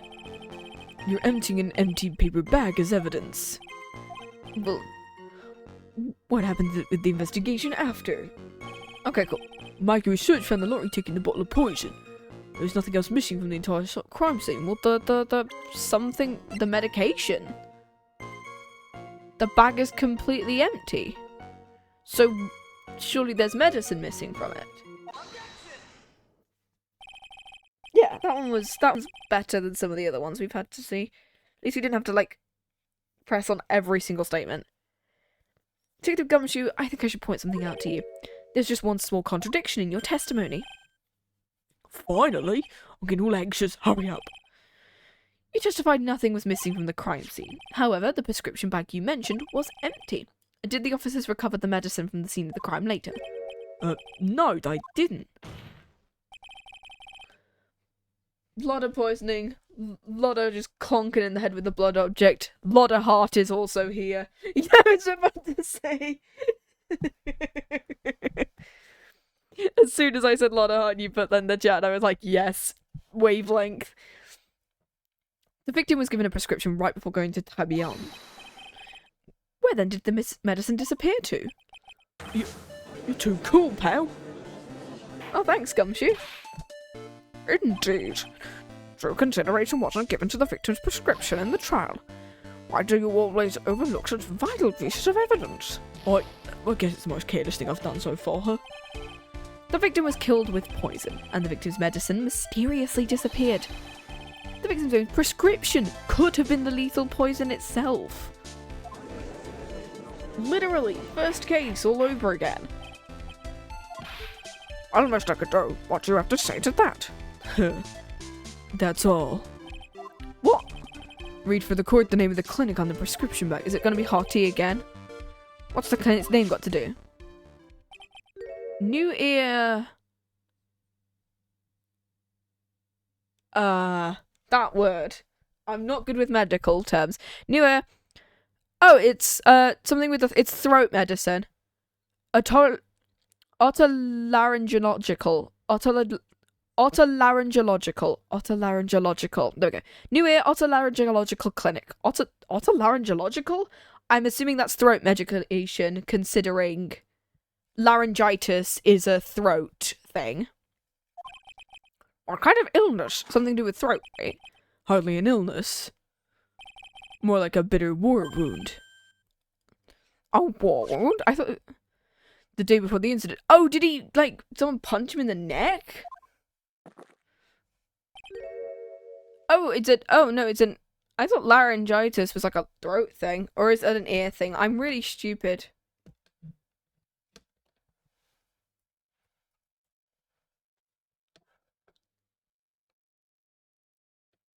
Oh, it's a voice box thing. Larynx. Yeah. Voice box, neck, that area. He took a blow to the side of the head and ruptured his eardrum. He ruptured his eardrum? I thought that was called something else, but okay. Oh, oto, because, yeah, that's the oto bit, is the ear. Yeah, I keep forgetting. The languages are fun. Because oto means ear, I think, in a couple of languages. I don't remember what it's called. Yeah. Then what on earth was the prescription he was given? It was a cream that was applied topically inside his ear canal, not to be ingested. I mean, ENTs, yeah. Eyes, ears, nose, and throat. Yeah, throat and ears. Yeah, that makes sense. As someone who's also been to A&E for the ENT. Yeah. As mentioned in the autopsy report, if you read the fine print, They're often connected, so yeah. they found traces of the medication in the victim's left ear. Here it is, in the very fine print. Why was he wearing the earbud in that left ear, though? Yeah. Seems Mr. Elk applied some of his medication while he was at Tribulations. It would be absurd that he was eating his medication. So I'm assuming that was what was in the little bottle that Gumshoe took from us. Ugh. His medication is irrelevant to the case. Well, Gumshoe's taken the medication, so I'm assuming something's going to be in it and he's going to tell us. Nick, you don't think of something quick, it'll be over. I can't get away with any weak objection. I'm assuming we just suppress it, right? Only moments ago, Mr. Godot made the following statement. It appears Mr. L correctly applied some of his medication while he was at Tribulations. If that's the case, why was the medication not found at the scene of the crime? But the medication was for topical use inside the canal. That doesn't change the fact it couldn't be found at the crime scene. However insignificant it may seem, it's a lawyer's duty to pursue the truth. Now, you know as well as I do the medication is irrelevant. No, it's not! We literally got given a bottle that Thingy stole! The big old French guy. He has a whole thing about stealing things from people, and I'm assuming the little bottle that we received, the green one, will have been his medication because it looks like something that you would apply, like putting eardrops or eye drops in. It looks like one of those bottles from what I've seen. Hardly seems likely a prescription drug would contain potassium cyanide. It hardly... You've got his visual novel, funsies, yeah.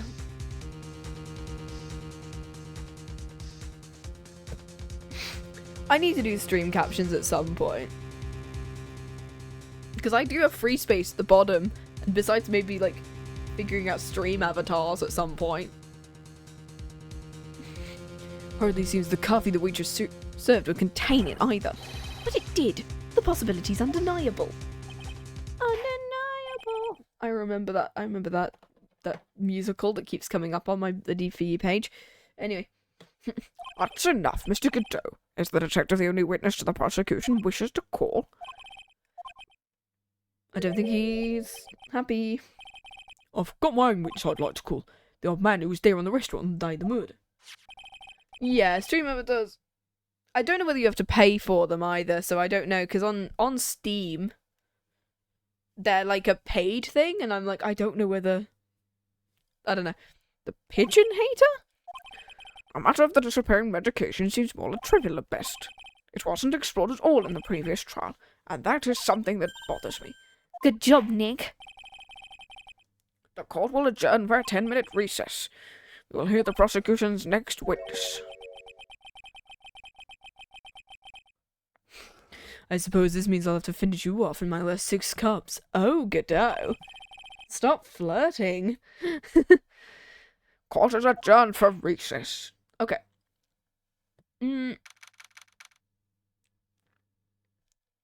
I was originally going to stop here, but I think I'm going to go forward and I'm going to continue this part of the trial. And then we're going to stop once Victor does his whole thing. So we're going to stop once we get to the next investigation segment. Because I think, because we were supposed to do a bit longer last stream and we didn't do it, it's fine. We can do some more now. Let's go. Why did Kudo get to... this is probably because of the fact that I linked your Kudo image in the chat. And people went and had a look at that, maybe. That was close. Tell me about it. I nearly died in there. That's my line, sir. No, it's my line. I think I really did die a little bit. Looks like we all nearly died in there. I can't believe Detective Gumshoe. How could he betray us? Huh? He said he'd help me. He'd set me up. I don't think he meant to do that. That's his job. He was backed into a corner. I mean, the guy's got to do his job, right?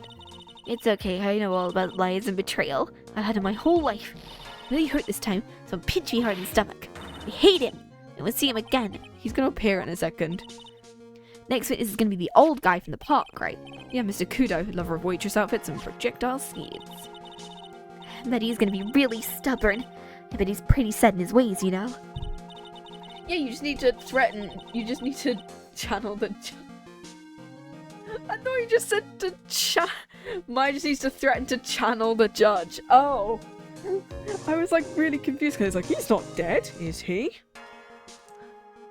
He's a big ol' grouch. You gonna be able to handle him, Nick? I can take whatever he throws at me, even those never-ending bird seeds.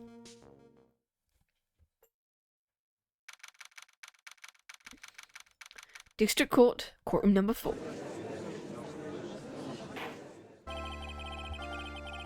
Court will now reconvene for the trial of Maggey Bird. Godot, your next witness, please. Yes, Ace Attorney musical. I love the Ace Attorney musical. We need to, once we've finished the 3rd game, I want to do like one session where where we have like a week or two's break between this and the investigations games, and we just react to the Ace Attorney musical for one stream. Or the anime bloopers or stuff like that. I would love to do that. Shout outs to Breakdancing Gumshoe. We love Breakdancing Gumshoe. Oop. Congrats, Wasp. Wasp. Watch. Thanks, Watch. I've apparently stood up enough despite me sitting down. Thanks, Watch. The prosecution calls the lucky old-timer who caught the show over a cup of coffee. Will the witness please take the stand? Hello! Name and occupation if you don't mind. The name's Victor Kudo, born and bred in the land of the rising sun. Honor and duty are what make me. Mind you, I can be quite emotional at times too. You don't need to hear about that, Mr. Kudo. Just tell the court your occupation, please. My occupation? Listen, young'un. How much do you think there is for kimono embroidery here? Kimono embroidery? That's what I do. I did back in Japan. I embroidered family crests on kimonos. Oh, that's nice. He's an embroidery guy. My ancestors were embroidering kimonos before this country even existed. It feels so weird to go like, Oh, we're in America. no, we're not. A real craftsman. They're a dying breed. Maybe you can embroider my costume sometime. Like I said, there's not more demand for that kind of thing here, so I had to take a job working the cash register at a burger joint pretending to smile. That burger joint would have been better off putting him in the kitchen. Or making their uniforms. He could embroider their uniforms for them. That would be really cool. He could have just... Valley Girl Maya. Oh my god, I'm gonna go spirit channel my sister. Does she want... I know you want to use like that maid outfit. Sister, you want to come up and channel yourself for this old guy? We were in the restaurant at the time. I was the incident. I was eating some seeds over a cup of Javasino. Seeds? What do you think these are? So you saw everything that happened? Well, we're gonna find out where he was sat, so that's gonna be helpful. I saw it all! Please tell the court. We're all ears. Sure, I'll tell you every last detail. He's really getting into this.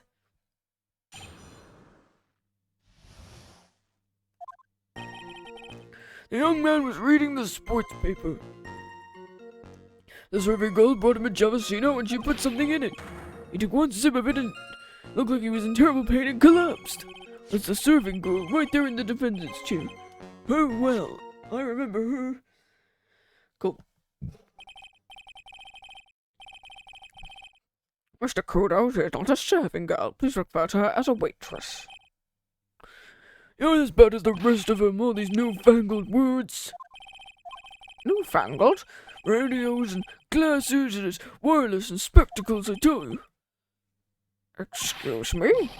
Don't forget the old values. Don't let the old good old days slip away. This is going to kill my voice eventually. I'm going to probably won't have to do him after this. I think it's time to begin the cross-examination, Mr. Wright. Yes, Your Honor. He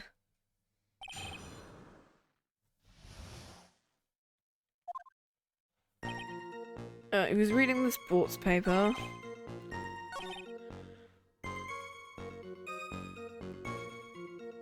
Please don't do him. I won't. Don't worry.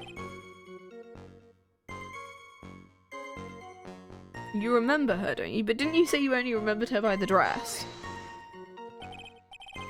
You said I remember her well and referred to the waitress. Did you have any particular features you could identify her by? Particular is a disgrace. You can see all the way up to her, you know, particularly naked in that uniform. So the particular feature you recognise about the waitress is her outfit? That anyone could wear such a uniform, even me. Don't make me draw Phoenix in a maid outfit now. Please square the court of any further mental anguish from that image. I love the fact that, like, I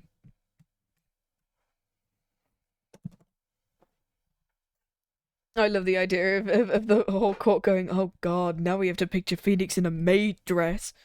Don't get got excited, Nick. You gotta keep yourself together. I guess I got a bit carried away. There are other things I recognize about her too. Press harder. You often saw a waitress take the coffee over to the victim. But what matters is whether the waitress was Maggey Bird or not. Quite right. Mr. Kodo, the other features you recognize about the defendant. I'd like you to add them to your testimony.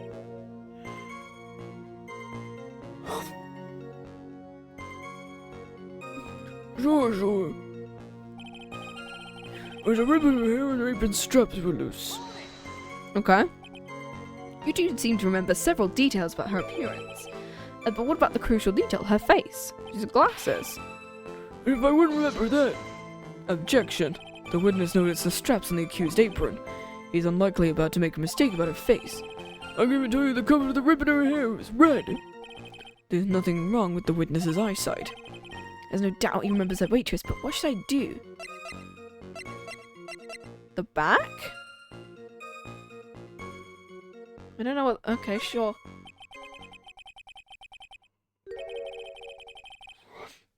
The defining features you described are all things that would be seen from the back. So what? Is it possible that, you never saw the waitress from the front at all? Huh. He's got you there, Gramps. People normally talk about facial features when they use to describe someone. But this witness's testimony is nothing but straps and ribbons. Zero Escape reference. Whee! Alright, go have a good sleep. Have a lovely day, night, evening, wherever you are in the world. Have a good rest of this case. Yeah, it literally will only be maybe one or two more statements and then we will be ending, I think. I'm just telling you what I saw. Yeah. We'll be doing the latter half of this case on Sunday. Mr. Kudo, the court requests you add details about features you observed from the front, that is, to your testimony. It's almost testimony's getting longer and longer. Yeah, okay, so it's gonna be... There wasn't anything that caught my interest.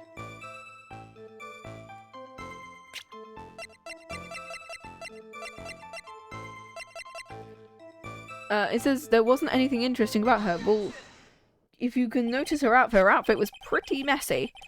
I'd like you to have a look at this. Yeah. That filthy thing would suit you feels like you just perfectly. I think my grandson looks like. You ever seen this before? You gotta forget something as dirty as that?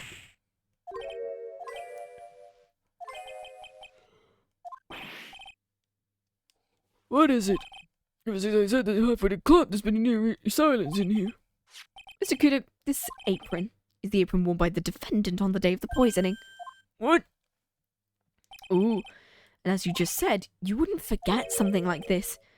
Which means if you had seen the apron before, you know what I'm getting at, you couldn't have possibly seen the waitress from the front. Thank you for the head pats.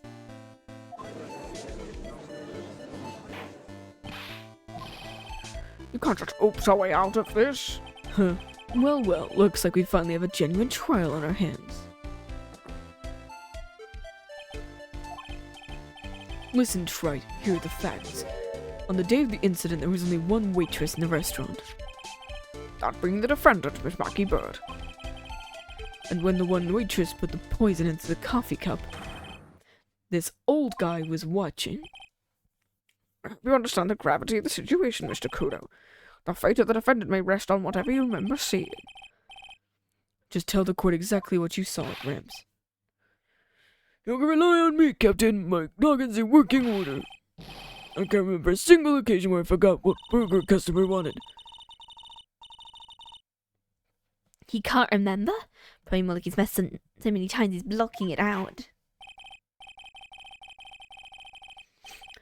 Very well, let's test how good you... Oh, that's the judge. Let's test how good your memory and attention to detail is. Tell what you remember about the victim. Does the judge know how gravity works? Whoop! There was another pesky young type wearing a broken pair of spectacles. He had a newspaper in his right hand and a noisy break kept rustling his pages. Oh, okay, talk about the victim, okay. I was listening to the wireless, I remember that well. The serving gun in question brought over the Javasino. He picked it up with his free hand and took a sip.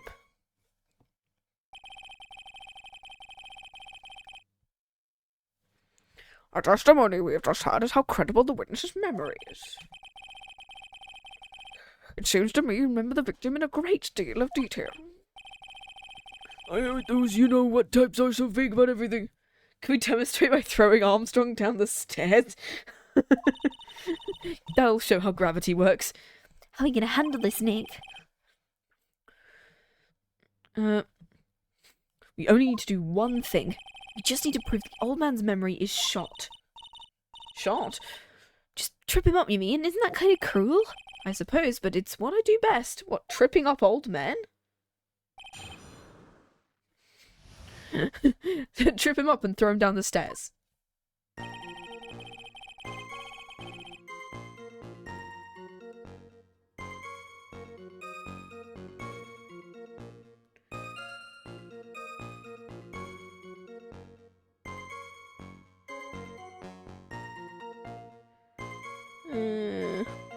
Give me a second.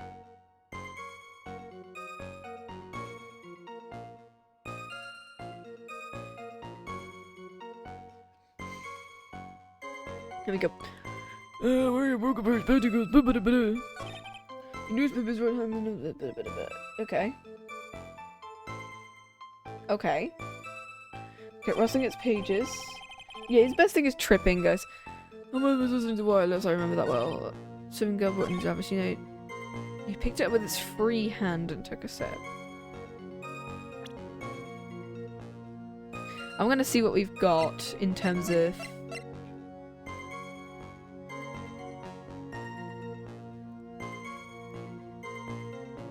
Would it be his free hand? Like, which fingerprints have we got? Okay, I'm gonna save here, and I'm gonna question which hand does it say? Because it doesn't specify what his, I'm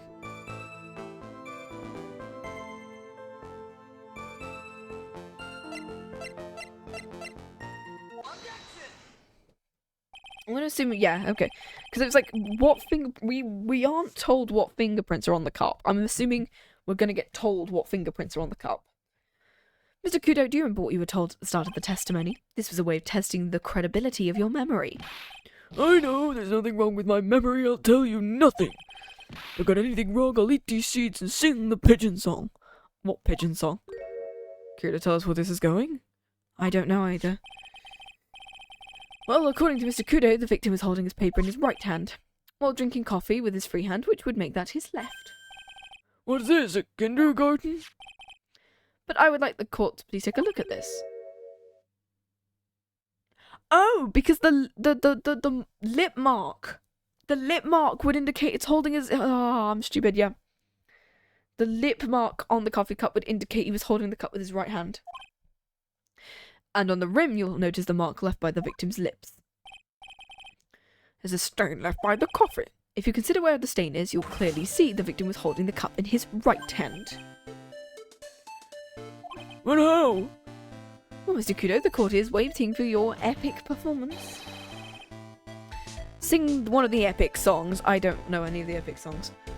You said you'd eat those seeds and sing the pigeon song. His knees. I go, boop. Mr. Kudo, I'm afraid this is simply not acceptable. I think the witness had better go to the pub. Wait! Oh, this is him, right? You think I'm gonna stand here and listen to you tell him I'm mad? I'm not. I don't care about the cup, I know what I saw.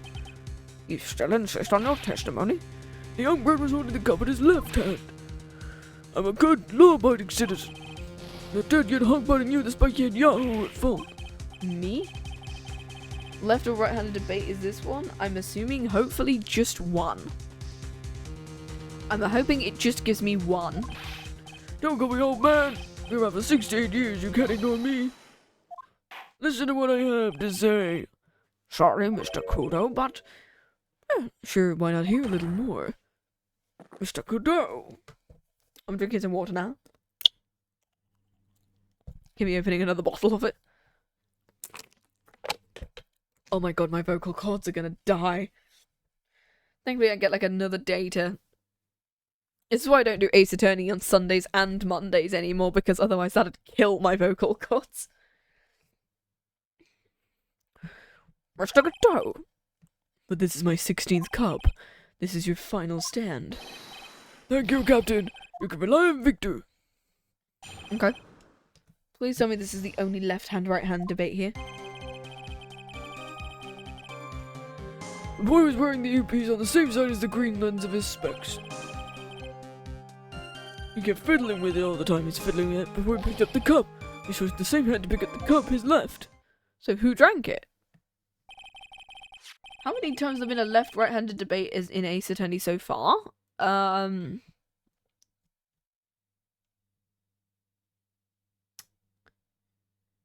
So far, I know there's been at least 2, because it was like, why would whatever pick up the gun with his right hand when he's left-handed or something? I know Maggey got... We had to say that his her boyfriend was left-handed when he apparently wrote the thing with his right.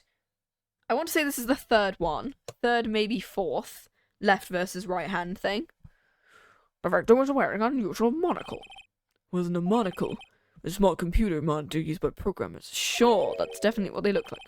You mean like a television screen? The inside of the lens is a screen that displays computer data. It's called an HMD, a common tool in the victim's line of work. HDTV, DVD, CD, these newfangled drive me mad, but they don't matter. Yeah, I wasn't sure, like, how many we had. I think this is either the 3rd or 4th one. I know what I saw! It's true, he doesn't seem to be lying. And those are the fights in good old black and white. Okay.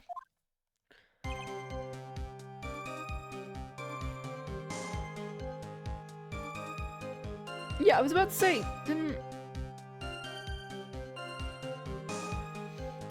he's wearing the same side as the green... Wait, what? Yeah, didn't I literally say earlier? Give me a second. I should have gone this way. What's the thingy? Because didn't say... He said that one of his ears were ruptured and he was wearing it, the piece on the same ear. And I was like, that's not right.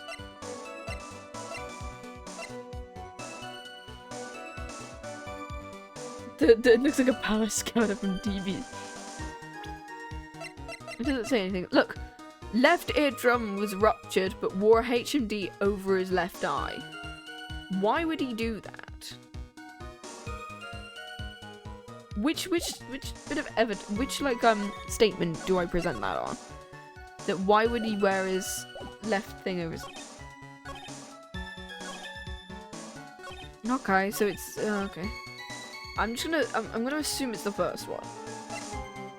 Do we present that?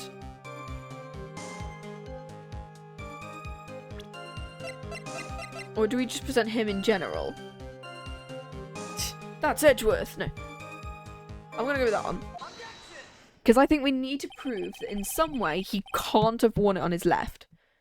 Not sure what the relevance is, but Mr. Kudo, there is something strange about the observations of the victim. What? You see, he was wearing his earpiece on the same side as the HMD. No question, you can look me up if I'm wrong. I could only see that side of his head from where it was sitting. Oh, you could only see that side of his head. So from what I'm assuming, I think he may have been sitting on the bottom left. I don't know which seat he was sitting in, but I think he was sat in the bottom left table on this sheet. Because if he was sat on the top left, he wouldn't have been able to see the ball. What? You're no doubt unaware of the fact, Mr. Kudo, but the victim couldn't hear with his left ear, as his ear was ruptured.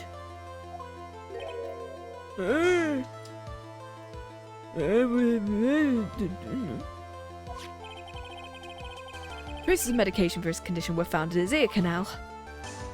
And that's right, it's impossible for the victim was wearing his earpiece in his left ear, because he couldn't even hear in that ear. Is that true? It is. Pigeon! Pigeon! Pigeon! Pigeon! Pigeon! Pigeon! Order! Order! Order! Order! This witness's testimony is completely unreliable. He only saw the waitress from behind. And he claims the victim was wearing an earpiece when he knew his earpiece was ruptured. Well, Mr. Godot, a single drop of milk is all it takes to destroy the pure black magic in the cup. This old man is my drop of milk. Are you calling me a drip? And how dare you? I like lattes, thank you very much. I prefer flat white though. It's got more espresso in it. Than flat whites have another shot of espresso than a latte does, but it's slightly more expensive. This is the victim's coffee cup in which potassium cyanide was found. The mark on the rim shows the victim picked it up with his right hand. I'll never back down, I know I'm right. He drank his Javasino with his left hand. Let me put you out of your misery. Clearly, the victim used both hands. He took a sip with the cup held in his right, and then switched to his left. That's what the old man saw. Wait, no, he can't have sipped it twice, because he would have died had he sipped it the first time. Fair enough. I just use it to get through the day. I need caffeine. But I don't like energy drinks, is my whole thing. I'm not an energy drink person. I know a lot of people who like energy drinks. To be fair, I prefer drinking tea over coffee. That's the British in me coming out, but I prefer tea. Or a lovely hot chocolate. I do love hot chocolate. I haven't had a hot chocolate in ages. I should probably go make one at some point. After this, it'll finally get me into bed. Impossible. The witness has already testified on numerous occasions the victim died immediately after taking one sip of the coffee. Fair enough. To be fair, I used to do that a lot in sixth form in my early uni days. Oh, gosh.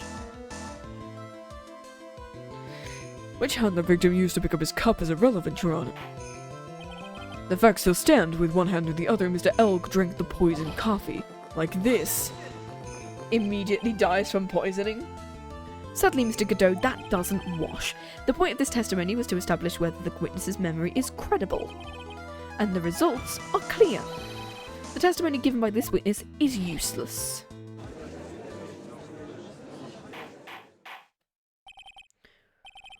I believe it's time to conclude today's proceedings. I'm satisfied the witness is not deceiving the court. To be frank, his testimony is a farce. Do you have to be so frank? Take that. I'm sorry, Mr. Kudo, you can't reach me from there. You're too short.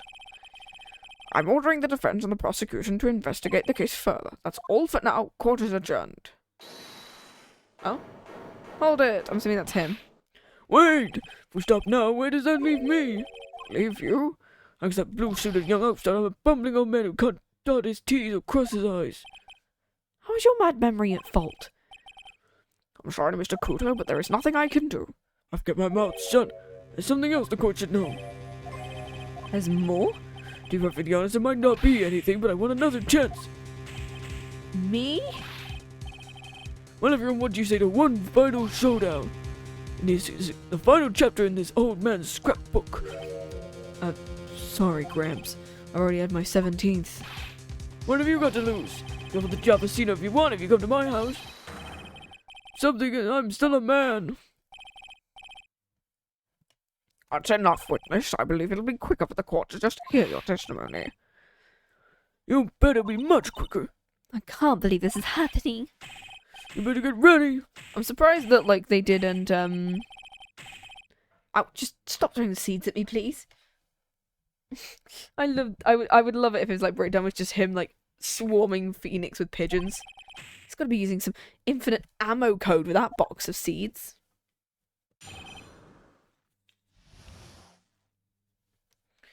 Right, I'm assuming this is his final piece of testimony for now. Well, stress, this might be nothing. Young boy slumped over as he took one sip. While the clumsy idiot knocked out the vase, he knocked it right over. It broke and the strip of cloth covering the table got completely soaked. Turned things upside down.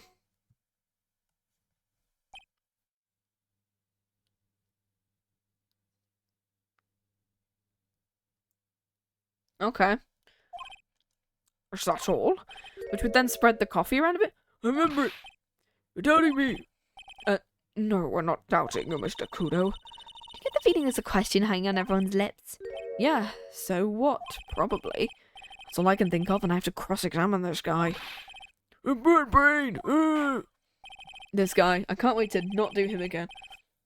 It's the same voice I gave Yanni Yogi, but, like, it's fine. Shall I write your final cross-examination, please?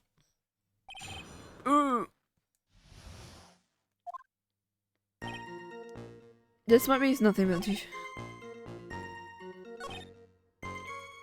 Clumsy as it knocked over the vase, he knocked it over, it broke. Okay, let's see what evidence we have. Because I don't think he'll be that bad.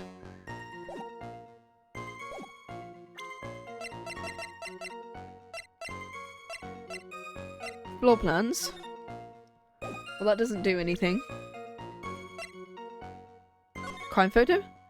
Well, no, he didn't knock the vase over. That's on his... No, it's not broken, so... Did this happen afterwards? Mr. Kudo, this is a photograph of the crime scene. So what? Look carefully at the table. The vase is there, intact. Huh? Lost your tongue, Grandad?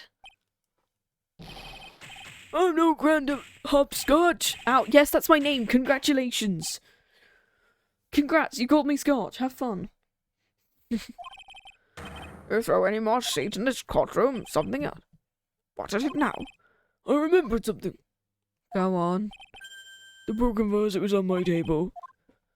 Well, you see, startled me when the lat collapsed, so I stood up. Must have been when it fell over the vase on my table. A vase on your table? Is that going to come up later? As I might go and get it. Oh, nice to know, Victor. Lovely. You're not drinking anything of victory. Okay, get this guy out of here, please.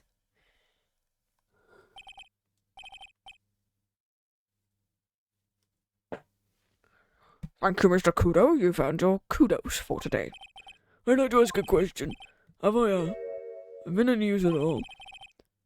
Perhaps that's something you should reflect on yourself. Wait a minute. Escort the witness out of the courtroom, bailiff. Listen to me. Bye. Goodbye. Goodbye. Bye-bye. As we say, have been continually sidetracked, not guilty. Let's go, case so. Anyway, no. I'm still not in a position to deliver a verdict. The defendant has not been positively identified as the waitress in question. There are two disparities in the testimony we've heard just far.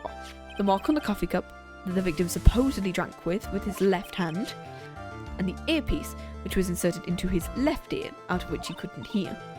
Wow, Nick, you did it. I therefore require both the defense and the prosecution to further investigate the facts. Yes, Your Honour. There's one more thing before I call today's session to an end. One more thing, Your Honour. The witness we just heard from is most insistent his testimony be used. He has summarized it accordingly into this statement. Alright. You will each have a copy of it. Whatever, the prosecution doesn't need props like that.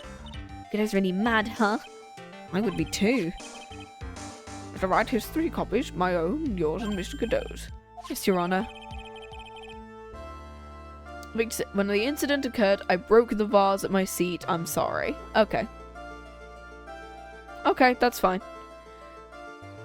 So now, I feel like that's going to come up as the idea that somebody else is going to say, oh, there was water all over the floor. Yeah, because of this dude. Isn't a piece of testimony? It looks like a 5-year-old's apology. What the heck are we supposed to do with 3 copies? Give them to 3 random people and see what happens. Give one to Gumshoe, probably. To be continued.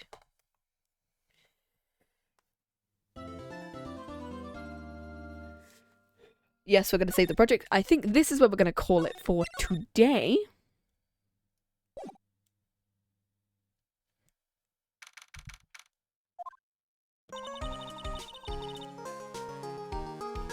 I think with that, we're going to call it with the day, and I'm going to go find someone to raid. Let me see who we've got in the...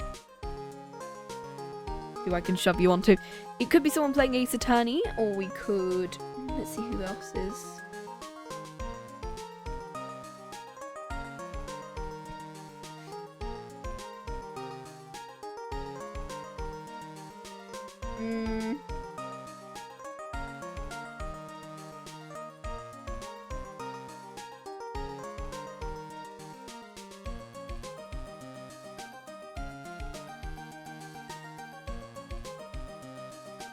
Yeah, I think I know who I'm gonna who do you want to. Today's raid target is playing Minecraft. She's playing a little bit of Minecraft, so. And she's a cozy, comfy streamer who deserves all the love.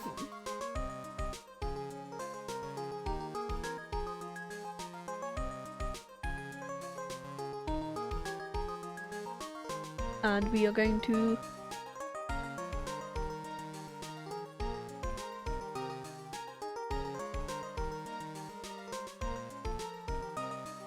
There we go. So I hope you guys have an absolutely lovely day, evening, night, wherever you are in the world. I need to go get some more water, soothe my vocal cords, so I can be ready on Sunday. See you, Bean. We are going to be continuing this case on Sunday, and we're also probably going to be playing through case number 4 since it's quite short. So we're going to be doing the latter of this half case and case number 4, which is going to be pretty cool. And on top of that, next week we are only doing 1 stream. So we're only doing Monday, since I'm going to be taking a break from Ace Attorney for 1 week. And then we get into the depths of case number 5, which is going to be very long, and it will be taking up both the Friday and the Sunday of the next week. So have a lovely day, evening, night, wherever you are. Stay hydrated and have a lovely day.